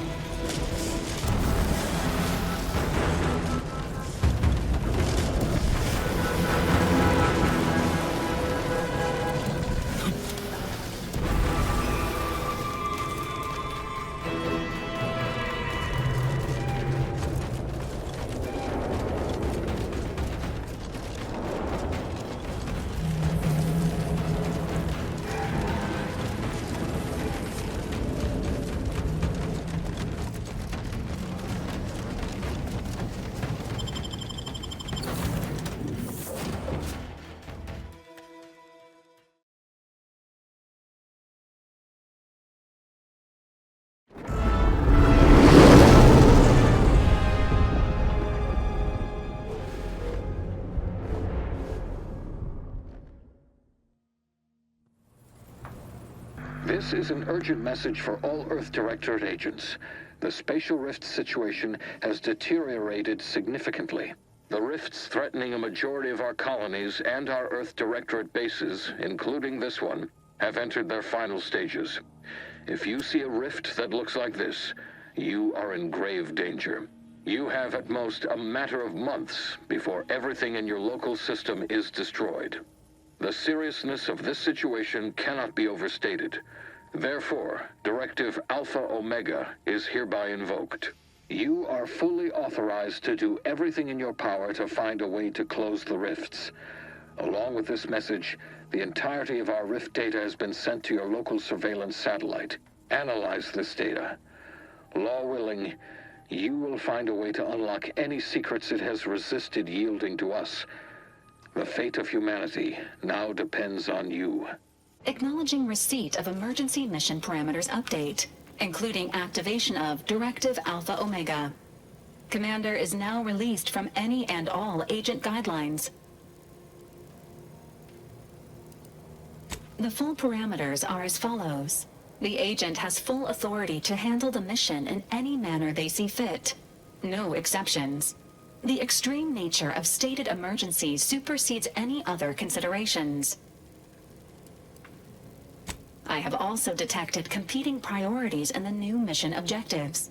The surveillance data from the satellite confirms DeVries's assertion of a prototype modulator on Praetor that may be used to manipulate rifts. Acquisition is required to be able to bypass any new or existing miniature ground-level rift anomalies you may encounter. You are also tasked with finding a way to process the Earth Directorate rift data. The archive computer on Cloister would be best suited to this purpose.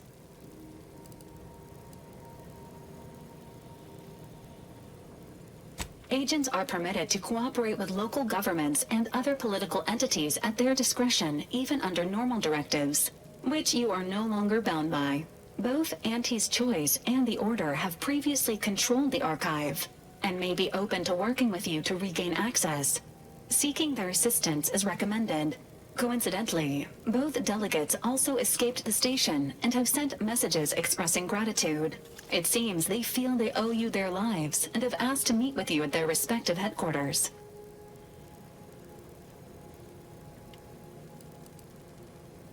Returning to mission objectives. Do you have a preference for which to pursue first, Commander?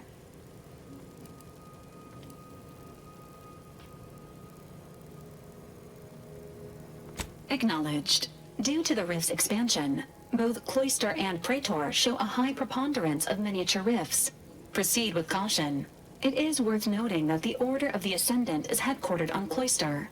You have also received a message from Auntie's Choice. This unit can relay its contents now, should you wish. The message has also been sent to your private terminal. Greetings, morally gray potential contractor. You've been pre-selected for membership in Auntie's Choice Esteemed and Valuable Disposable Agent Program. Report on board the ACS Undisputed Claim for details on this exciting opportunity. Signed, Auntie Cleo. It appears you now have permission to visit Auntie's Choice headquarters aboard its flagship, Commander. You may use the astrogator to navigate there at any time.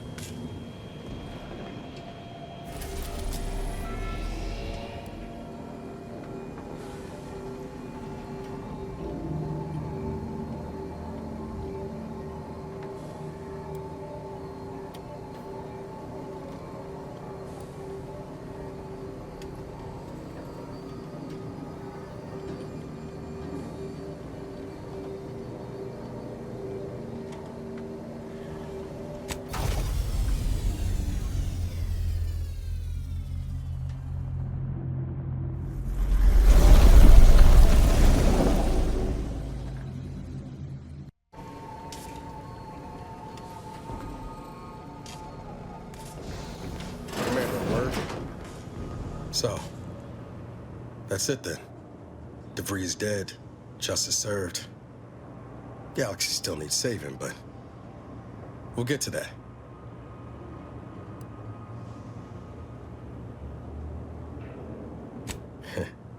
I can almost hear Helen now, spouting off about how it took us long enough. I once thought DeVries the upper limit of what an agent could be.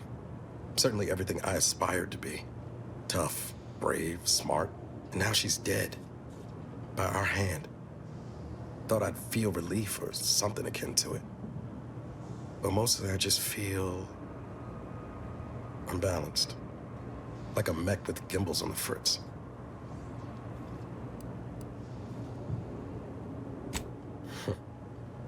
Now you're speaking my language, Commander. DeVries earned her grave, sure enough. So why does killing her feel like... hell, I don't know. Putting out a star?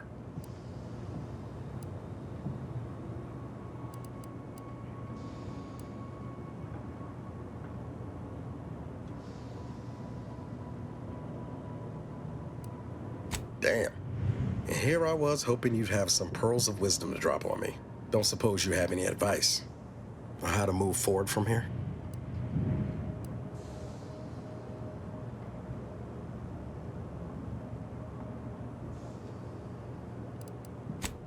Yes, Commander.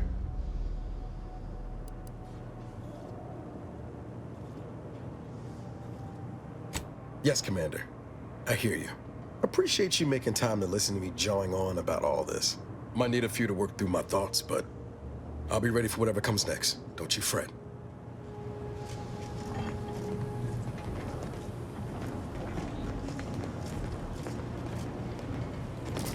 Moment of your time, Commander. Remember that matter on Cloister I mentioned earlier? Well, since we're here and all, thought we might take it up now. Might be hard to believe, but 20 or so odd years ago, I made a mistake. Feels like high time I righted it. Now I'm out and about again.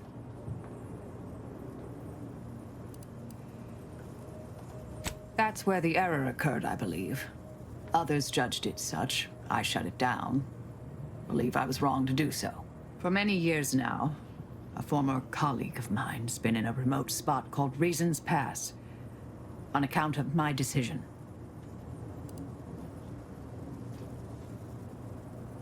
Hardly. Quite the opposite, in fact. She's one of the finest minds to ever grace the Order. Her research was unconventional, surely. She was as well. I think with both, we could right things, get the Order back on its intended path.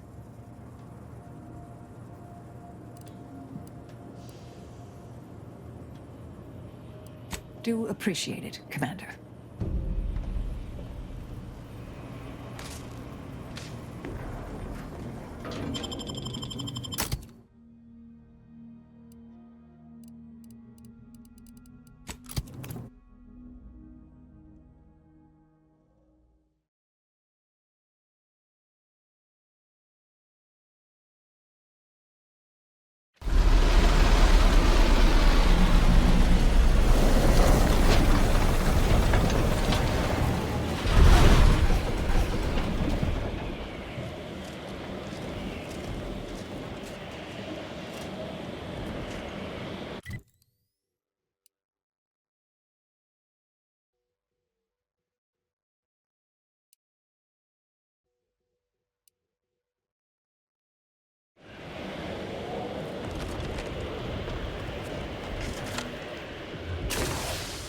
weather's quite conducive for cooling the archive, and unconducive for me feeling my fingers. I find your proposed time leisure unaccountably so. Have you at least determined the cause of the avalanche?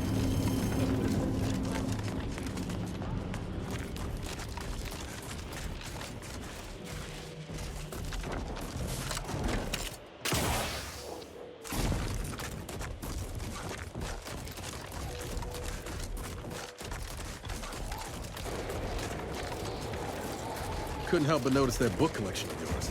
Never expected an assassin to be so well read. I'm not. I keep them on hand as improvised weapons. This is one of those moments when I can't tell whether or not you're having me over. Some have complained that sprat mucus, a complete analysis, is too dense, but I found it perfect for inducing cerebral hemorrhaging. Heard that rift near the archive has destabilized. Must be a sign. The Protectorate's latest action clearly runs counter to the plan. Mark my supposition.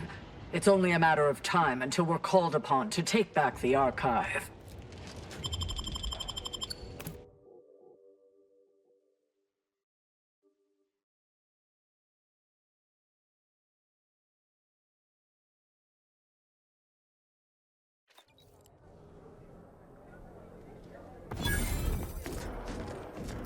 Agent, I have a message for you. On behalf of the Order of the Ascendant, and her impermeable wisdom, the presiding bishop Ruth Bassar, welcome to Laplace's garden. The presiding bishop is presently indisposed, but I've been instructed to direct you to the Artificer Laureate for whatever pressing matter has brought you to the garden. She's working in Belvedere Hall's secondary courtyard. Enter the large building at the top of the mesa ahead and follow the first hall on your right.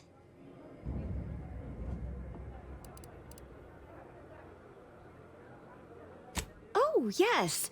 The vicar did ask me to direct you to him. How positively forgetful of me. He should be waiting for you in Belvedere Hall's main courtyard at the top of the stairs.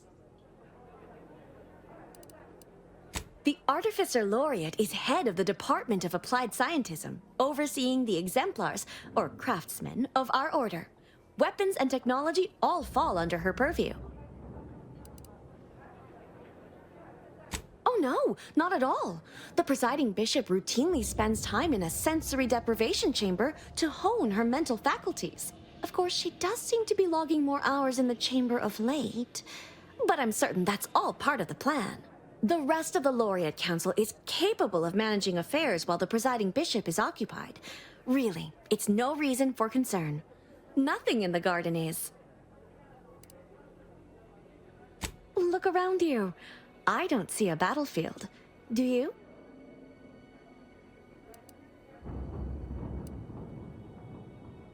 All conflict is transient in nature. To dwell on the negativity of a moment is to risk missing the opportunity of what comes next.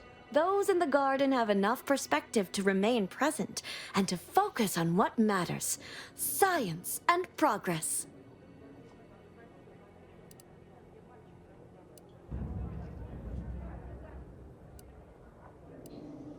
It may seem like I'm speaking from a position of luxury and privilege, but it is a privilege the Order hopes to share with all one day.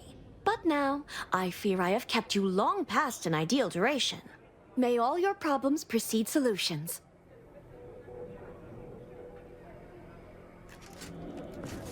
Time to see if the rumors about this place are true.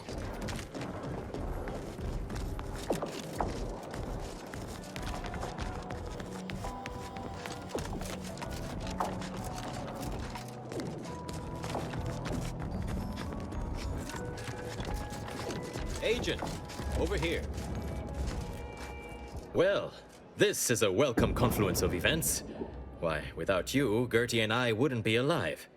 And any hope of peace between the Order and Auntie's choice would be over. Dreadful, you know. Positively dreadful. How the peace talks were interrupted. I felt our two delegations were making real progress.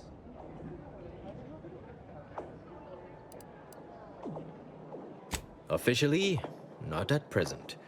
Gertie and I have kept up communication through back channels in the hope that the discussions can be reconvened in due time. It is my earnest belief that this is the optimal course to chart for the Order, and for Arcadia, though we could certainly use assistance from an outside force like yourself.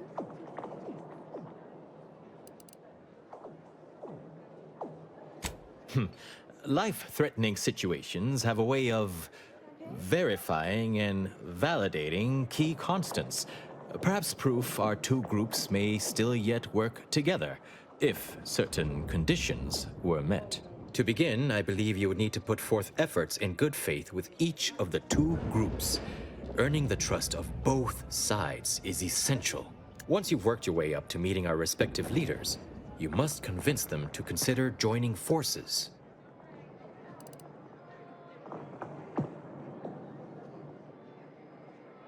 Oh, really? Perhaps the challenge rating is far less than I've hitherto calculated. Well, obviously you'll likely have to act as an intermediary between Ruth and Auntie, which will require some verbal finesse. But let's worry about that step upon reaching it. Transplendent. Remember, seek out ways to help both sides, engender trust. Gertie and I can let you know when it's time to move forward. In the meantime, I might recommend you work on honing your oratory skills. Our presiding bishop and Auntie Cleo can be challenging to debate with.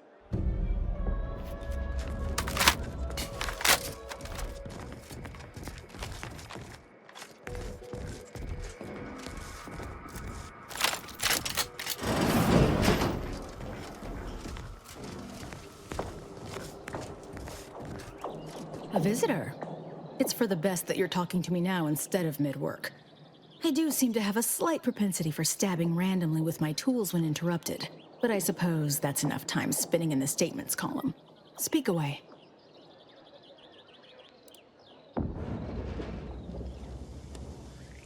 What are you... Beckett. Another prediction that he hasn't seen fit to notify me about. A more cynical exemplar might posit his doing this to be intentional. If you're here, I imagine you aim to petition the presiding bishop for her support, which is hardly a surprise.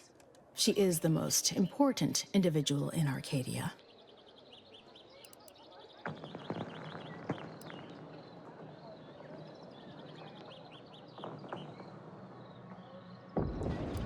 Not if I cannot gauge for certain if you can be trusted. I cannot allow just anyone to wander into Ruth's quarters. But there is something you could do to prove yourself worthy. A myriad of cultists have taken over the settlement of Newton, which is a nearby site of historical but not strategic significance. I want them gone. Once there was a bridge stretching from the settlement to the archive, but it was destroyed by a rift. Best keep your distance should you travel there.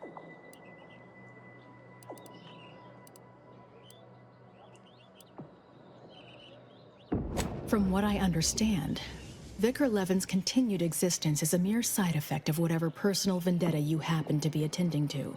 I'm pleased he does not lie among the ranks of the dead, but I will need a more tangible effort on your part to trust you.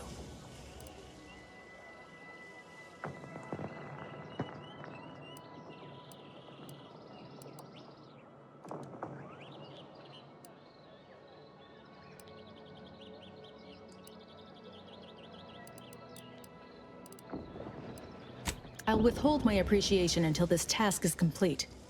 May you act within the equation's confines.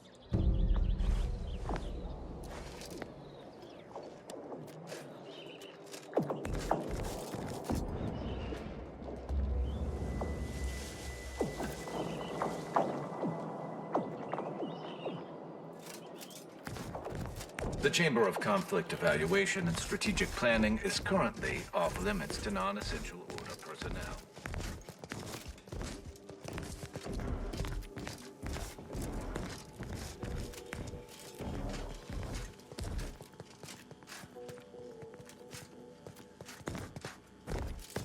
No admittance without the Artificer Laureate's permission.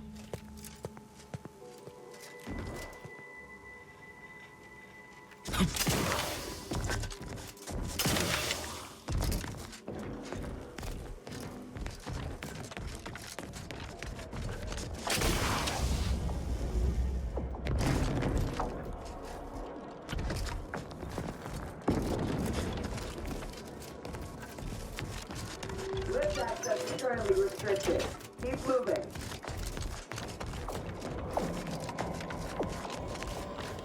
Smart researchers patronize the scientician surplus. Quality goods.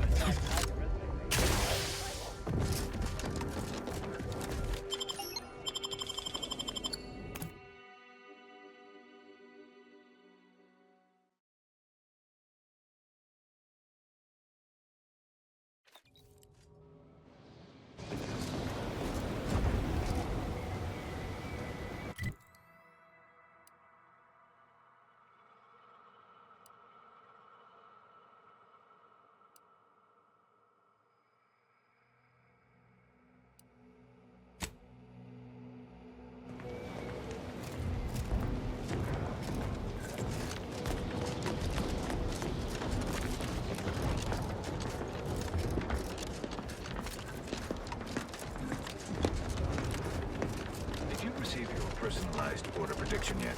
I'll admit to a bit of trepidation in regards to opening mine. This is the first one I've received. Use caution as you progress. There's been reports of response in the area. Ready to waste them. On your command.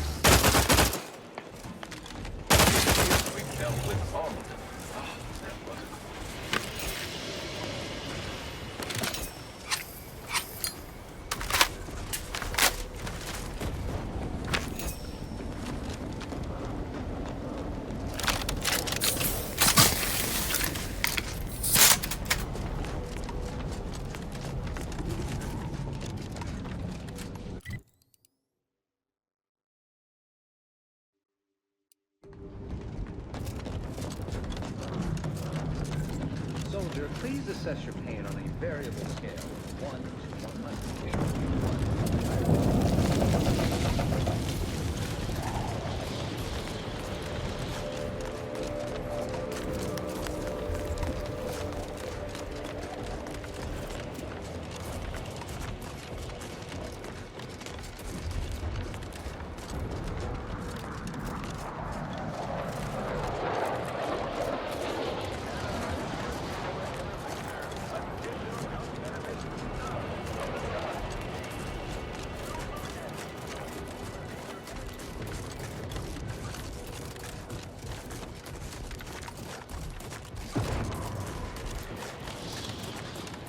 Seems the Protectorate has been gaining ground since winning control of the Archive. UNEAC is likely been sorting out their logistic problems. Look at the moon side.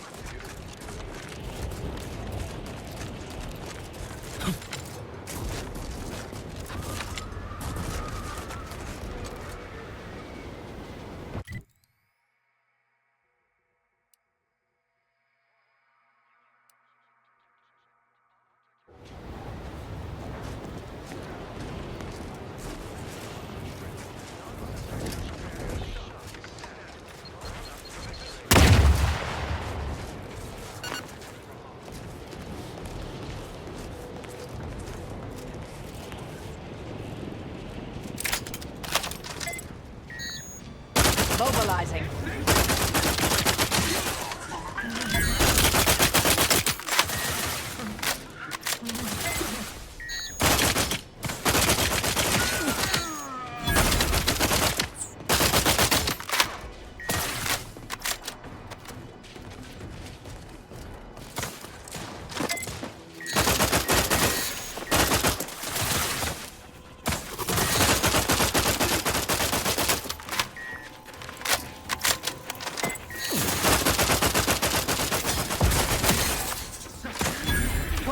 At ready status.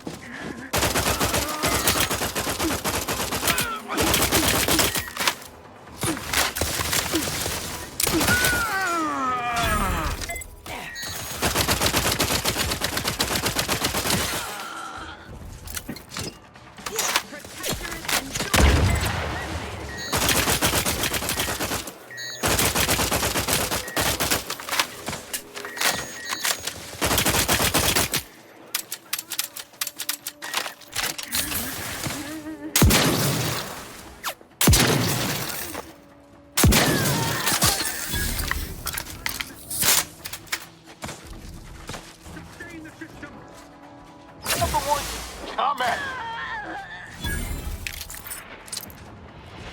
Yeah. It looks to be all clear. Please release us. They always come from that big building across the street before they open the gate. They must leave a key in there.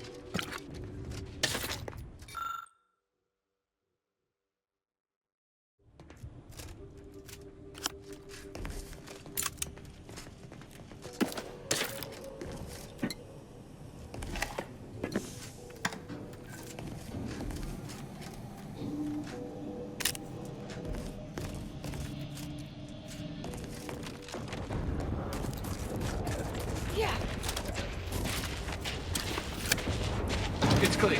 Go, go, go!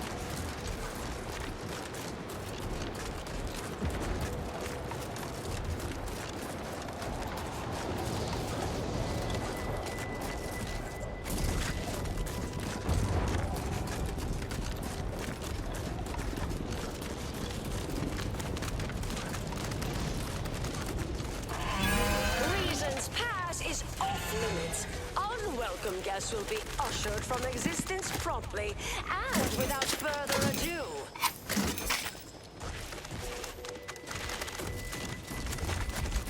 First, it was Auntie's choice, then the Protectorate. After that, some damned cultists.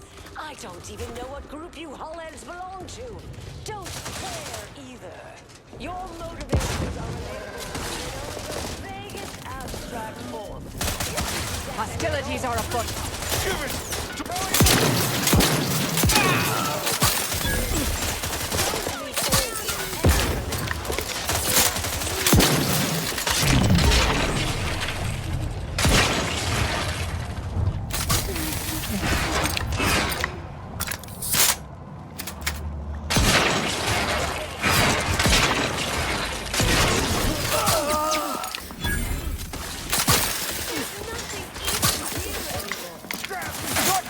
targets at the moment. Mitigating the threat. Locking them down.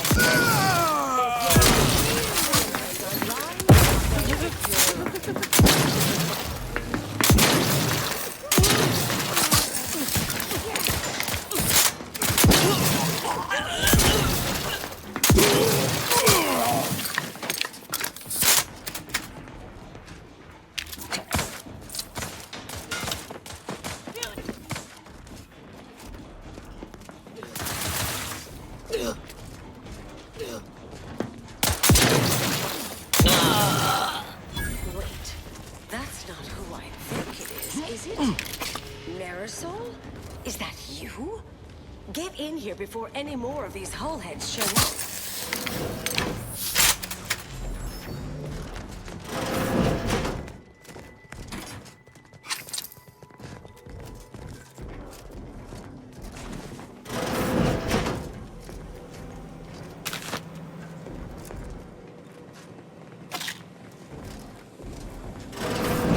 Marisol, you're here. That is assuming you're not some sort of enigmatic mirage or... Yes. Should be plenty of wonderfully dangerous items in here. I thought I would never see you again. It's been what? 19 years? 20? 21 years, 5 months, 6 days. I've kept up on a few former colleagues. A few? Right. You retain a different admirer in every port, I'm sure.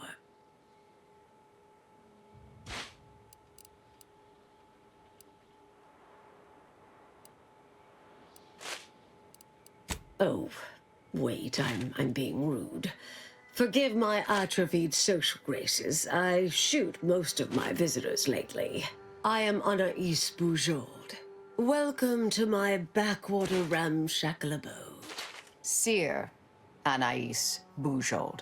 No one's called me that in, well, you know exactly how long, apparently.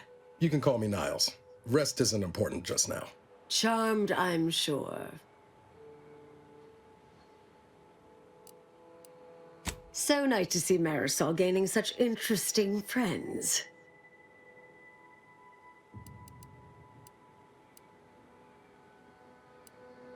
I was developing a means of sidestepping much of the presumed requirements to solve the universal equation, using a series of reasoned shortcuts and educated postulations, filling in certain blanks, trillions. Theoretically, it would hurry the process along so it could be solved in our lifetime, but it was unorthodox, risky if taken too far. I knew the council would judge it mathematical heresy, so I attempted to work in secret. Eventually, I was discovered, excommunicated, sent here. Others facing similar charges were often transferred off-planet, then simply disappeared somewhere along the way. Yes. Fortunately, someone interceded. Yes. With ample time to think, I've come to recognize I made an error. Really? That is, an unprecedented statement for you. But do go ahead, I'm listening. The last 20 years, the Order needlessly, heedlessly stumbled. First, Antes invaded, then the Protectorate. We lost the Archive. Twice. Had your work continued, I believe we'd have remained closer to our true path. If I had ignored the Council's command.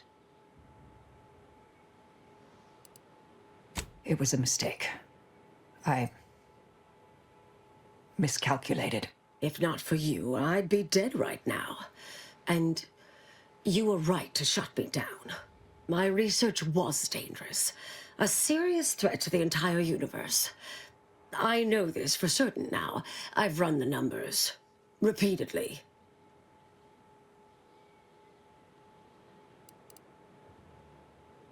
Hold on. Did you? You continued your research. On your own. I calculated what might occur if my work was completed, and there is a troublingly high, statistically significant chance of things ending. Everything ending.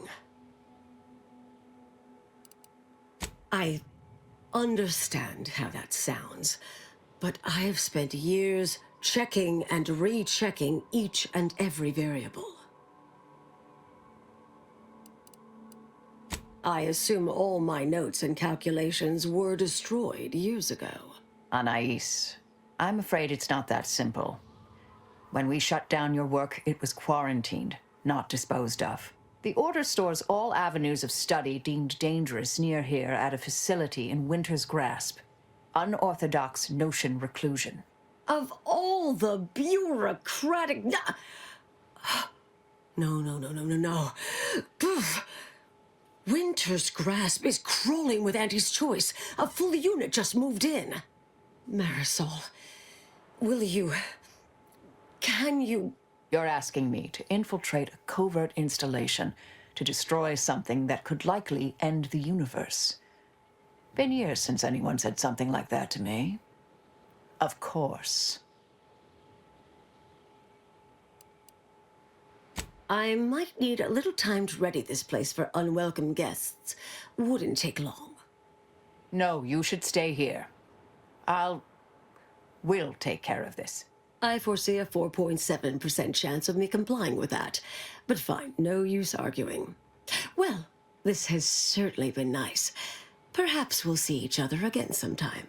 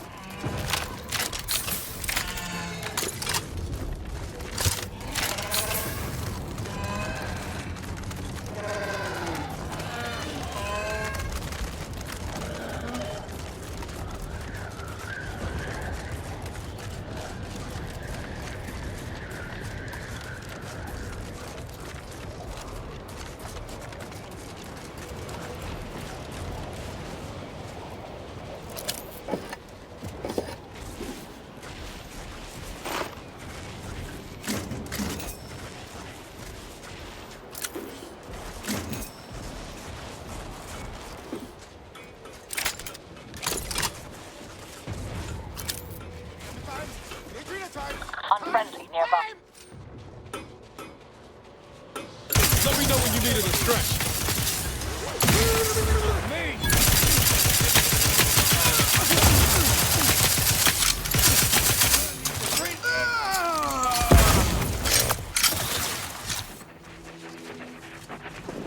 Hostile in proximity.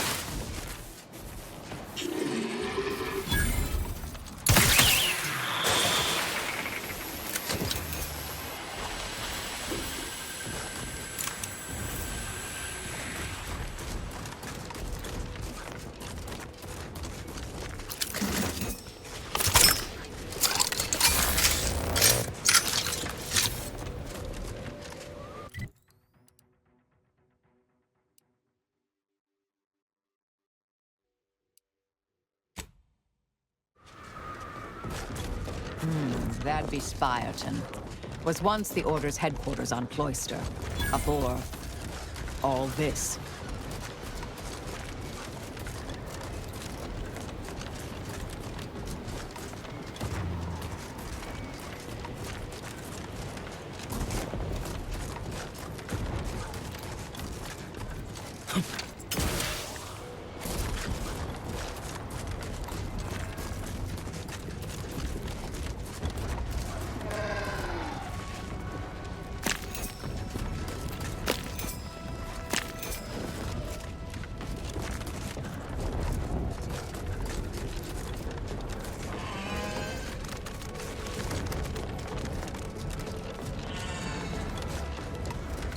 Resorting to violence.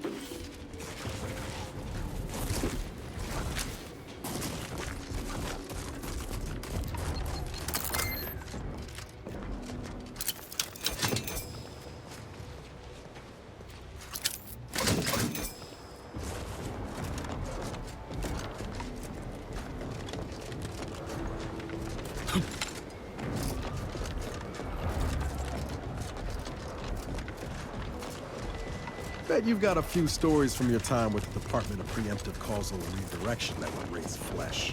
Oh, yes. Once, we had an initiate so focused on completing her mission, she failed to complete a thesis until 6 days post-due. The horror. Welcome, Ain't exactly the daring do I was thinking of. Definitely lacking in body count and close call. Winter's grass You know, lay ahead. something Though more do fitting of stay on the serial. road. I know the ice that, caves dear. I've conceal simply all learned to keep manner of most of dangers. those stories to myself. Making one's colleagues vomit is something of a faux pas. Put it in a memo. Trooper. Trooper! Hayes! Hayes, can you hear me? Hayes, your family is depending on you. Yeah, you gotta shake off these vapors, man, and clear your head. Proud of brand frat, the only large Go for your confirm vat. like a good Once confirm. fry in our cold press fat. You'll never even dream about going back. He's not responding, and I'm out of ideas. Should we try slapping him?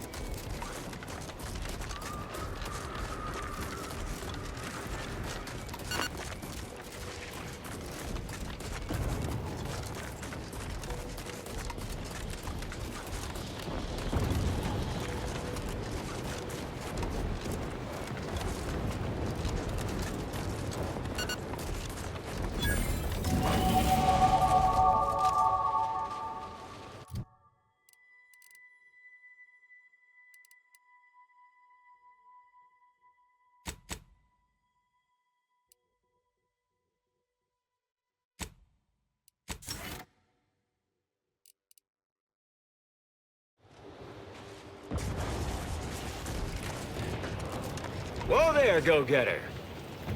Say, have you ever considered the benefits of becoming a semi-confidential, unpaid informant for Auntie's Choice? Read once for yes.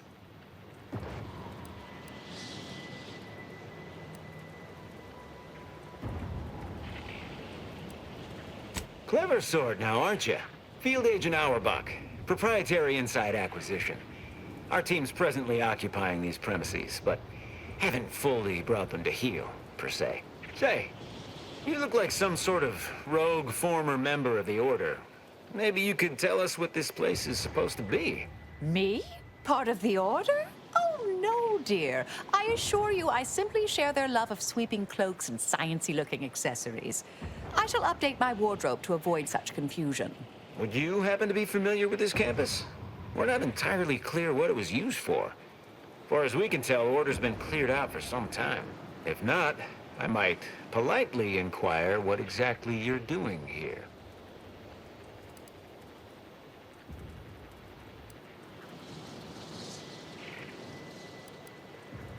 We scour rival facilities for hidden recipes, secret formulas, special ingredients, and assorted confidential internal know-how, then develop it into products to bring to market. It's a unique brand of warfare, exclusive to Auntie's Choice, designed to break incredible ingenuities out of cloistered captivity and share them across the galaxy. Information wants to be freed, then priced and shared along understood lines of commodification and distribution.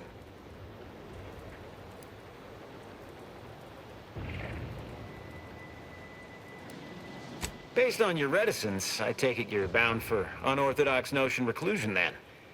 How exceedingly ill-advised. Yeah, well, suppose we'll let you in. You might disable a death trap or two with your bodies, then we can step over your cadavers and maybe use them for a shield. Alternately, if you manage to find anything marketable, probably be game to barter for it later. Assuming you don't die, which in that case, we'll probably just retrieve it off your corpse. Either way. Got some test sprats volunteering to jump into that meat grinder, I see. That whole place is one big death trap. You want in? Be my guest.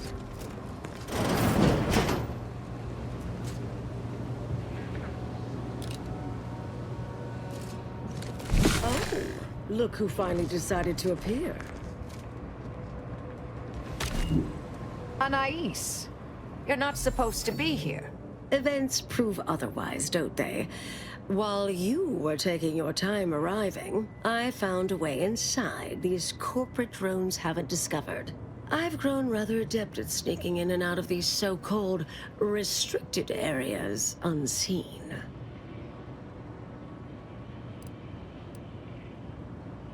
Peeked around a little. They've conveniently posted signs where various types of dangerous research materials are stored away. Leave it to the Order to rigorously catalog everything. Burn-down initiation is listed on the top floor. They destroy materials through immolation there. The research will be in reinforced containers, so enlisting the facility's own incineration measures would be prudent. Anais, stay here. Please. I expected such to be your attitude, but I'll have you know that I am not doubting your abilities. Quite the opposite. I need you to guard this entrance. Anyone appears, come running. Fine. Go. I uncovered a vent in that office. Standard order redundancy measure. Let's out past the barrier over there. I'll hang back a moment while you depower that fence. Wriggling through vents is a young person's game after all. We'll stay here. You find a way to disable these fences.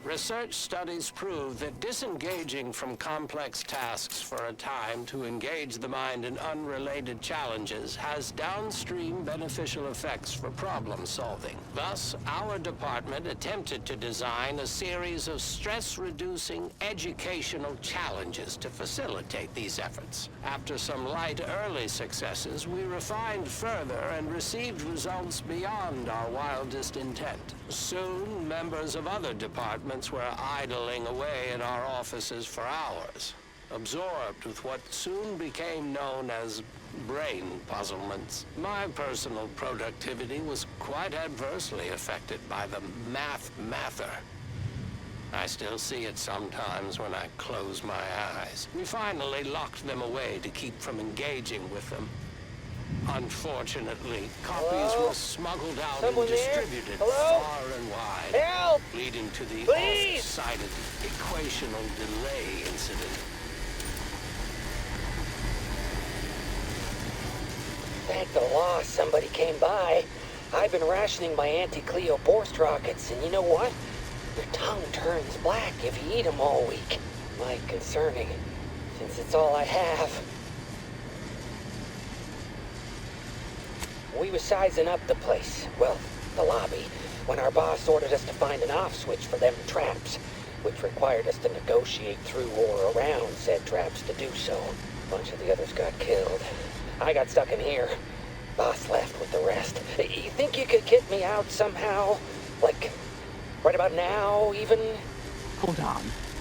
You're not even remotely considering releasing him, are you? A trade secret vulture from Auntie's choice? Free to roam in a building full of order secrets?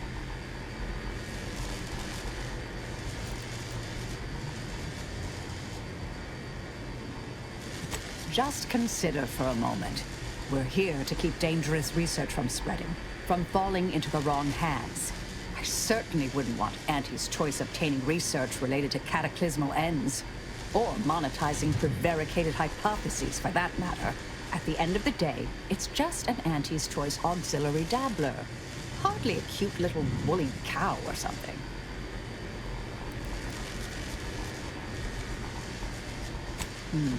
That's actually a valid point. We shouldn't forget who we are, and I suppose I'm not who I was. I don't understand what you two are talking about, but it sounds positive, I think. Do whatever you think is best here. I still don't completely agree, but I trust your decision. I promise not to, blow up the universe. Or, whatever it is you two are worried about, I guess. Can you let me out now, please?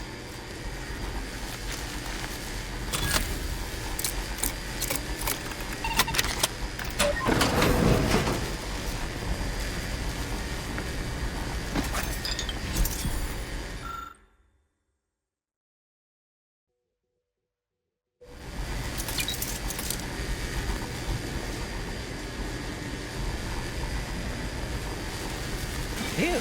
Well, that's a relief. Didn't think I'd ever get free. No thanks to you, ma'am. Be grateful you're not on fire. Don't have to tell me twice. This is all the bits I have on me. Not much, but thanks. I'll be out of here as soon as it seems safe. You're young and spry. You can handle that.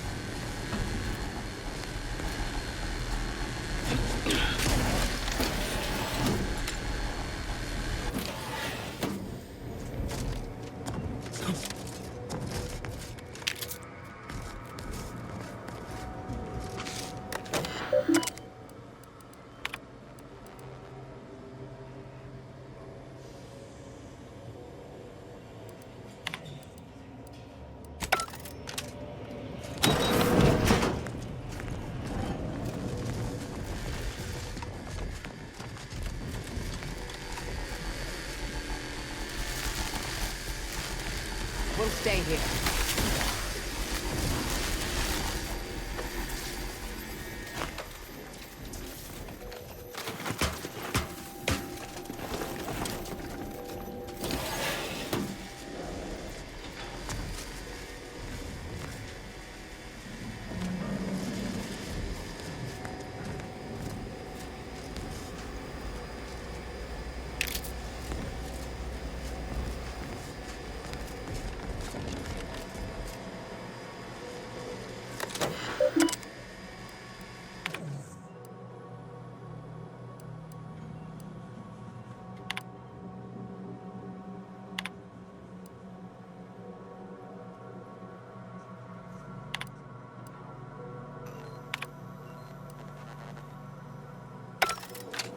Did I read that correctly?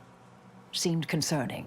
Hate to be the bearer of bad news, but we've got company in the form of an Auntie's Choice patrol. Seems their representative wishes to parley. Don't shoot! Like she said, I'm just here to talk. No, we're not exactly friends at present, but, temporary truce, perhaps? Believe I've pieced together what you all are up to here. And I am willing to offer a mutually beneficial arrangement. Spied the signs on the way up. Our team has a keen interest in much of the research stored here. But cataclysmic ends, which I presume you're here to destroy, don't like the sound of that at all. By all means, burn every last trace.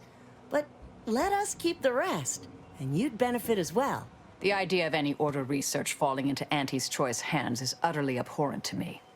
I advise a rigorous refusal, as in no witnesses. I could hear that, you know. Hoping she's not your main negotiator here.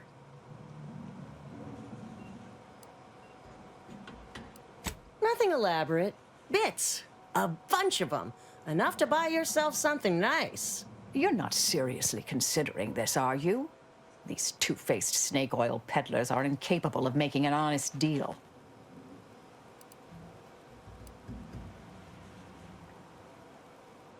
Oh, nothing particularly heinous.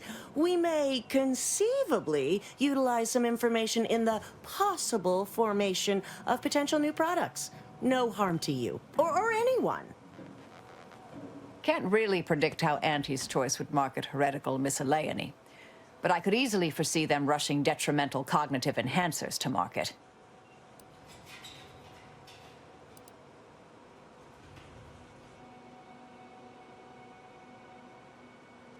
Consider it a deal. No need to shake, as I've taken the liberty of making a quasi-legally binding surreptitious transcription. Or will claim to have later. If it's all the same to you, I'll just dawdle here while you complete the process. You know, in case you change your mind. I'll prep the burners and make sure we have no more visitors. Burners are lit. Control board is activated. Commence the burn down process.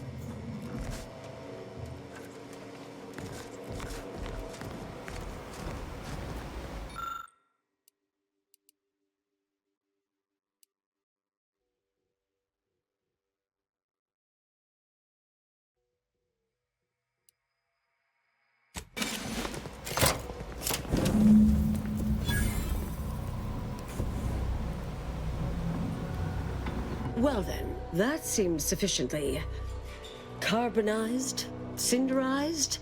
No half measures from the Order. Say what you will about them, but they are nothing if not thorough. Excellent. Well, a deal's a deal. Meet me downstairs after you're done here, and we'll settle up. Never pegged you as such an opportunist. But perhaps there's more to this play than I'm seeing. Perhaps I should be relieved Auntie's Choice didn't get anything universe-threatening. My original notes and research are burnt to a crisp. It's over, finally. I'm sorry. but I saw on the terminal that an external party gained authorization to study it. There's at least one set of copies out there.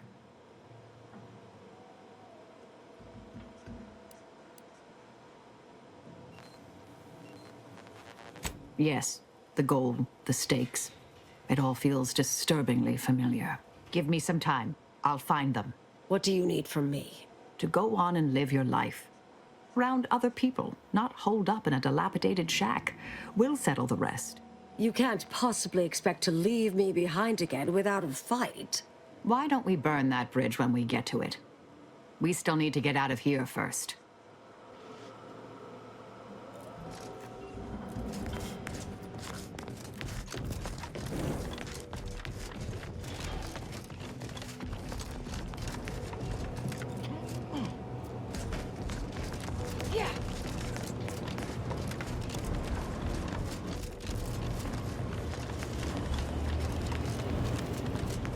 Pleasure doing business with you. I can see we'll have our hands full digging through all you've left us here.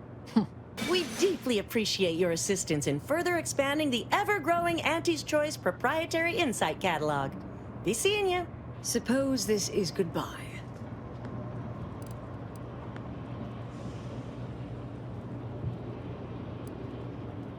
No. I recognize that look in Marisol's eyes. There's nothing for it. Been interesting to see you. Before I forget, I meant to give you this. Little something I made. So we're good?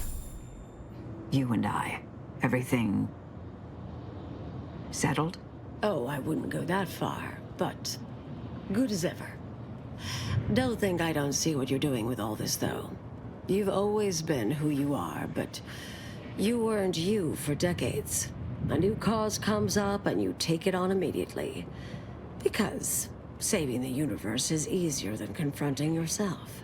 Whoever you are now, whoever you're going to be, just take care. Don't be a stranger. Goodbye, Anais.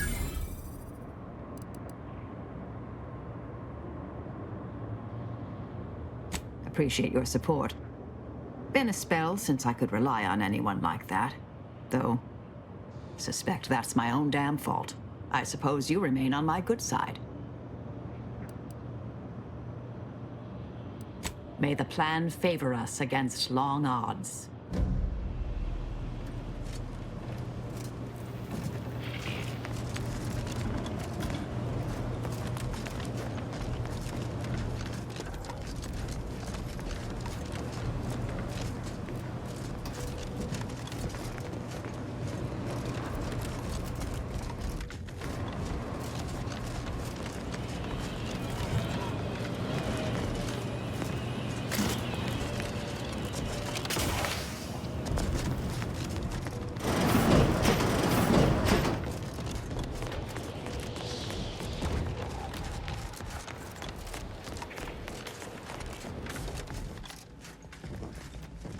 Oh, a customer.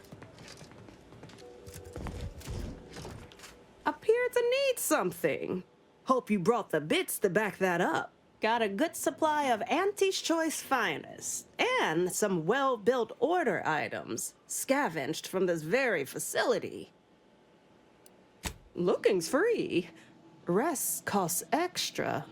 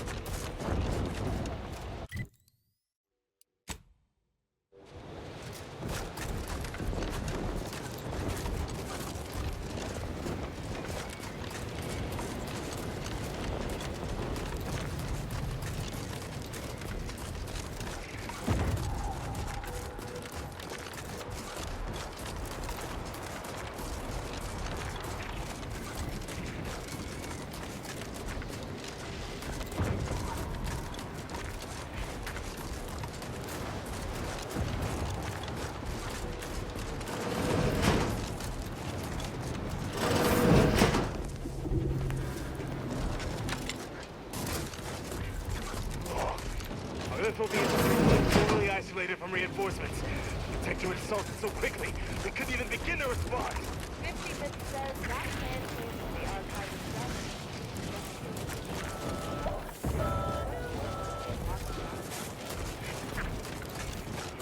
Has anyone seen Jack?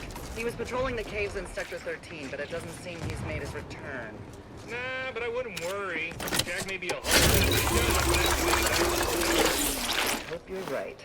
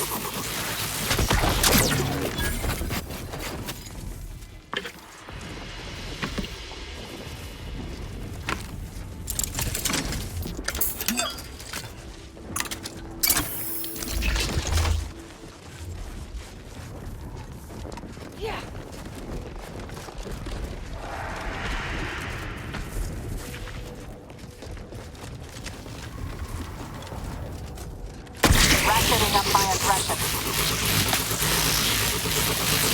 You lot couldn't hit the wrong side of a flare. Hey, got a distraction for you. Standing by to stupefy. Torpification in progress. They've been numbed.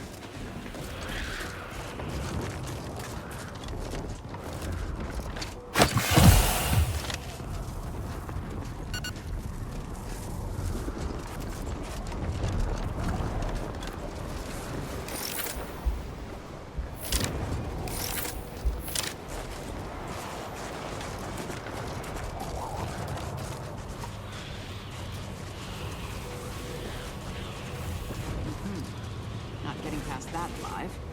DeVries mentioned a rift modulator on Praetor. Might be time to fetch.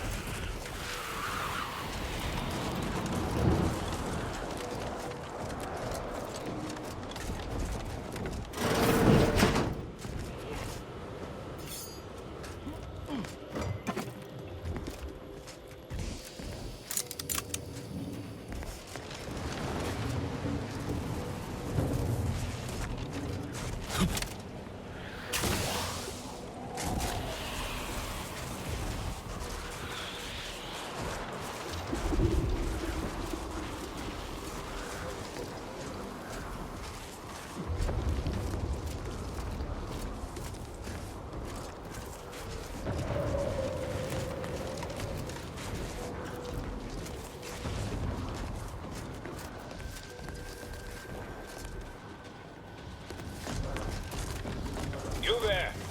You need to leave. This is a holy site. Non-believers are not welcome. Did you not hear me? You must leave unless you wish to be ushered into perfection before the rest of this architect-forsaken colony.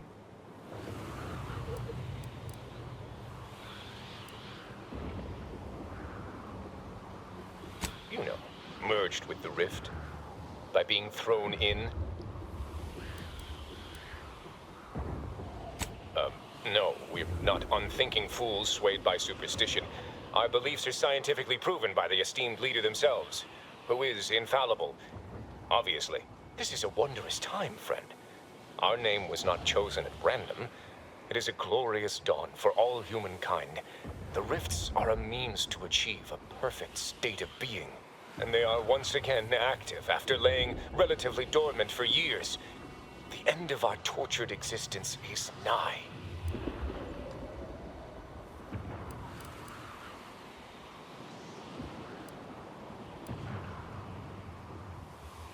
That's a scientific impossibility, but if such a thing were possible, I'd surely like to see it. What I mean is, the rifts are an inviolate part of the architect's plan.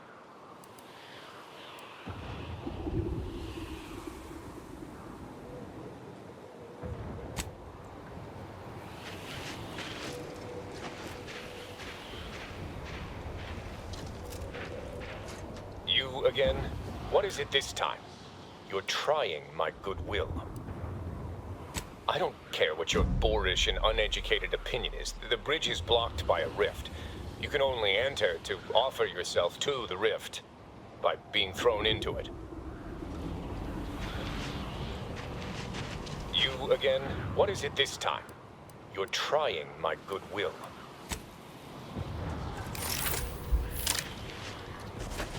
How dare you try to circumnavigate my authority? What is it this time? You're trying my goodwill. I don't care what your boorish and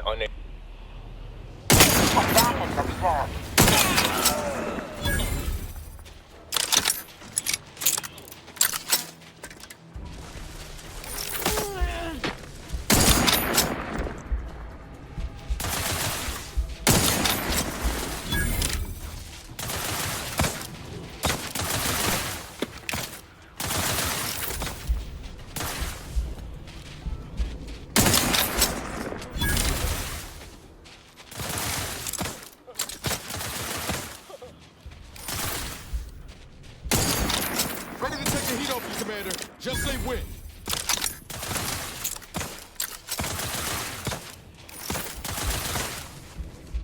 Glorificator is charged.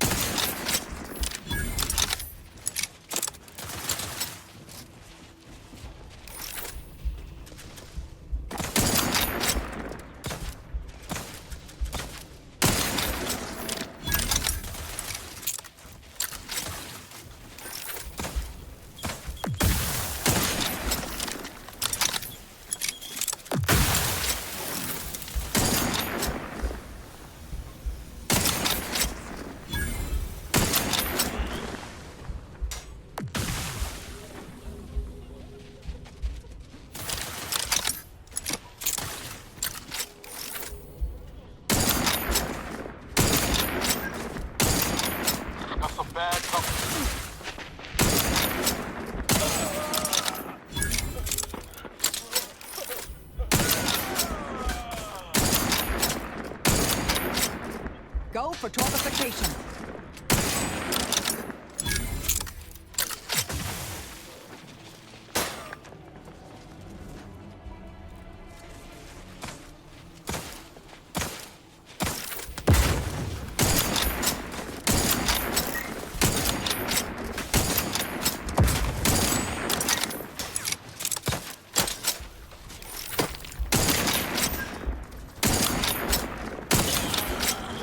Torpificator at ready status.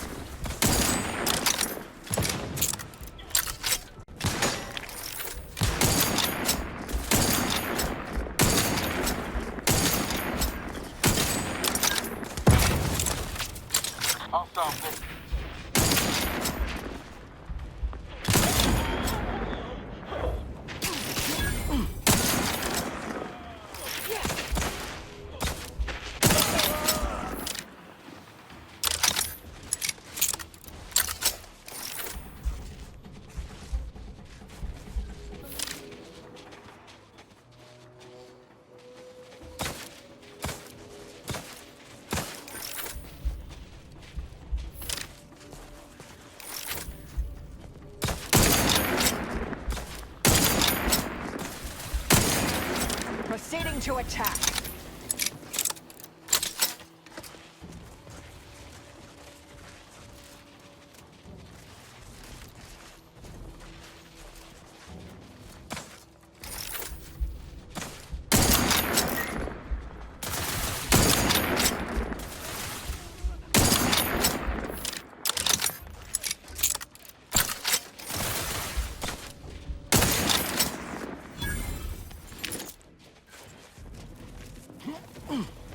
Investigating hostile intentions. And I'll take care of him.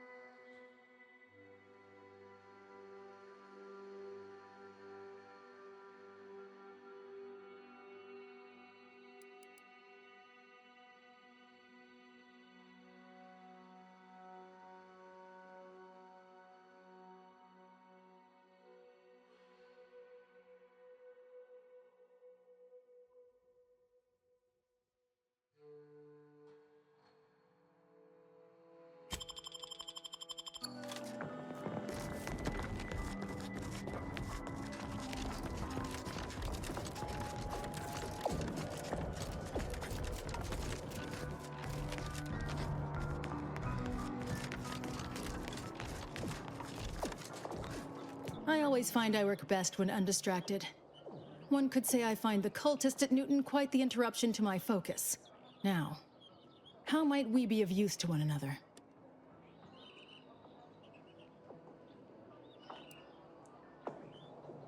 I shall allow myself a moment of relief.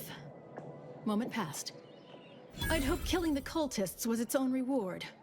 But you may also take this. You've proven yourself well, but we have recently experienced a pivotally important, unforeseen development. One I must meet directly. Can I count on you? One of the satellites comprising the Hyperion web was struck by a wayward craft and crashed on Paradise Island. I need someone to recover an informational component from it. I hope your zeal is properly placed. The Protectorate soldiers guarding the crash site are unlikely to let you close, unless something else is made to arrest their attention. I cannot say how that might be accomplished, unfortunately. Some of our scholars find answers to their solutions at the CAF integration point. Perhaps you might do the same. Collect the data from the crashed site and return it here. May the odds prevail against your bloody demise.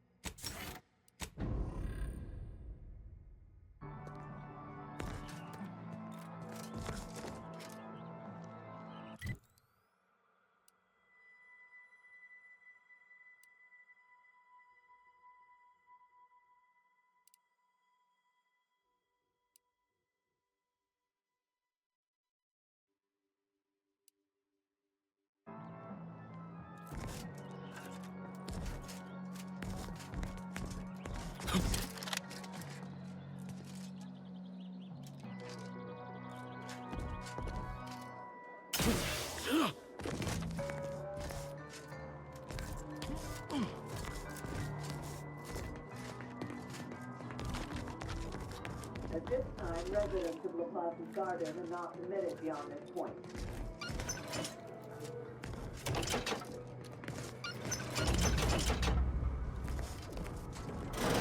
Hey! Only security personnel are permitted in this booth. Leave. Please.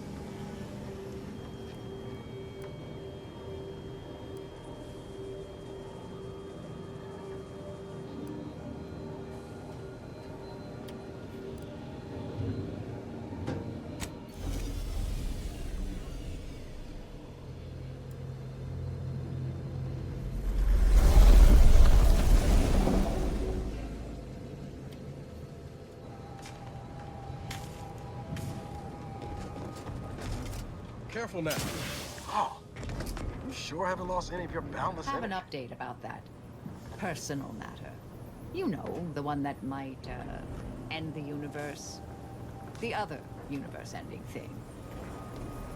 Funny we've returned here, actually. Back at Winter's Grasp, I found someone was continuing Anaïs, Sir Bujold's research. Believe I have a lead on their identity.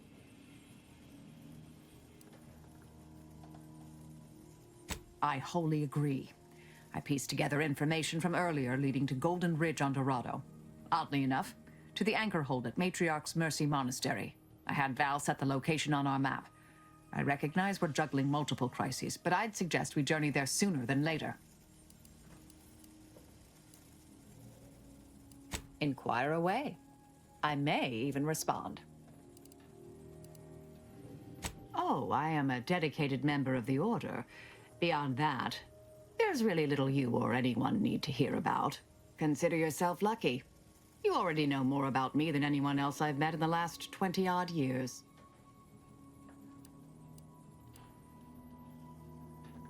Information free of context can be off-putting, confusing, dangerous even, if misjudged. I mentioned before I was part of the Department of Preemptive Causal Redirection. My role there, you may recall, was head intercessor. I was tasked to influence pivotal events, to keep the solving of the equation on track. Something occurred. I needed to step off the board a while. Dorado appealed to me because it was off the board but not completely remote. There I could lie low for a time, but observe. So I'd believed. Our department was shuttered shortly after Ruth Pissar took office. To avoid undue attention, I remained in hiding. To put it mildly, after the incident in question, seeking refuge seemed prudent. May the plan favor us against long odds.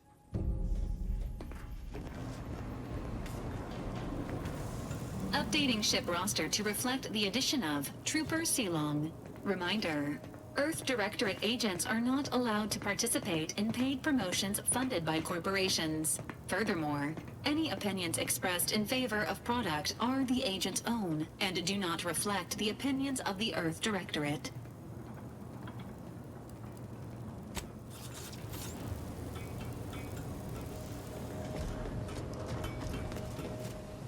Hey, Commander. Can we talk? Promise it'll be quick. I wanted to thank you for hearing me out after everything that happened with DeVries. It meant a lot getting some of those feelings off my chest. I wish she hadn't gone down the path she did. But hopefully we can avoid making the same mistakes. Be a better type of agent. You've convinced me it's possible. Anyway, that's all I wanted to say. We can get back to the mission now.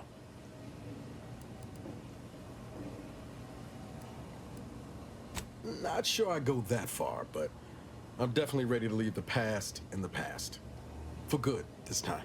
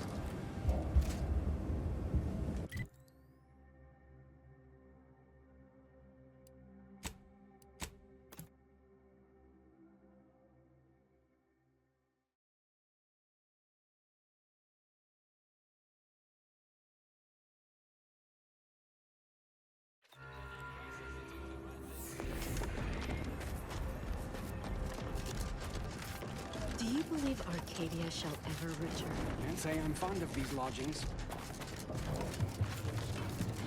The meaning of life is humanity.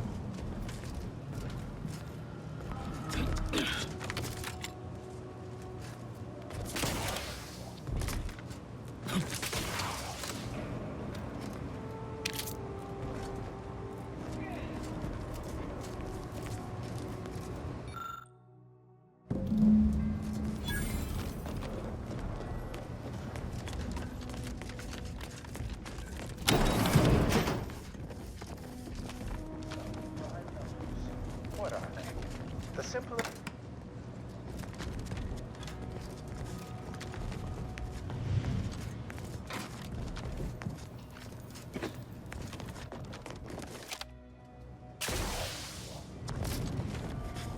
Oh, I didn't expect us to wander into the scene of a murder, but somehow I'm not entirely surprised.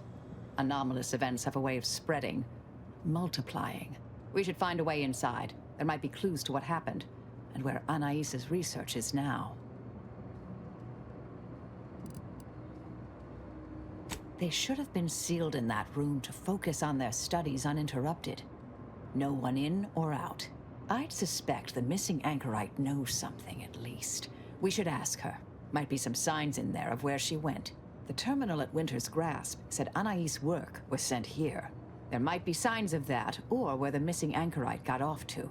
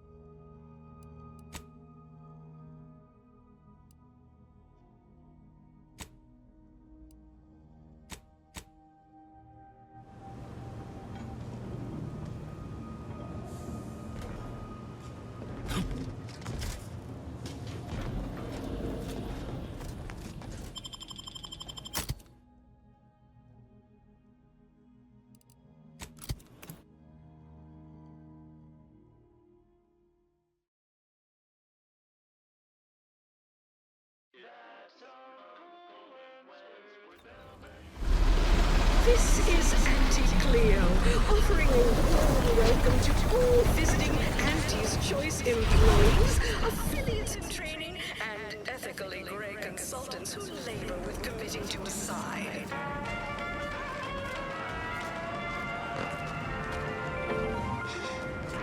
The story of Auntie Cleo uses a new man as a ballad for outrageous. A thing of legend to be handed down from each successive. If it were up to me, you'd get a raise. Represents the worst impulses of old corporations. You go on ahead. I'm shilly-shallying about what to do. Please have identification, transfer work, and a reasonable bribe at the ready. Ah, you're not a transfer or visiting Auntie's Choice employee.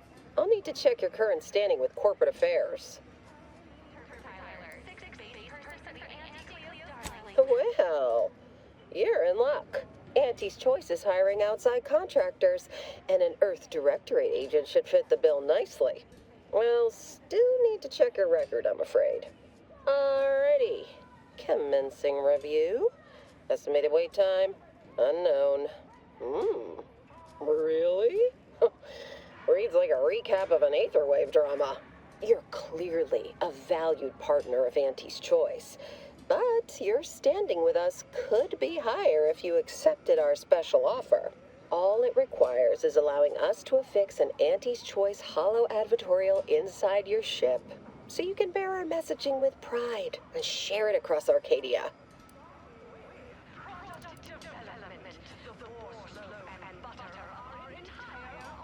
Ah, a shrewd negotiator. You'll fit right in. If it'll help seal the deal, I can throw in a few bits.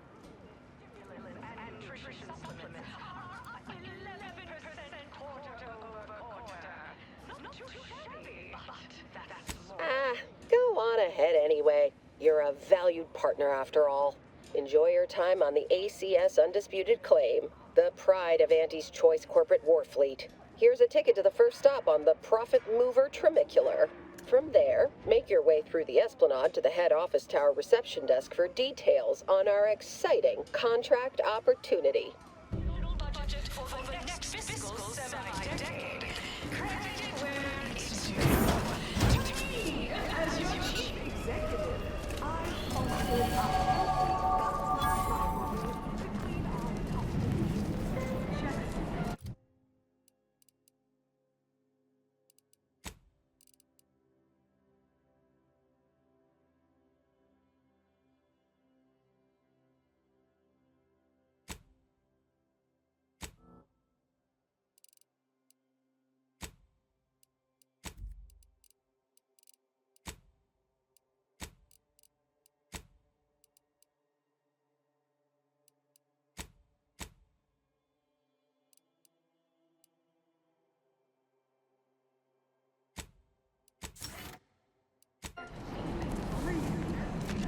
Trimicular, arriving any moment now. Approaching station.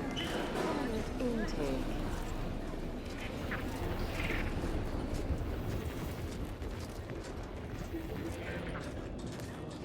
Meets one.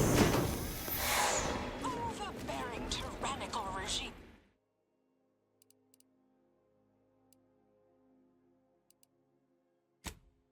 Protectorate want to control this. The ACS Undisputed Claim is not only our corporate headquarters and flagship, it's the heart of our efforts to spread unbridled self-betterment and free trade across the galaxy. Our flagship also sports a bustling commercial promenade where you'll find a wide assortment of products, wares, and miscellaneous bric-a-brac from all Auntie's Choice departments. Always remember, commercialism... Hey, you traveling with anyone called Inez? I heard an Inez Silong was traveling with someone matching your description, but she ain't here, evidently.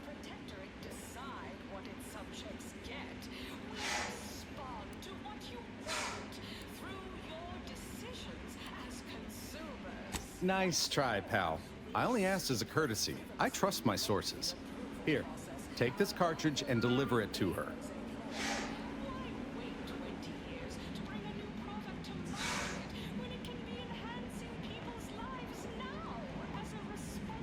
Ain't paid enough to make house calls, friend. You be well now.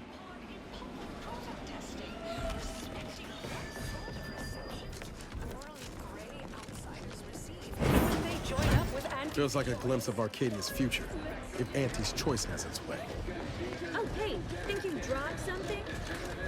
Experience the most sought-after inebriant on the undisputed play program, The life of an exclusively here at the bottom runner. What do you think's getting this? Why do I feel like we're about to meet some of the most interesting people in the world? She's the more predacious of the two. Attention, morally gray outsider. The adventure of your lifetime awaits. Hello, daring self-determinivist, stalwart seeker of self-betterment, or rapacious rogue of corporatism.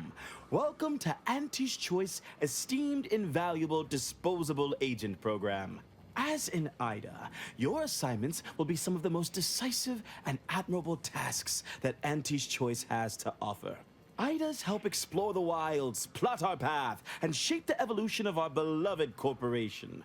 And with enough rugged determinism, you might even live to see the results.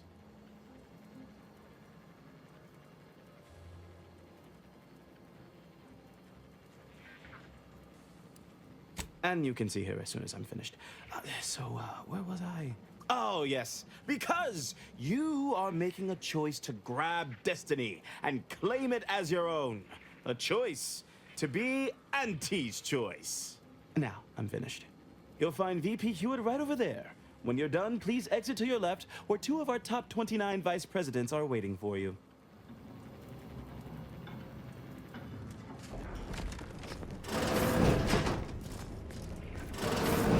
Well, wonderful to meet you. C.F. Pendergrass III, Strategic Reconfiguration. It's not every day we have such a capable operative accept our invitation to the undisputed claim. While it was those ill-fated peace talks that got you here, I've kept tabs on you for a good long time. Yes, we've all kept tabs. Auntie and I have spoken about you several times now. Ursula Ormsby, Proprietary Insight Acquisition. You'll report to both of us. For now. Indeed. It is our pleasure to meet you, and I am beyond tickled to welcome you to Auntie's Choice.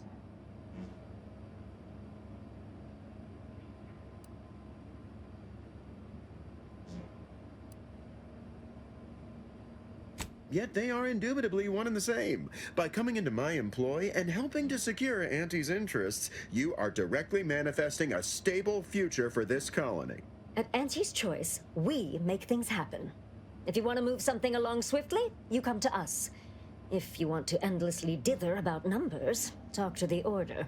You, my friend, are being given the opportunity of a lifetime. Auntie's Choice has a dynamic new vision, and we need a specific kind of go-getter to make it happen.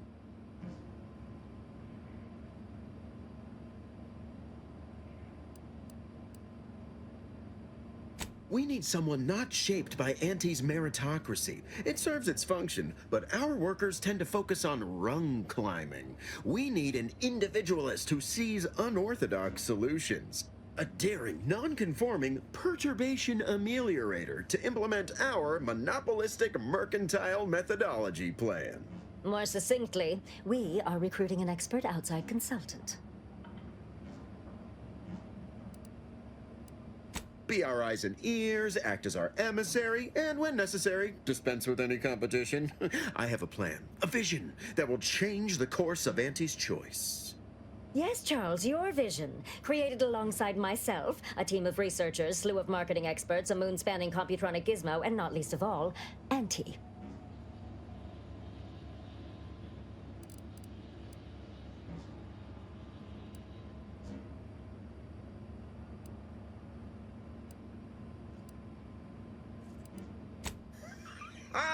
I suppose you could say so. We have a very pressing, very specific need, and I do believe you will fit it perfectly.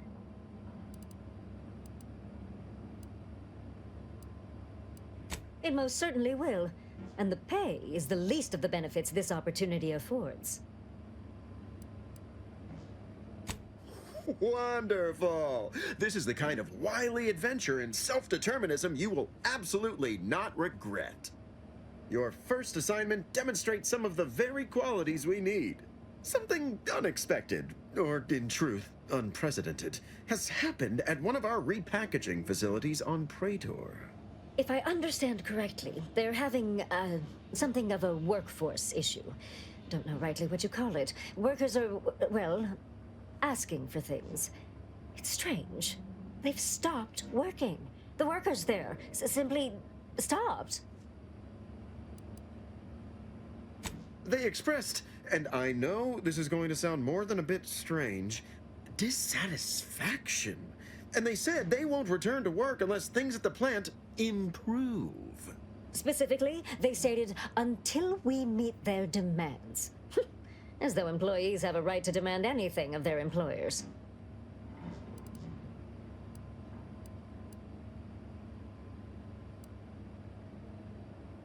Striking? You're saying they're about to turn violent? Yes, well, if they're this delusional, violence is the next natural step. Who do they intend to strike? Us?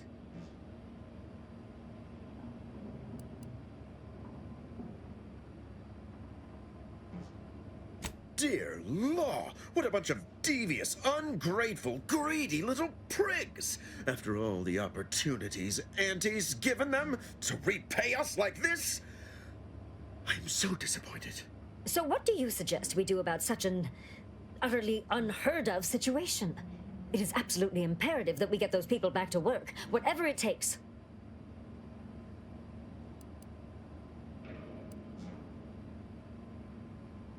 Negotiate. As in, give in to some of their demands. Won't that set a terrible precedent for others? No, Ursula, it won't, because we won't be the ones doing it. That is exactly why we've hired you as my brand new perturbation ameliorator. You'll solve the problem for us, and we will retain absolute deniability.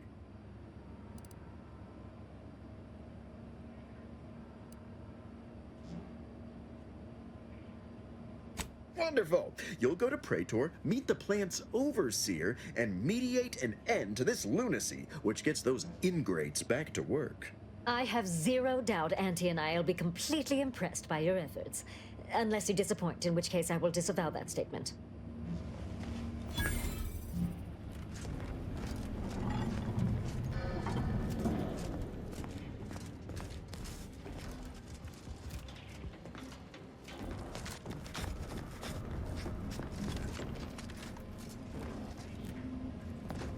Well, hello again.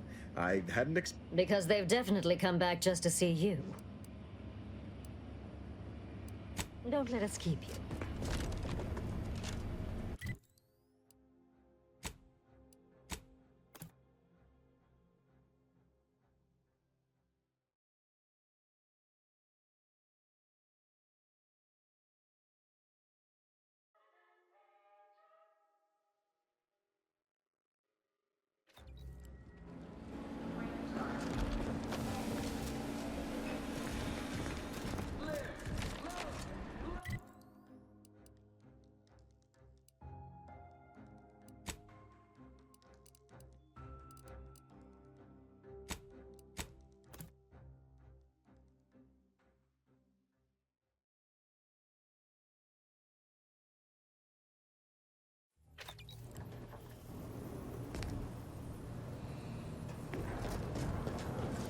Commander, over here.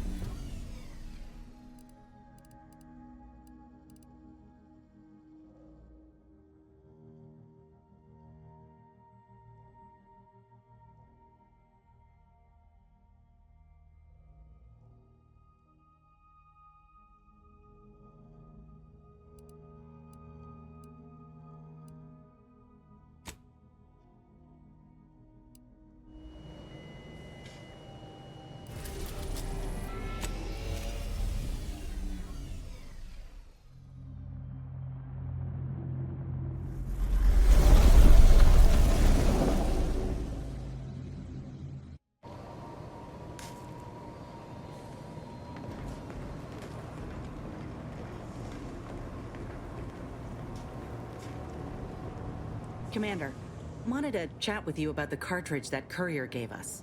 Ain't heard from Ortiz in... might well have been a year at this point. That's how it goes when you've fallen behind, and the other's got no choice but to keep moving. If he's spending his hard-earned bits to contact me now, there must be a real good reason. Would you watch the message with me? Suppose I am. He's a good friend of mine, or at least he was. I missed him. But I weren't under any presumptions that our friendship would last the moment our unit was dissolved, or we otherwise parted ways. If something's wrong, I ain't in any position to fix it.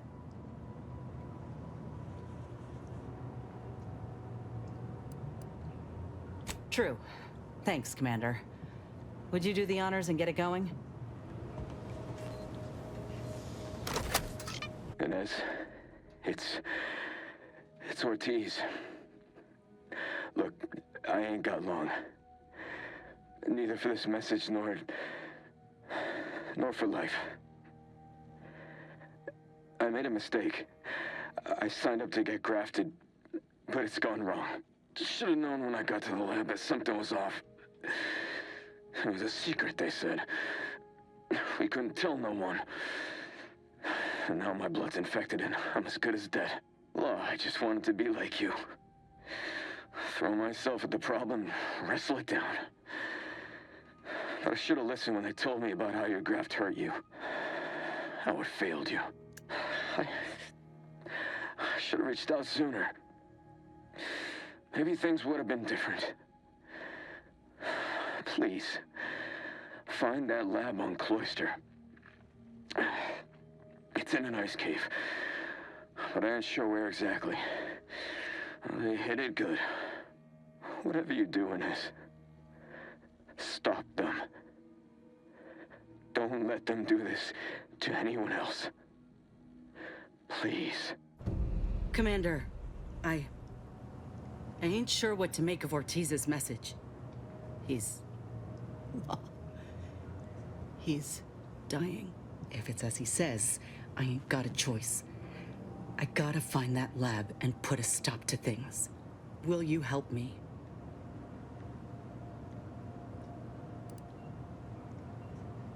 Thank you, Commander. Now we just need to find those ice caves on Cloister.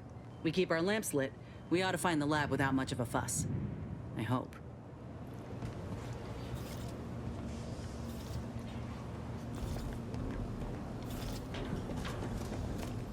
A short-range transmission just came in from Zeb. Sounded urgent. He's requesting we meet him at the tomb of the Matriarch, here on Praetor. It's where the Matriarch and First Sovereign are buried, supposedly. Zeb left out the mission parameters, probably worried his message might be intercepted. Not unfounded, given the Protectorate presence on Praetor. He did say he'd reach out to us again if he needed help. Reckon we should take it as a compliment. Zeb doesn't trust easy. Anyway, I'd really like to go, if there's time. Much obliged. The sooner we can rendezvous at the tomb, the better. Got the sense that whatever's going down, it's happening now.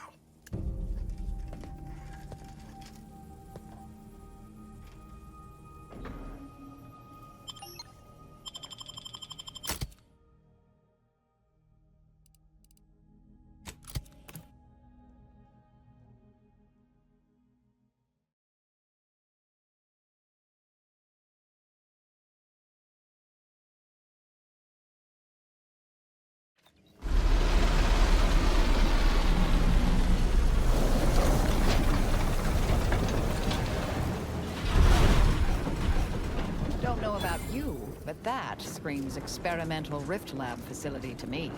Protectorate control of Praetor has largely been achieved through the maintenance of a blockade.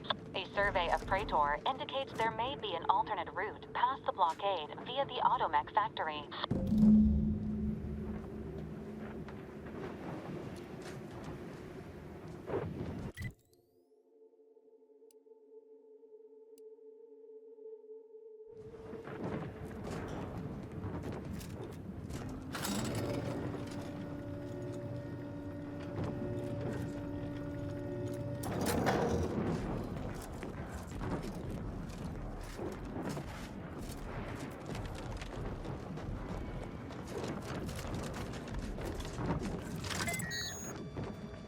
guns cocked and loaded.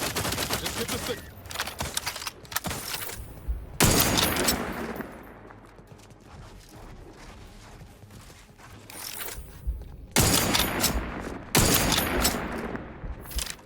I have a fix on their weaknesses.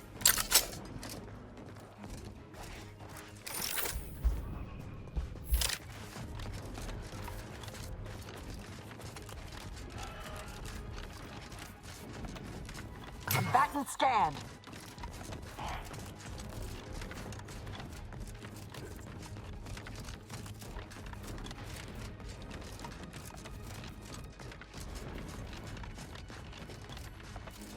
Target analyzed. Lay down fire.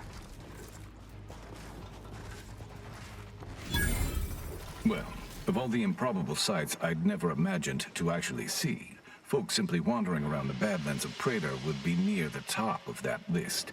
I've not the mind to solve the equation that demonstrates how unlikely it is you've survived enemy combatants, hostile critters, and endless lightning in near equal measure.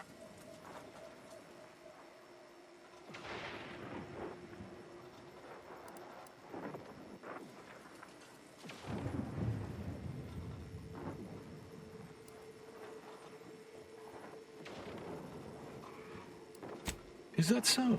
Amusingly enough, I'm inclined to believe you, which means you might be just the help Exemplar Simon's been waiting for.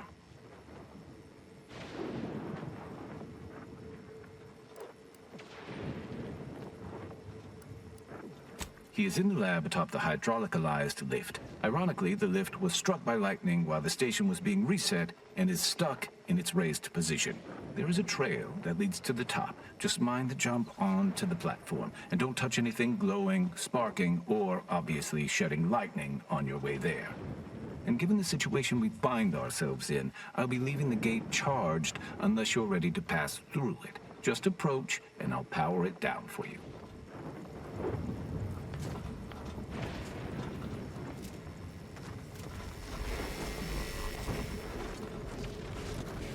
Oh there. Approach the gate and identify yourself if you're looking for access. Should you ever need to exit the station, just approach the gate and I can open it for you.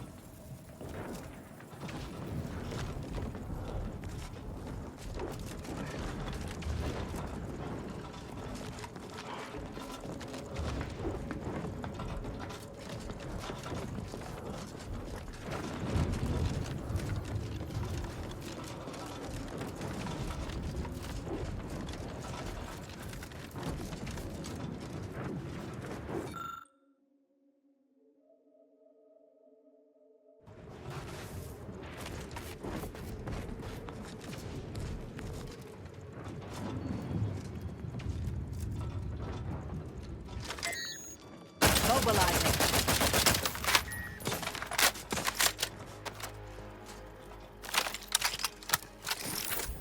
Adversary vulnerabilities identified.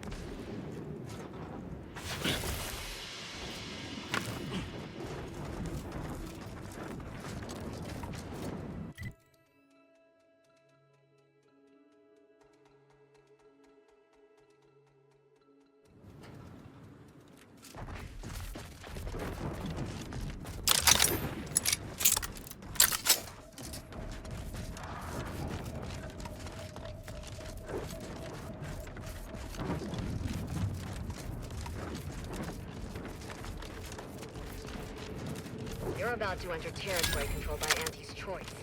Act accordingly, or you'll end up close friends with the inside of a raptor. You know, I reckon half the corpses in here end up as raptor shell. Yes? I spent time as a raptor trainer.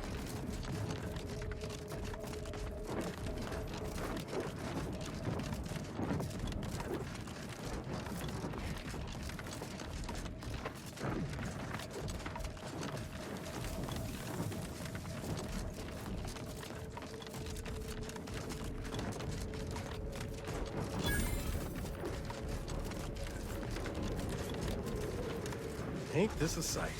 Class consciousness in action. That's right, folks. Keep the chanting going. Welcome, fellow disgruntled worker. Can't say I recognize you. You come from a different plant to support our cause? We're causing trouble. We just found out that we're basically slave labor. And now we're learning to stand up for ourselves.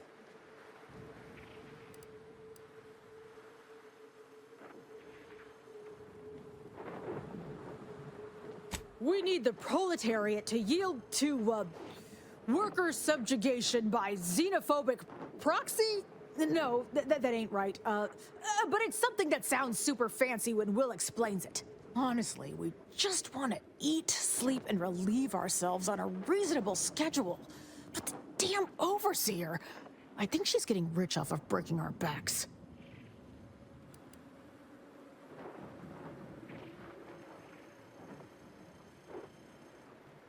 I ain't sure how you're gonna get in. This door is barred from the inside, and I don't think there's another way in on the ground floor. That's right, folks! Keep the chanting going! I can see the overseer up in our office! No more bottles on factory floors! Time for unlocked bathroom doors! With no rest and no downtime, we shouldn't pay for Adrena time! We don't want to make demands, but no more being in bottles and cans!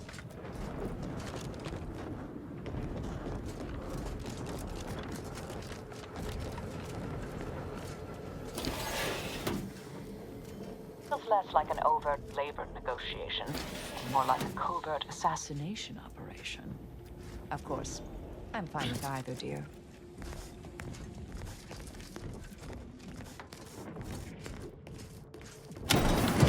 Heads up! Make some space! If you won't let us sleep right, you...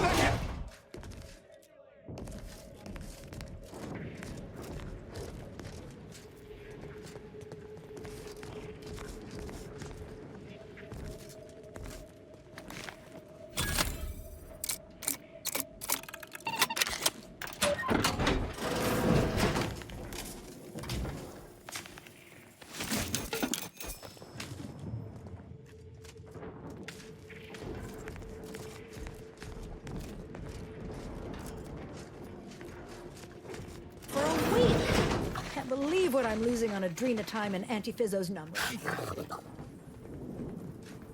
Welcome to Auntie's Fine Product Revitalization Center, where we create tomorrow's brands today. I assume you are the disruption ameliorator from home office?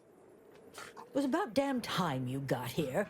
This labor stoppage has put us almost a full week behind schedule and is making me look quite the fool.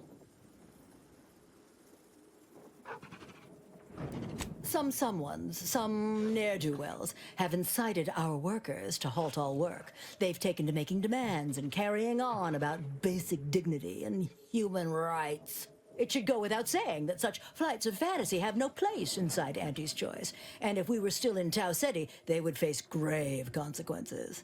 Nevertheless, here we must focus on getting these ingrates back to work, and remind them that they're damn lucky to have Auntie's Choice to dedicate their lives to.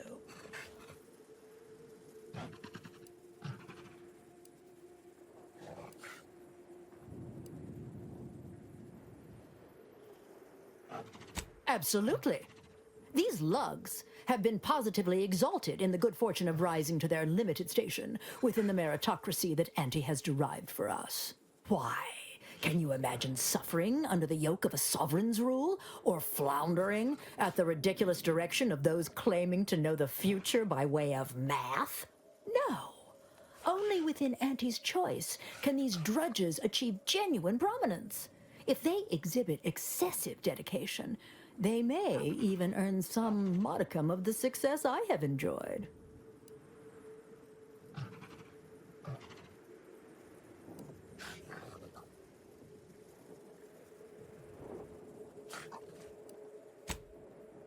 You're asking me? That clearly is your domain.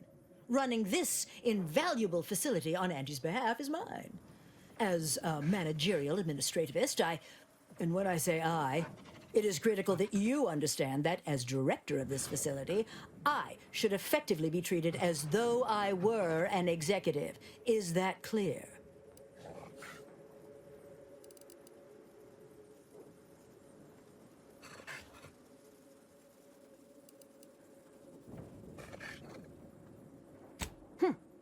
Well, there's no call for rudeness. It's unnecessary, unprofessional, and distracts us from the important business that I have the direct authority to dispatch you upon.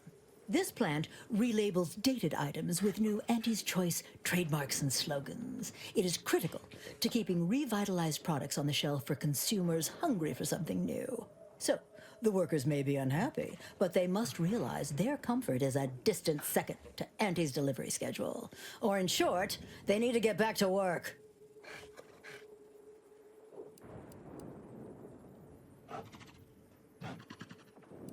My workers are striking people now?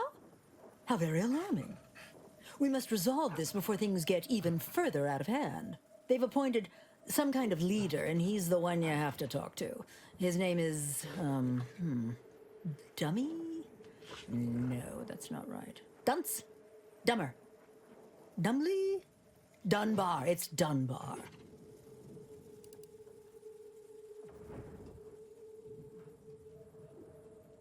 If I'm honest, my gaze is purely focused up the ladder, not down it. I am a very important upper, middle, lower manager, and the way I advance that status scantily involves learning the names and faces of my peons.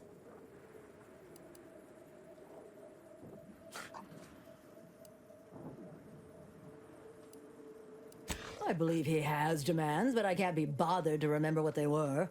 They alter the generous terms Auntie offers, and so are egregious and should be rejected. You will find him up on the landing pad with some of his minions. Go help him understand the situation so everyone can get back to work. That clear?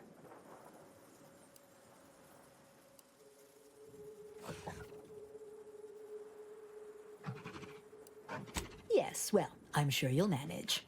Auntie has faith in you, therefore I shall too. Best of luck to you. Remember that your actions don't just reflect on you, you are also representing me, which is to say, you are also representing Auntie. Do us proud.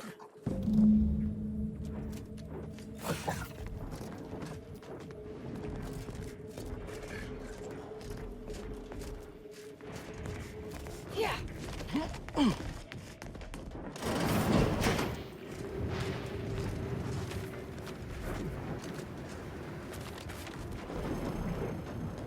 With no rest and no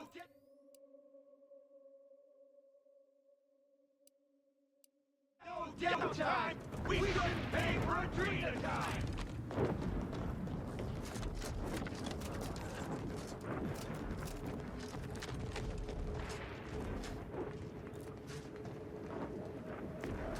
I ain't aiming to seem rude, but I got a lot to deal with right now. Unless this is mighty important, I'll respectfully ask to be left to my business.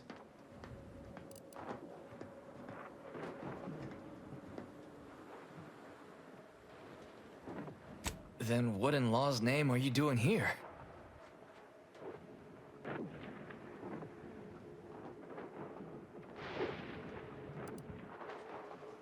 Well, that certainly is unexpected. And potentially wonderful. Assuming, of course, you can actually help us.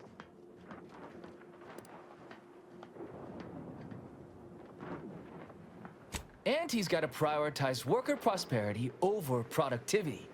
What we've got now is, poor, labor retention techniques? What's going on is, remind me again? An inhospitable occupational environment that ignores worker safety and health concerns. Right, that.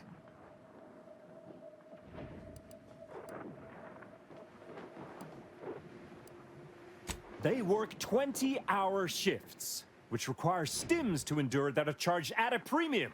Adrena time is actually cheaper on the undisputed claim than it is here. And if that inhuman brutality isn't enough to offend basic decency, they're also barred from using the restroom throughout the business day. Their 20-hour business day. It is an unconscionable condition to keep these workers in. I can't imagine how hard it is for them to coordinate their daily duties.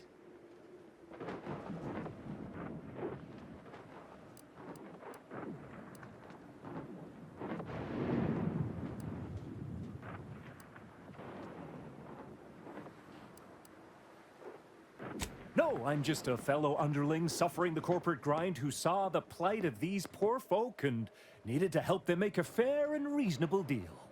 That's right. Leo has been an absolute wealth of what's what. Without him, we would still be toiling under the yoke of oppressive undervaluation due to monstrous mismanagement. Right, that.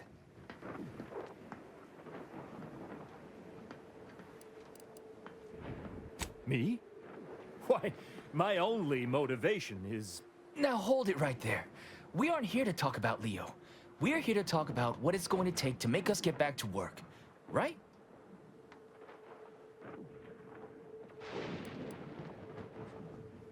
Our shifts need to be reduced to 12 hours a day. 4 hours of personal time ain't even enough to rest, much less get any actual living done.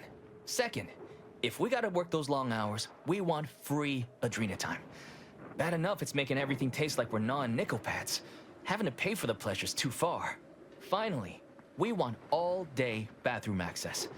Expecting us to fit our necessities into the same 4 hours is just mean.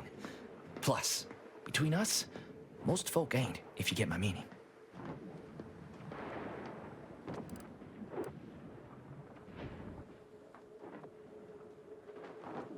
Yeah, well, of course you're gonna find it all ridiculous. You only care about what's best for Auntie. But there are demands all the same. Take them to Griggs.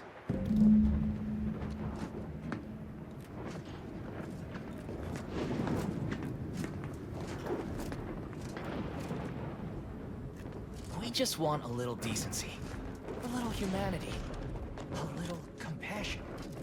That's all. You seem like a go-getter. Let's consume lunch sometime. Have a profitable day.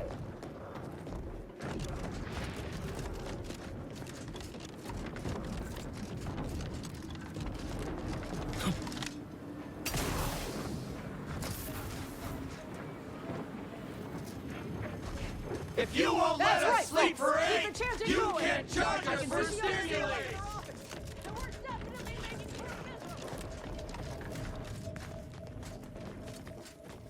Welcome back, Ameliorator. Did you make contact with workers? Do they understand that this stoppage is madness? Are they ready to return?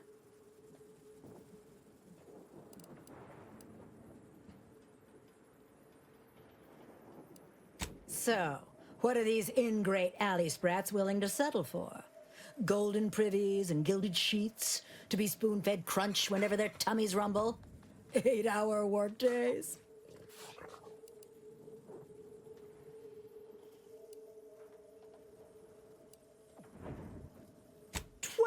Hour?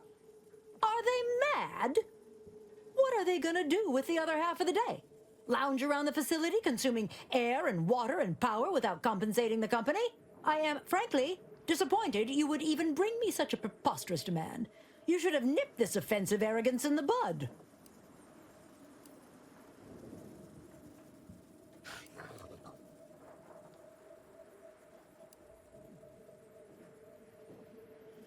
Ah, I understand now. It is important that I see what they are about and how they would choose to conduct themselves. What else do they demand? Free? Free? Nothing inside of Auntie's Choice is free. Law, nothing in life is free. Everything has a cost. Everything. Materials, labor, time, distribution, forced scarcity. Giving something away for free is akin to ignoring the cost of its creation, which is one small step from the system completely breaking down and plunging us all into anarchy.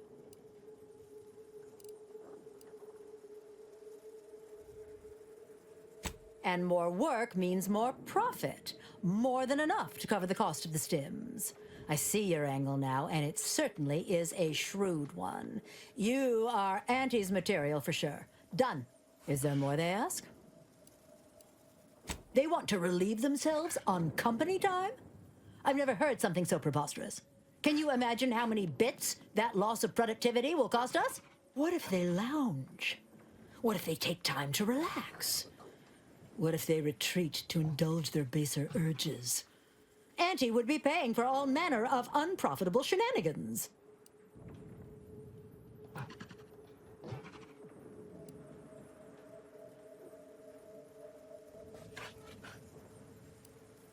You can't imagine because you've never overseen these lazy, slothful, generally undermotivated layabouts.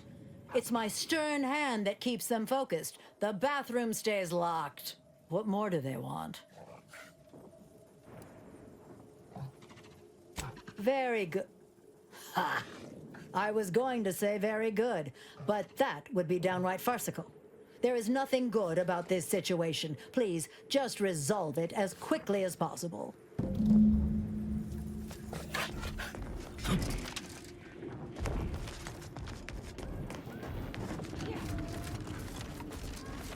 Others get the exact same pay, but only work 12 hours a day. Hello again. Do you have news for us about the negotiations?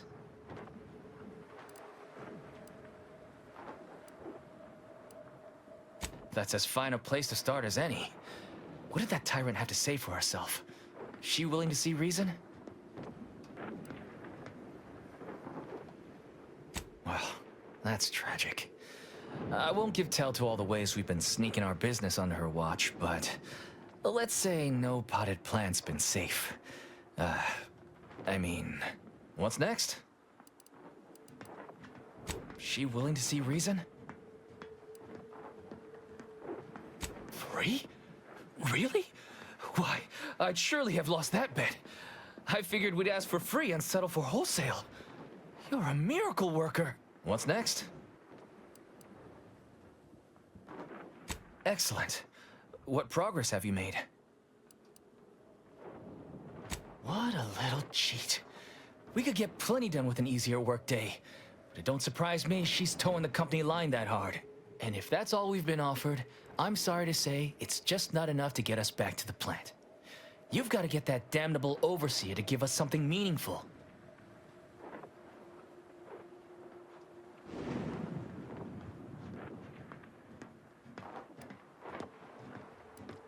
Reasonable? Reasonable? What's reasonable about these terms? You're given a few scraps, so now it's time to go back to being slave labor? Leo's right. We just can't. We are staying here, blocking Auntie's work until at least some of our demands are met. I suggest you go back to the overseer for better terms. Why bother? You know it's not going to help. You should consider my offer. That's not really your concern. Leo has been nice enough to help us find our value here, and the rest doesn't matter. Just please, keep trying to negotiate on our behalf. Right. I'm just here to make sure they get treated fairly, no matter what. And so the work stoppage remains stopped. What? Hello again. Have you had any more luck in getting the overseer to see reason?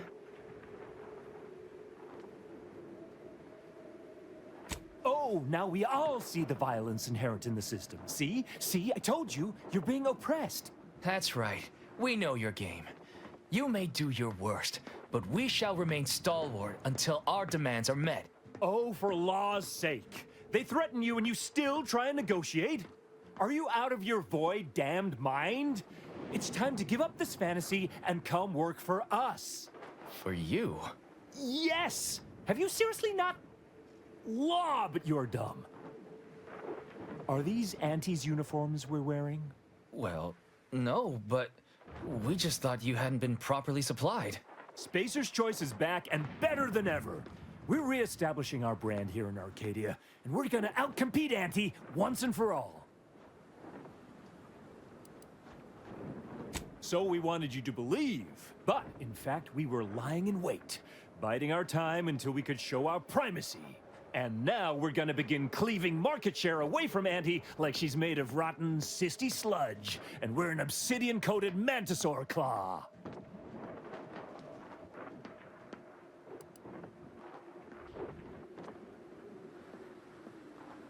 Hey, you've got to start somewhere.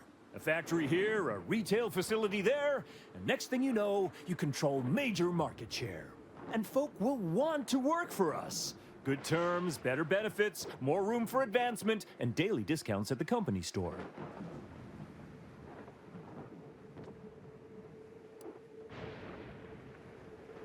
Give the order, and I'll take care of him, Commander.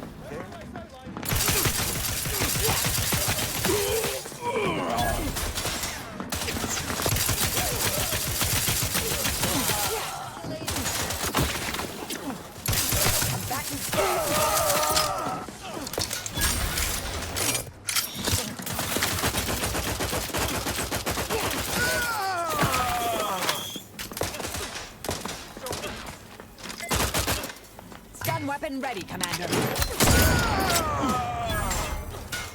Got my lamps on an unfront. Still here. My position.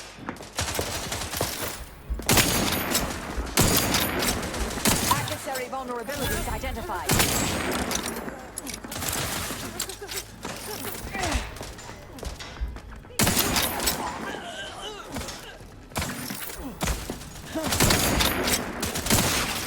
Torpificator at ready status.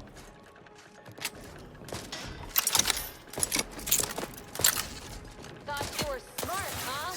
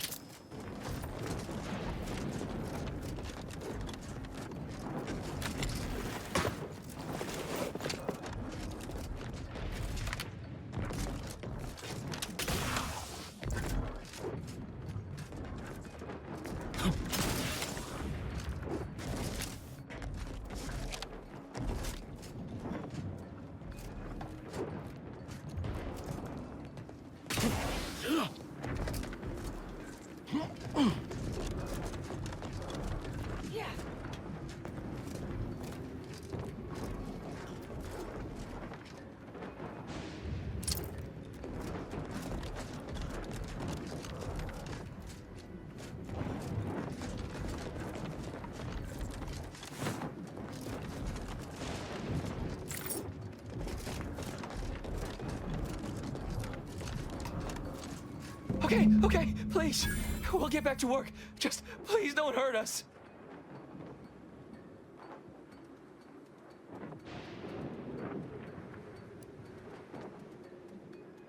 We're sorry. We'll get back to work now. Right now.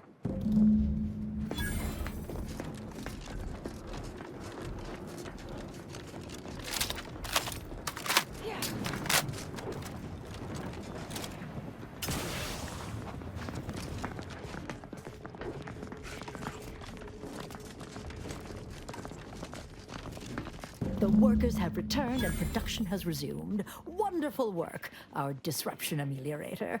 I do wish it had gone more smoothly, but I understand you did what you must. I have already informed the Home Office, and with it, put in an extra sprinkling of mild praise directly with Auntie. She will, no doubt, be excited to learn of my approval. You may tell the executives that dispatched you that you have done an adequate job. Under my keen supervision, of course.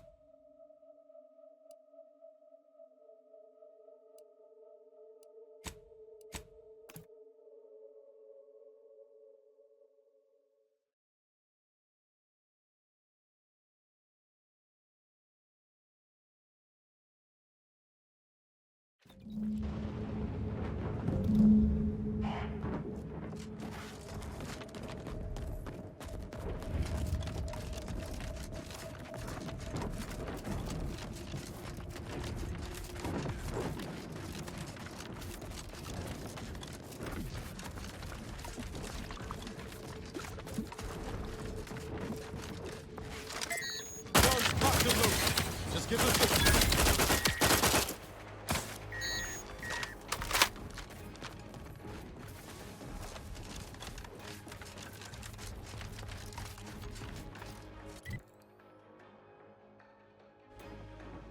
Check your scopes for combatant analysis.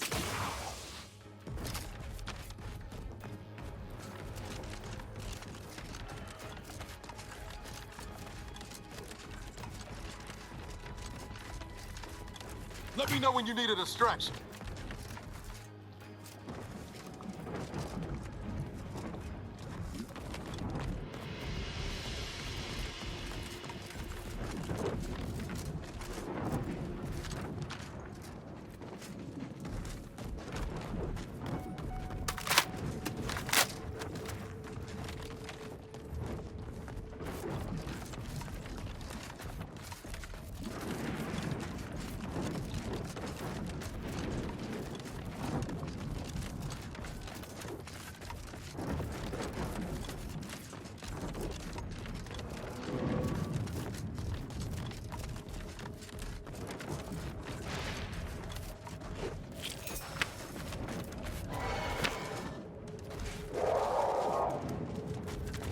I'm not clear what that roar signified, but whatever issued it sounds fierce.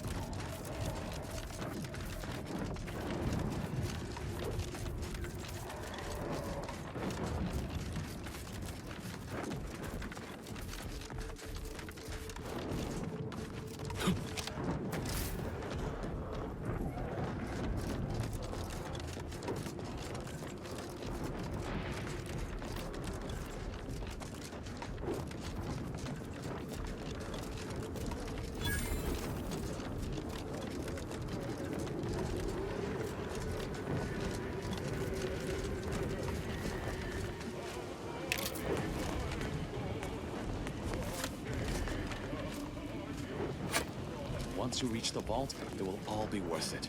Trust. Your arrival cannot be more timely.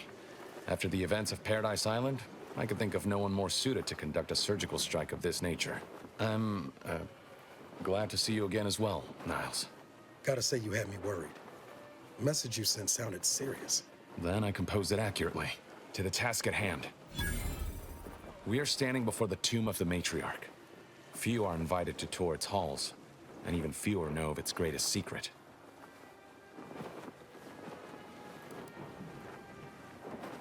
For any subject, visiting the matriarch and first sovereign's resting place is the pinnacle of empty social achievement. But the tomb's corpses are its least important feature. The intelligence my friends risked all to acquire revealed a vault in its lowest level containing the matriarch's body of work, hidden from the public. Who knows what technologies the Protectorate is withholding?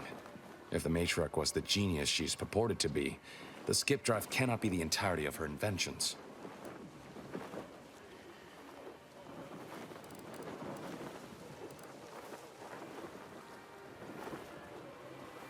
Whatever technological advancements may be sequestered here, the goal is almost certainly to keep the populace of Arcadia subservient to the pernicious whims of its governing body. But not for much longer. We are going to liberate any and all of the matriarch's research, whatever it may be, and distribute it to the people.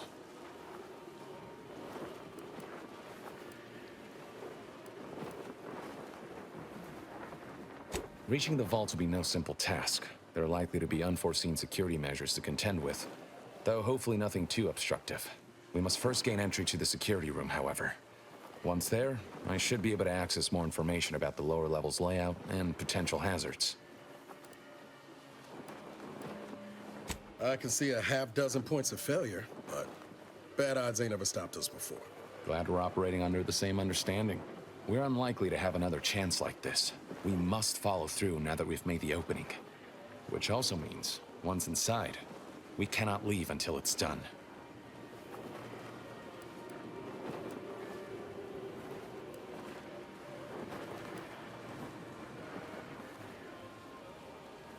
There's no one else left. Consul made damn sure of that. The failure at the Vox, an escaped prisoner, cannot be tolerated. The Consul ordered a colony-wide search that netted the rest of our cell. Audra blames herself, even though she shouldn't. Don't tell me how to feel, Zeb. You mind your guilt, I'll mind mine.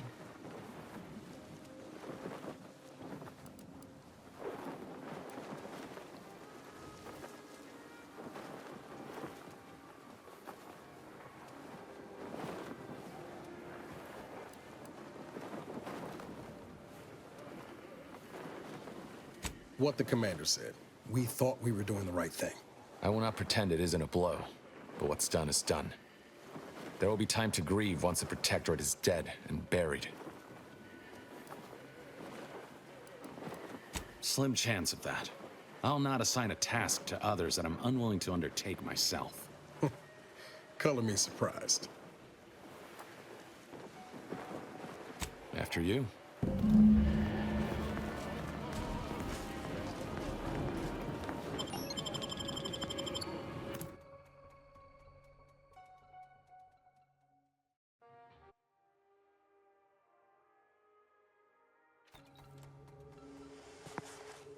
Stay close and keep silent. The less attention we draw, the better.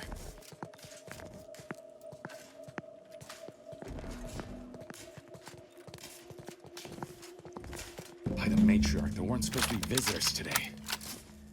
That Sentinel and Docent are gonna put splinters in our plan if they're not dealt with. You hang back here. The commander and I'll take care of this. Gladly. I'll rejoin you once the path is clear.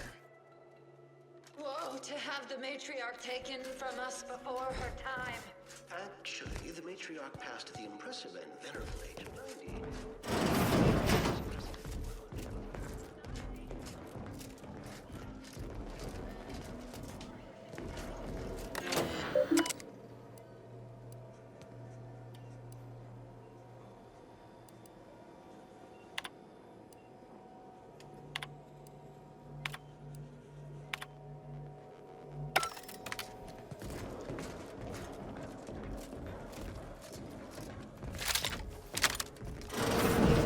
Ready to waste them.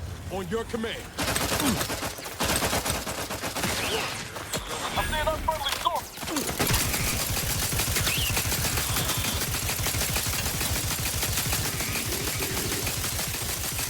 Target analyzed. Lay down fire.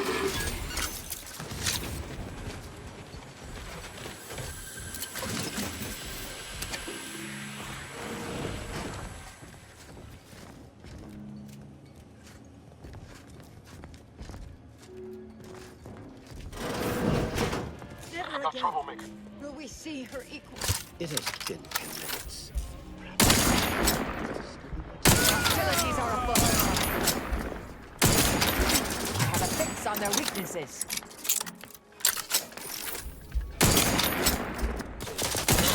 Taken care of. We can continue. Wait there. I'll come to you.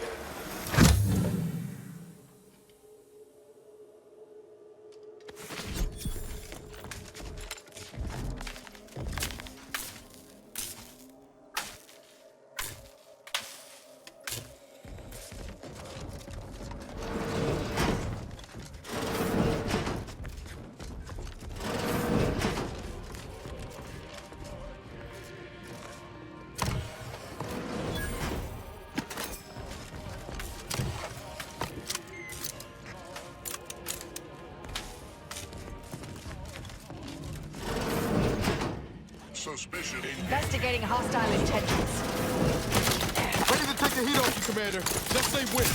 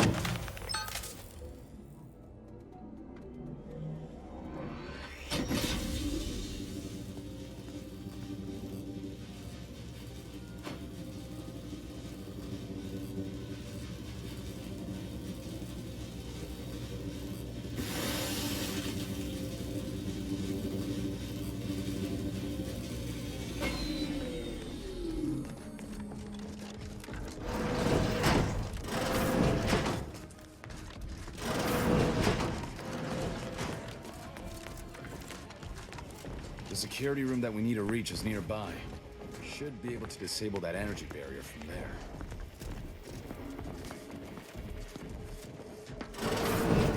Who goes? I only is allowed in here without the proper authorization. Ah, I see you have come armed. Intruders, then. I suppose you intend to extract my surrender through means most lurid and foul. Damn, the head curator. I had hoped to slip in before his shift, but no matter. We cannot allow him to leave and raise the alarm. He must be dispatched, quickly. How's that now? Now hold on. I know we had to kill that fella with the Sentinel, but this man's unarmed. He's already surrendered.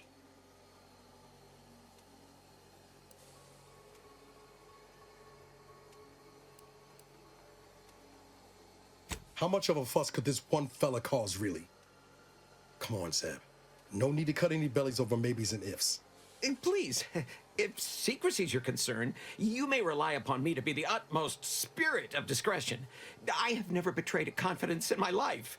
Allowing him to leave would be a grave error of mercy, one we can ill afford in this place.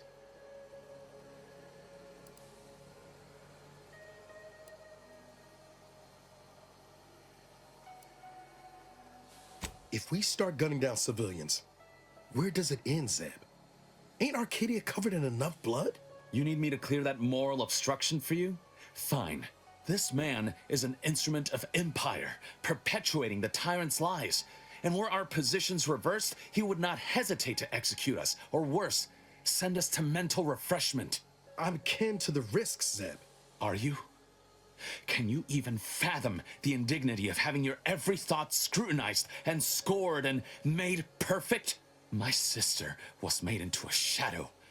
I endured daily sessions with the lathe of particularity and still find myself policing my own mind for untoward proclivities and inclinations.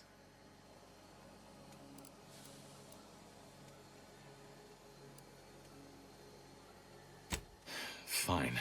Seeing as you both like the stomach, I suggest turning away now. No! No! Matriarch, preserve me! Seems you couldn't be bothered. Feels ugly and wrong, what we just did. Doubt the Earth Directorate would approve neither.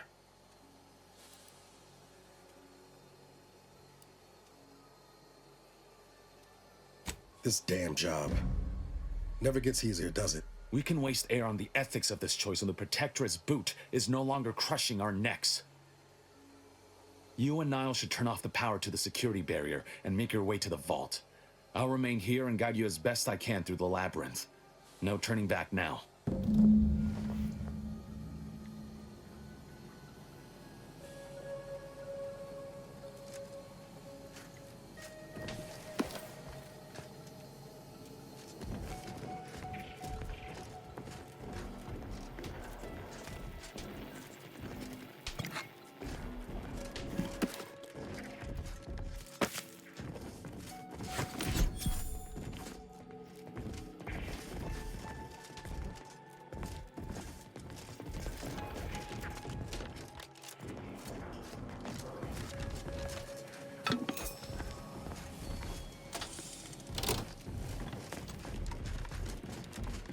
No going back from here. Not until we've done what we came to.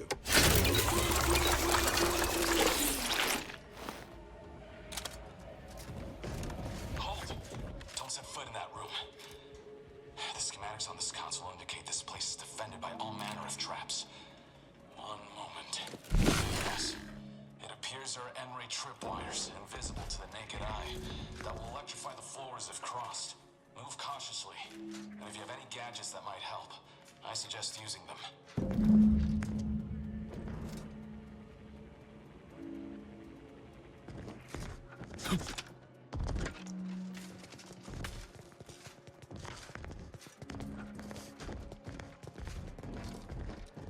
Over here, Commander. Reckon I found something that might be useful later.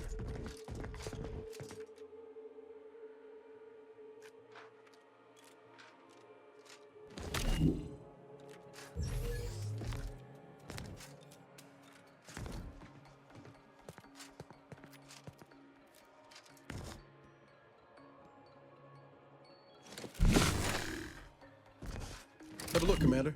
With a little elbow grease and some inadvisable engineering, reckon I can finagle these components into a fine explosive gel. Who knows? Could come in handy.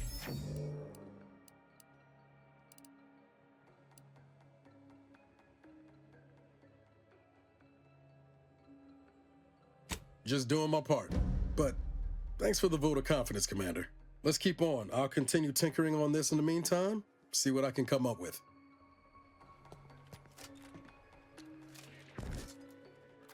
You've made it through. Good.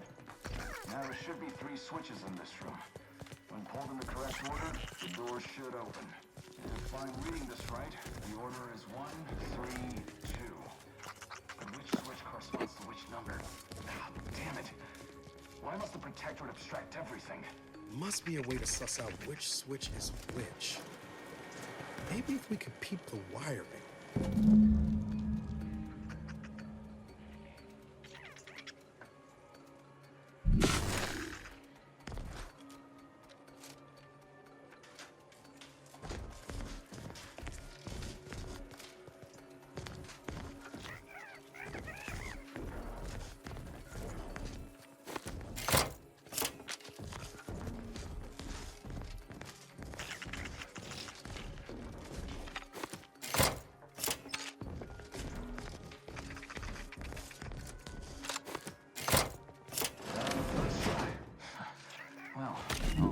A stroke of good fortune.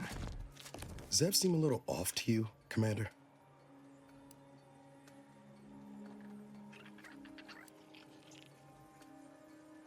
I think he's starting to worry me. That whole business with the curator. Never seen Zeb so eager for bloodletting before. He's a changed man. Just ain't sure it's for the better.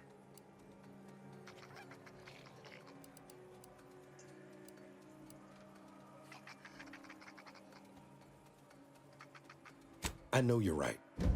Suppose part of me still feels responsible for what he's gone through. If only I stuck it out, maybe then, well, no use stewing. We've still got a vault to break into and tyrannical government to topple. That vault door is quite the obstruction. Fortunately, there should be a code. No. Fuck! They changed it recently. That shouldn't have happened until next week. I'm certain I can diagnose the issue. Now that you've cleared the way, I'll come down and join you.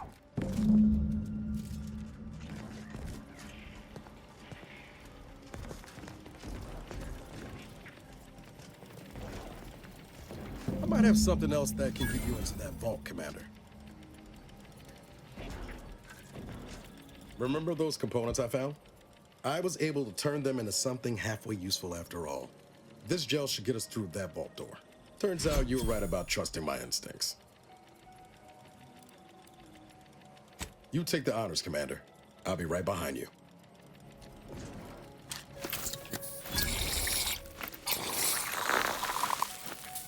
I was hoping for a more subtle incursion, but no matter.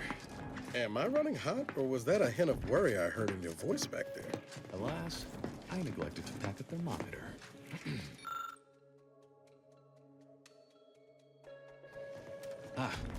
This terminal should allow me to retrieve all the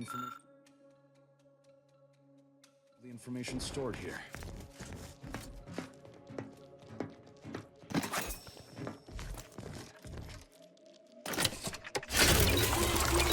This can't be right.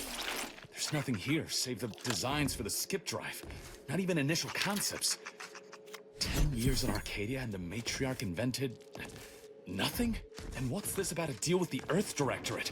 We need to talk. Now. In times of darkness, we must hold our principles dear. I fear the longer this war continues, the further we stray from them. Every step we take must honor the matriarch. I tell Henry this, but he is set in his ways. His notions regarding these rifts are sorely misguided. Why close them when we can use them to Arcadia's benefit? It matters not what the Order thinks, what the doubters say. The Architect bestowed us with the power of skip drives so that we may secure a perfect future.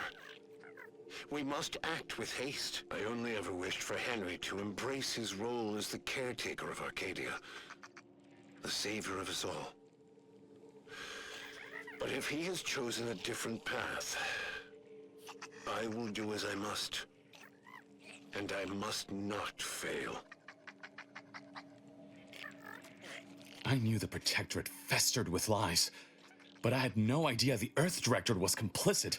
Niles, did you know? Slow up, Zeb. What are you talking about?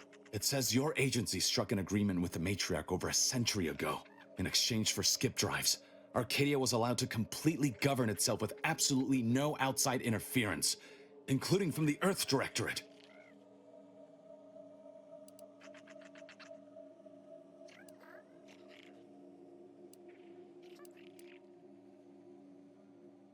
Must be why the chief said we'd be on our own if we were caught. We were breaking the terms of this agreement. Unbelievable. If this information is true, then the Earth Directorate permitted the Matriarch to create a colony filled with her vassals, enslaved to her will.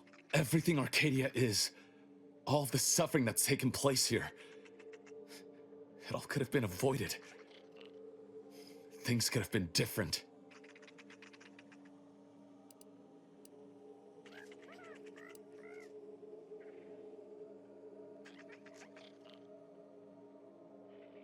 That's just another story those in power tell to keep the rest of us complacent.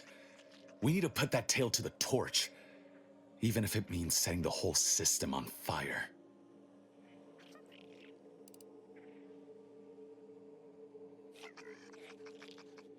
Don't you understand? Something has to change. Things cannot continue as they are, even if it means casualties. Let's say you're right, Zeb. What comes next? I confess, my plans for after are more nebulous. The problems of that time are for greater minds than mine to solve, but they should have that opportunity, and we can create it for them.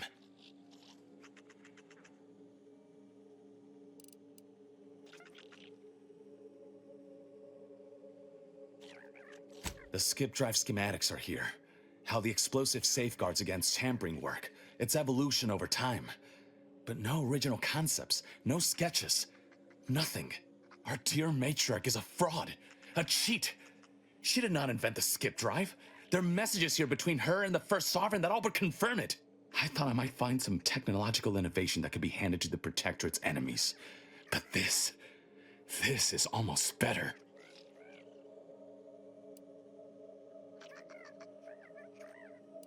By releasing this information, we can thoroughly crush the image the Protectorate has been built upon.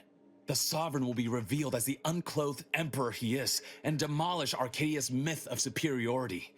If we administer truth to the people, their strength will return. Erstwhile, giving the skip drive designs to the Protectorate's enemies will even the fight. Their technological prowess will be made into nothing. Everything will come apart.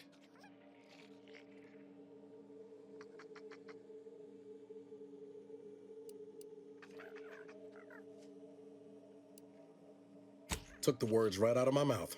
Not to mention how this agreement with the Protectorate will completely destroy the Earth Directorate's reputation. I was not aware of such a connection between rifts and the skip drives.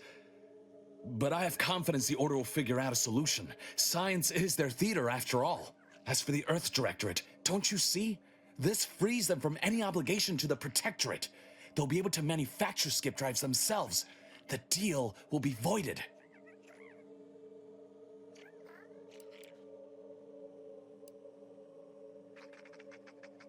It's worth holding the Earth Directorate's feet to the fire for this deal, but I don't think the entire organization should be judged by its worst decision. It's done a lot of good, too. Plus, making the skip drive tech available, that's like throwing a lit match into a fuel converter. Can't think of a worse idea right now. Do you think the Protectorate stand around debating the potential for injury? No. They act, and so must we. Damn the consequences.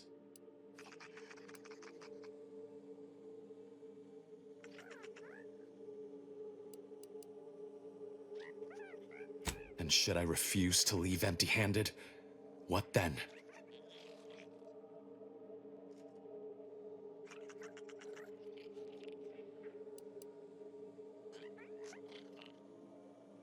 Short of shooting me? No.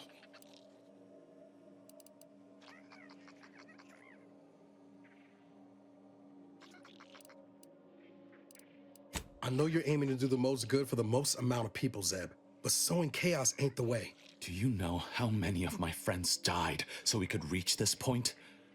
Audra almost perished under Sentinel's instruments as well. And you would have me what? Give up now on the cusp of victory? Lay bare my throat for the Protectorate machine to cut? I am listening. Though I suppose I could stand to be a little more receptive. Out of respect for my friend, I will forestall the release of this information and seek another avenue to help liberate the people of Arcadia. I'll remain here for a while longer to cover our tracks. The Protectorate will discover the break-in, but hopefully never learn more specifics of what we did and found. Guess this is goodbye. Only for now. If we both come out of this war intact, I'll find you. If you wish to be found, of course. I want to talk it over with the commander, but yeah, maybe we can work something out.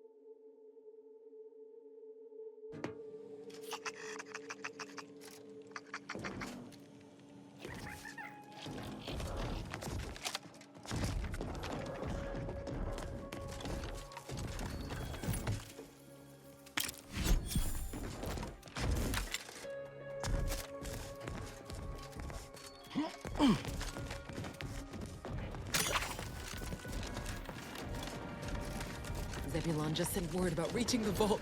We really did it.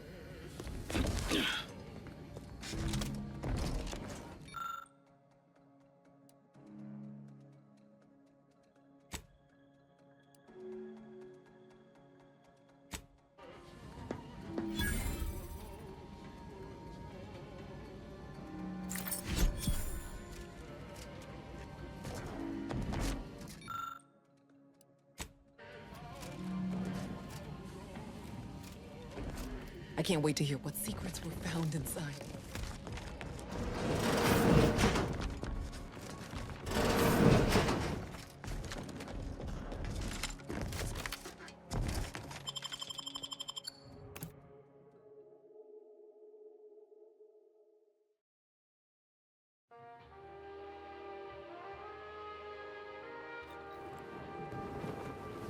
Don't even know where to start with everything that happened in there. At least we were able to talk Zeb out of his plan to release everything we uncovered. I'm all for sowing chaos in the Protectorate, but that kind of information is liable to do more harm than good in the wrong hands.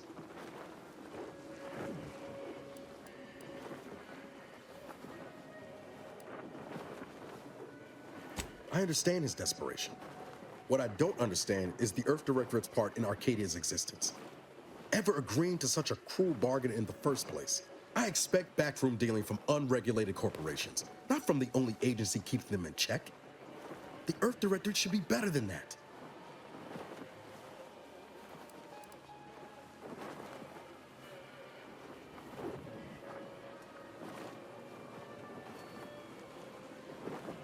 You're telling me you wouldn't have done things differently, or at least tried to.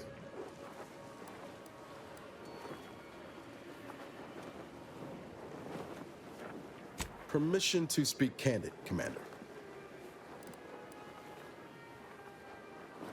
Strange as it sounds, this whole experience with Zeb has helped me finally understand the position Augustine was in. Back at Horizon Point, ain't easy having to decide between your allies and protecting untold innocence.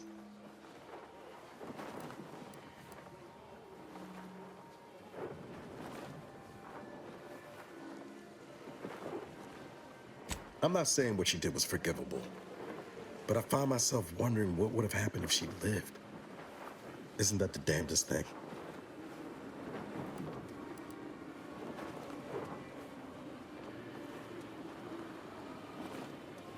Same could be said for Zed. Law, even for us. And intentions do matter. If I accidentally trip you, that's a lot different than aiming my foot at your shins, ain't it?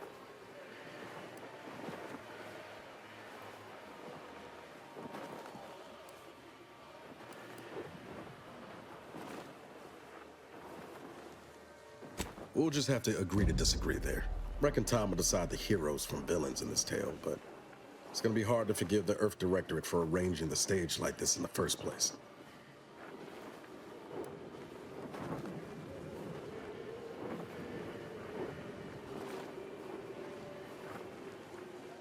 Defect from the Earth Directorate?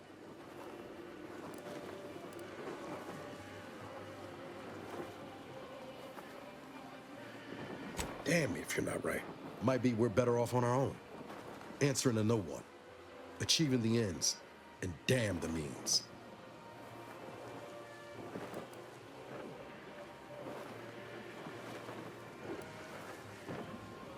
Can't believe I wasted so many years. Guns down, waiting on rescue from the Earth Directorate. Never again. Thanks for helping me finally shed the rose-tinted goggles, Commander. Only regret it took so long.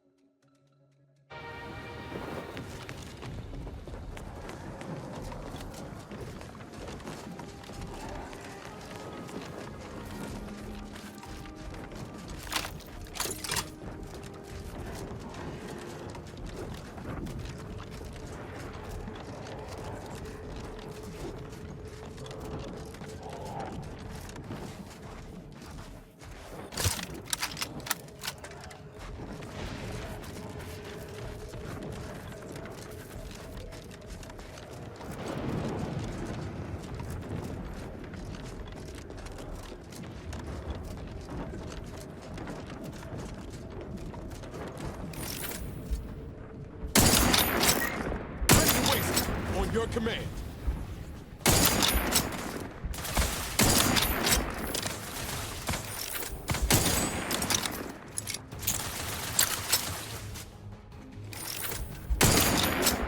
Target analyzed. Lay down fire.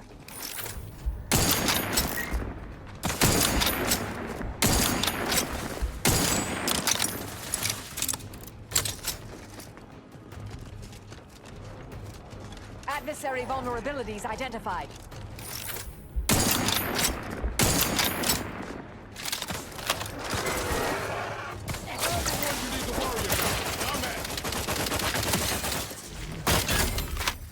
Back and scan.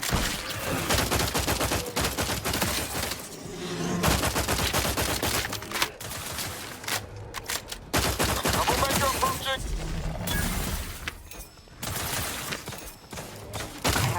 On their weaknesses.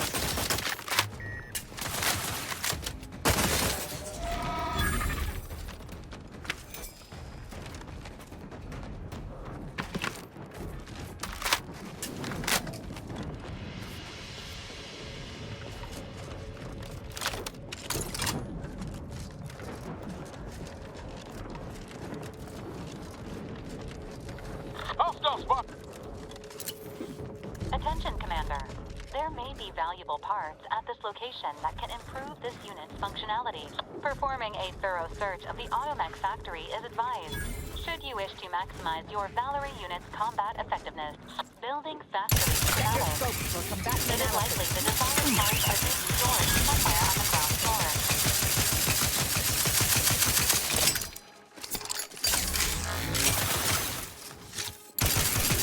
Fire, folks!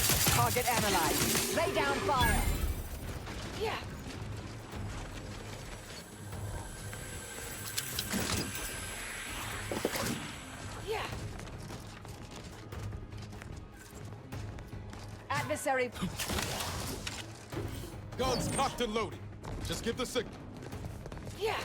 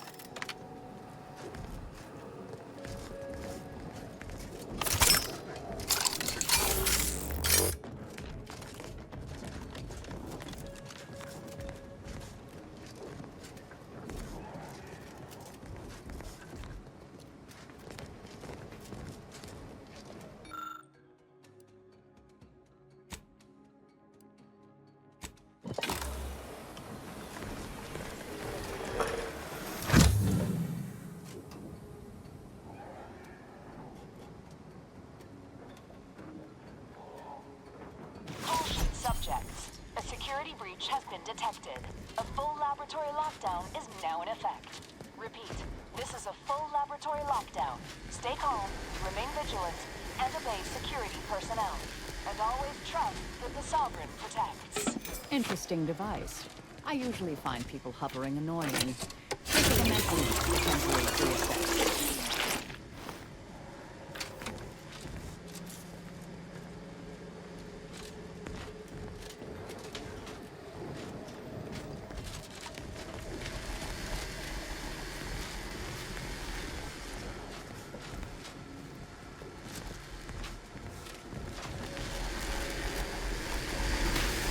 Vitals critical. Hey, something there!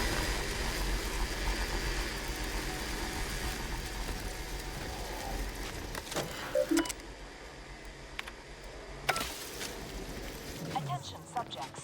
The laboratory lockdown continues. You may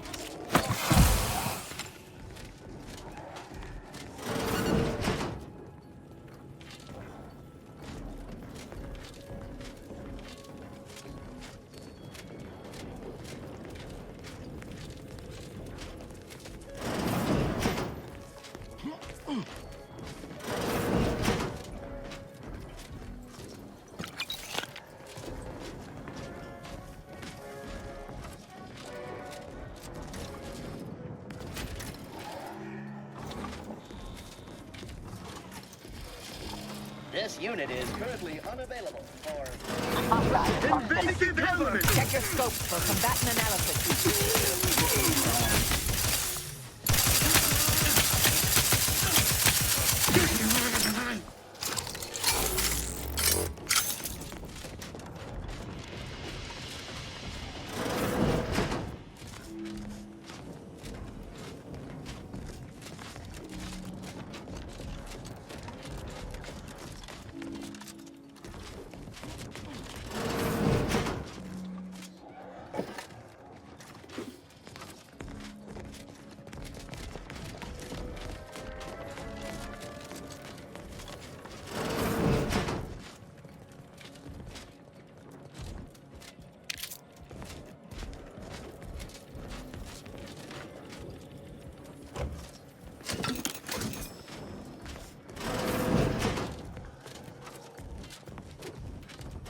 Troublemaker approach. Proceeding to attack.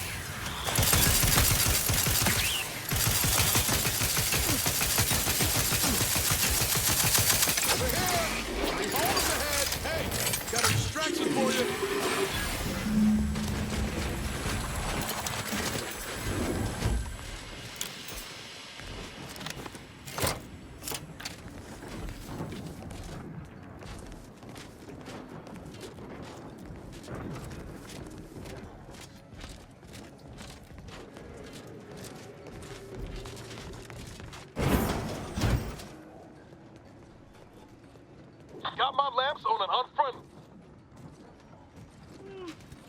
handles it. On your toes. I have a fix on their weaknesses.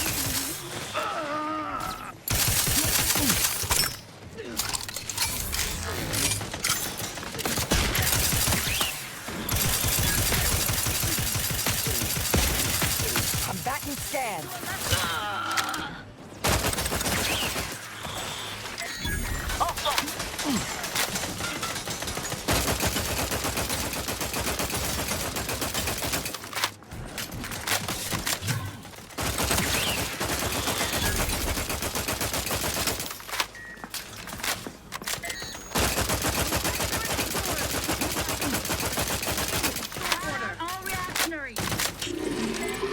Adversary vulnerabilities identified.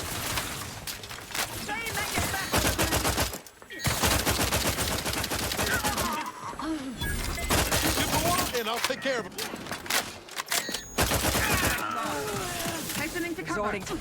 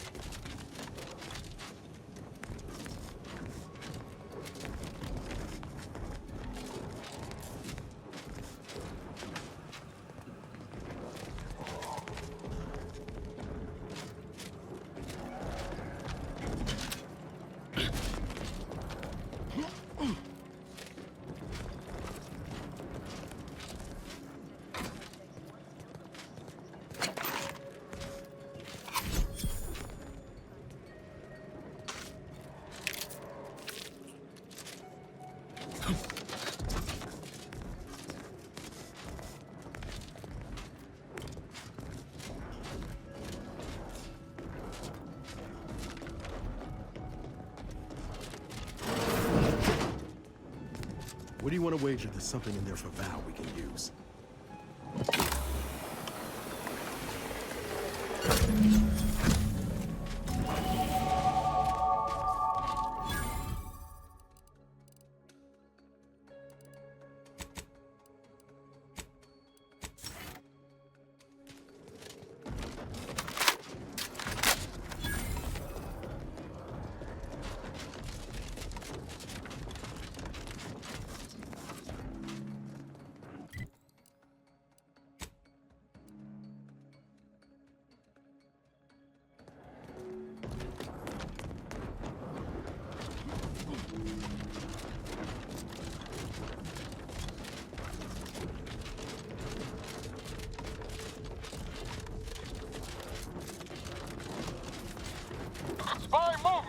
Ratcheting up my aggression.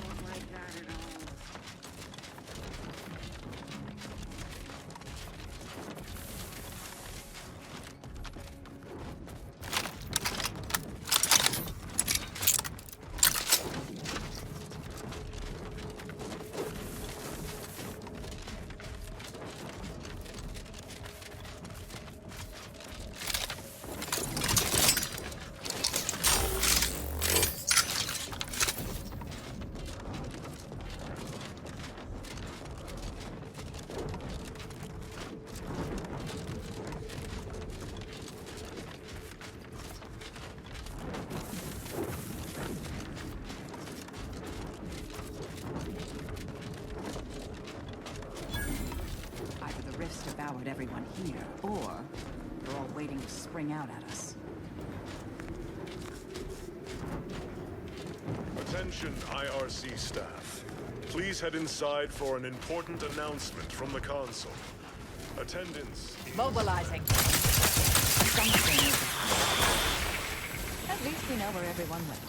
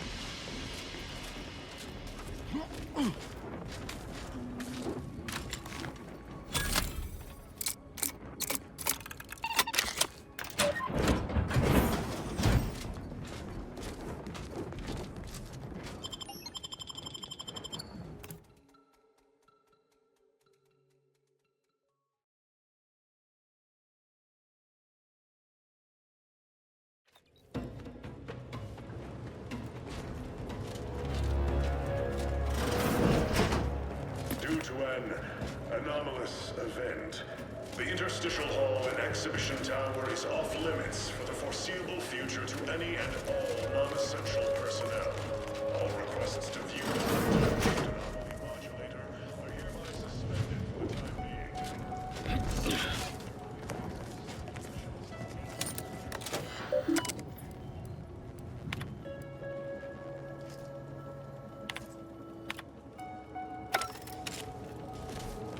Subjects, listen well. Days ago, our beloved sovereign, in his infinite wisdom, submitted himself to mental refreshment to strengthen his resolve for the good of all. At his command, I, Emery Thoreau, now accept the responsibility of shepherding you through these dark times until our sovereign's blessed return. I shall not take this duty lightly, for I address you today not as the consul, nor even as your new leader, which I am, but as a simple man who wants nothing more than to defend his home and his neighbors. But I cannot do it alone. The sovereign's a downright dove compared to the consul. This is gonna be bad for everyone. Wonder how long ago the Order predicted this. Assume the presiding bishop's been keen to the possibility for some time.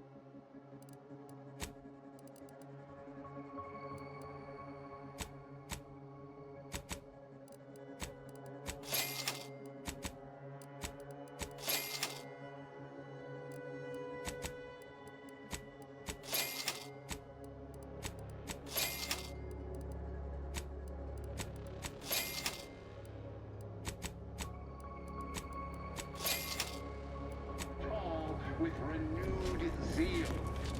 Together, we will finish our great sovereign's work and purge Arcadia of those who... Ready to take the heat off, Commander. Just say when.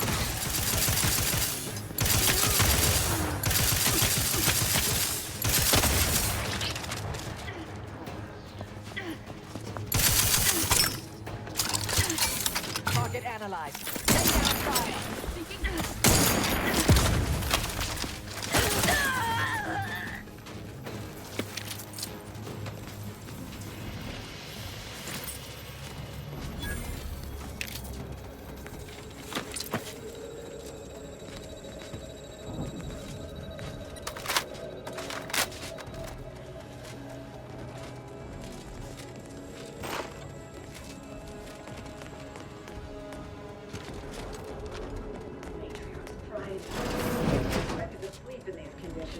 Better than bivouacking on Cloister. Eyes up. Hostiles. The console provides...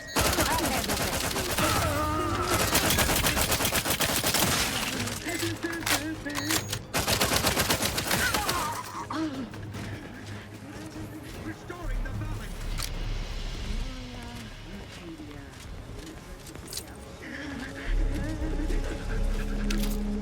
Contact reestablished.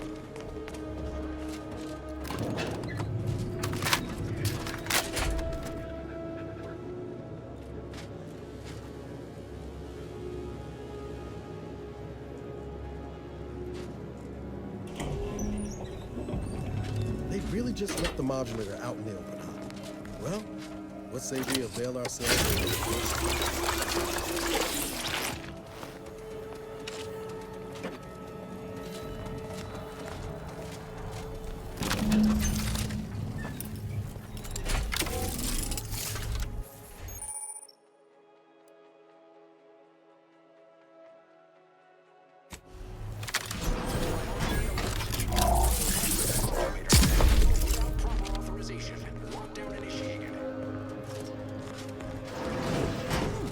Quite a quandary there, isn't it?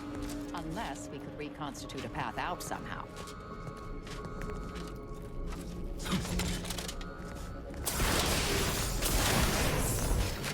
To the unsubtle thief. Yes, you with... It's not every day that someone is fool enough to break into the Interstitial Reconfiguration Center. I'd be obliged if you would regale me with the tale of how you managed to get this far.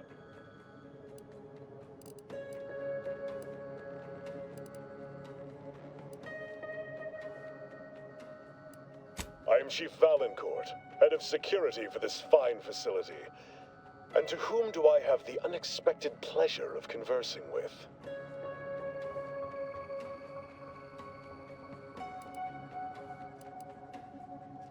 Indeed. And what is it you intend to do with that modulator? fascinating that you've made it this far laboring under such delusions. No matter. I will await you in the hangar, where bullets may fly more freely than words, if you survive that long.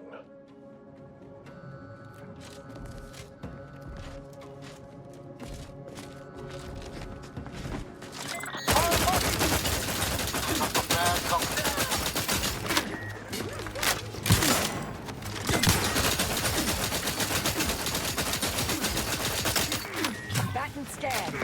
Replenishing my...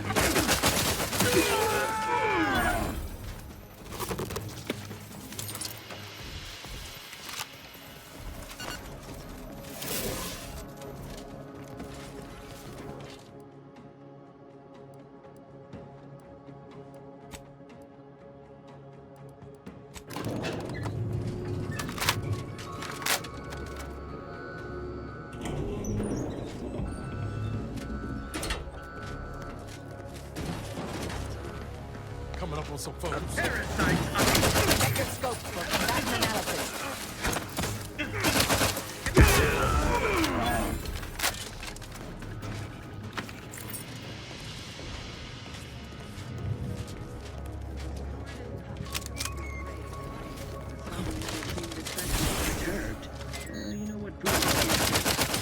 To attack. Careful. Ratcheting up my aggression.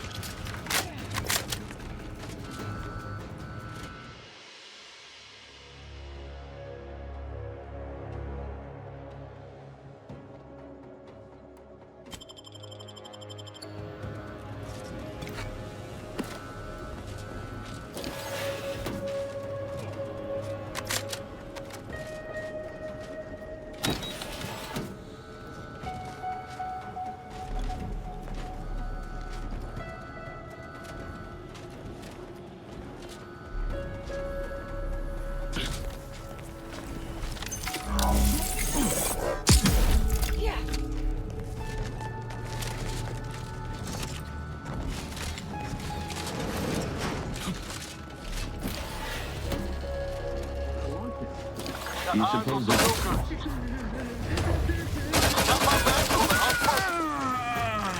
I have a fix on their weaknesses. Standing by to stupefy.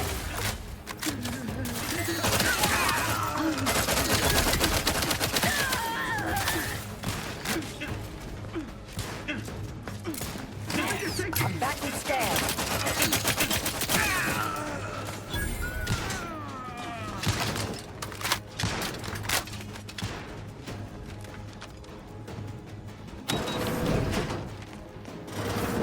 Adversary vulnerabilities identified.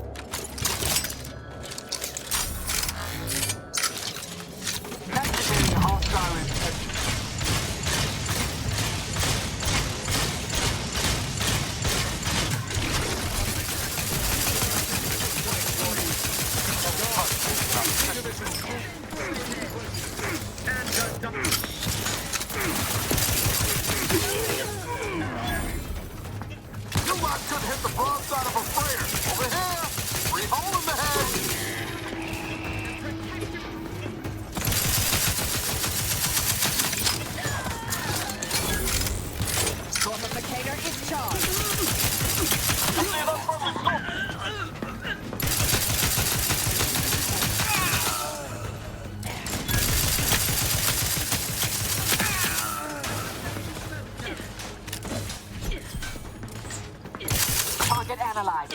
Lay down front.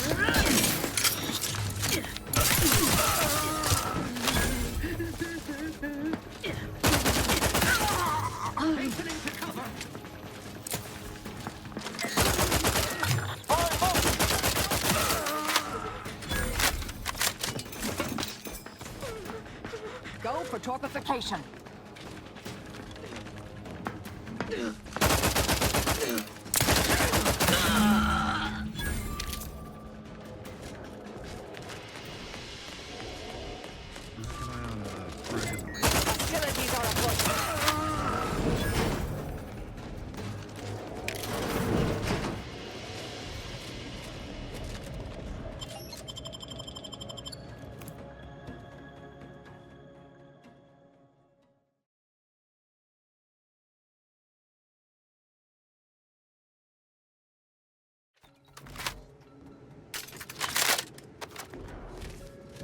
that you have the rift modulator. Any previously inaccessible rifts could be worth revisiting. Rifts may contain useful equipment and resources. However, due to the chaotic nature of reconstitution, some creative problem solving may be required in reaching them.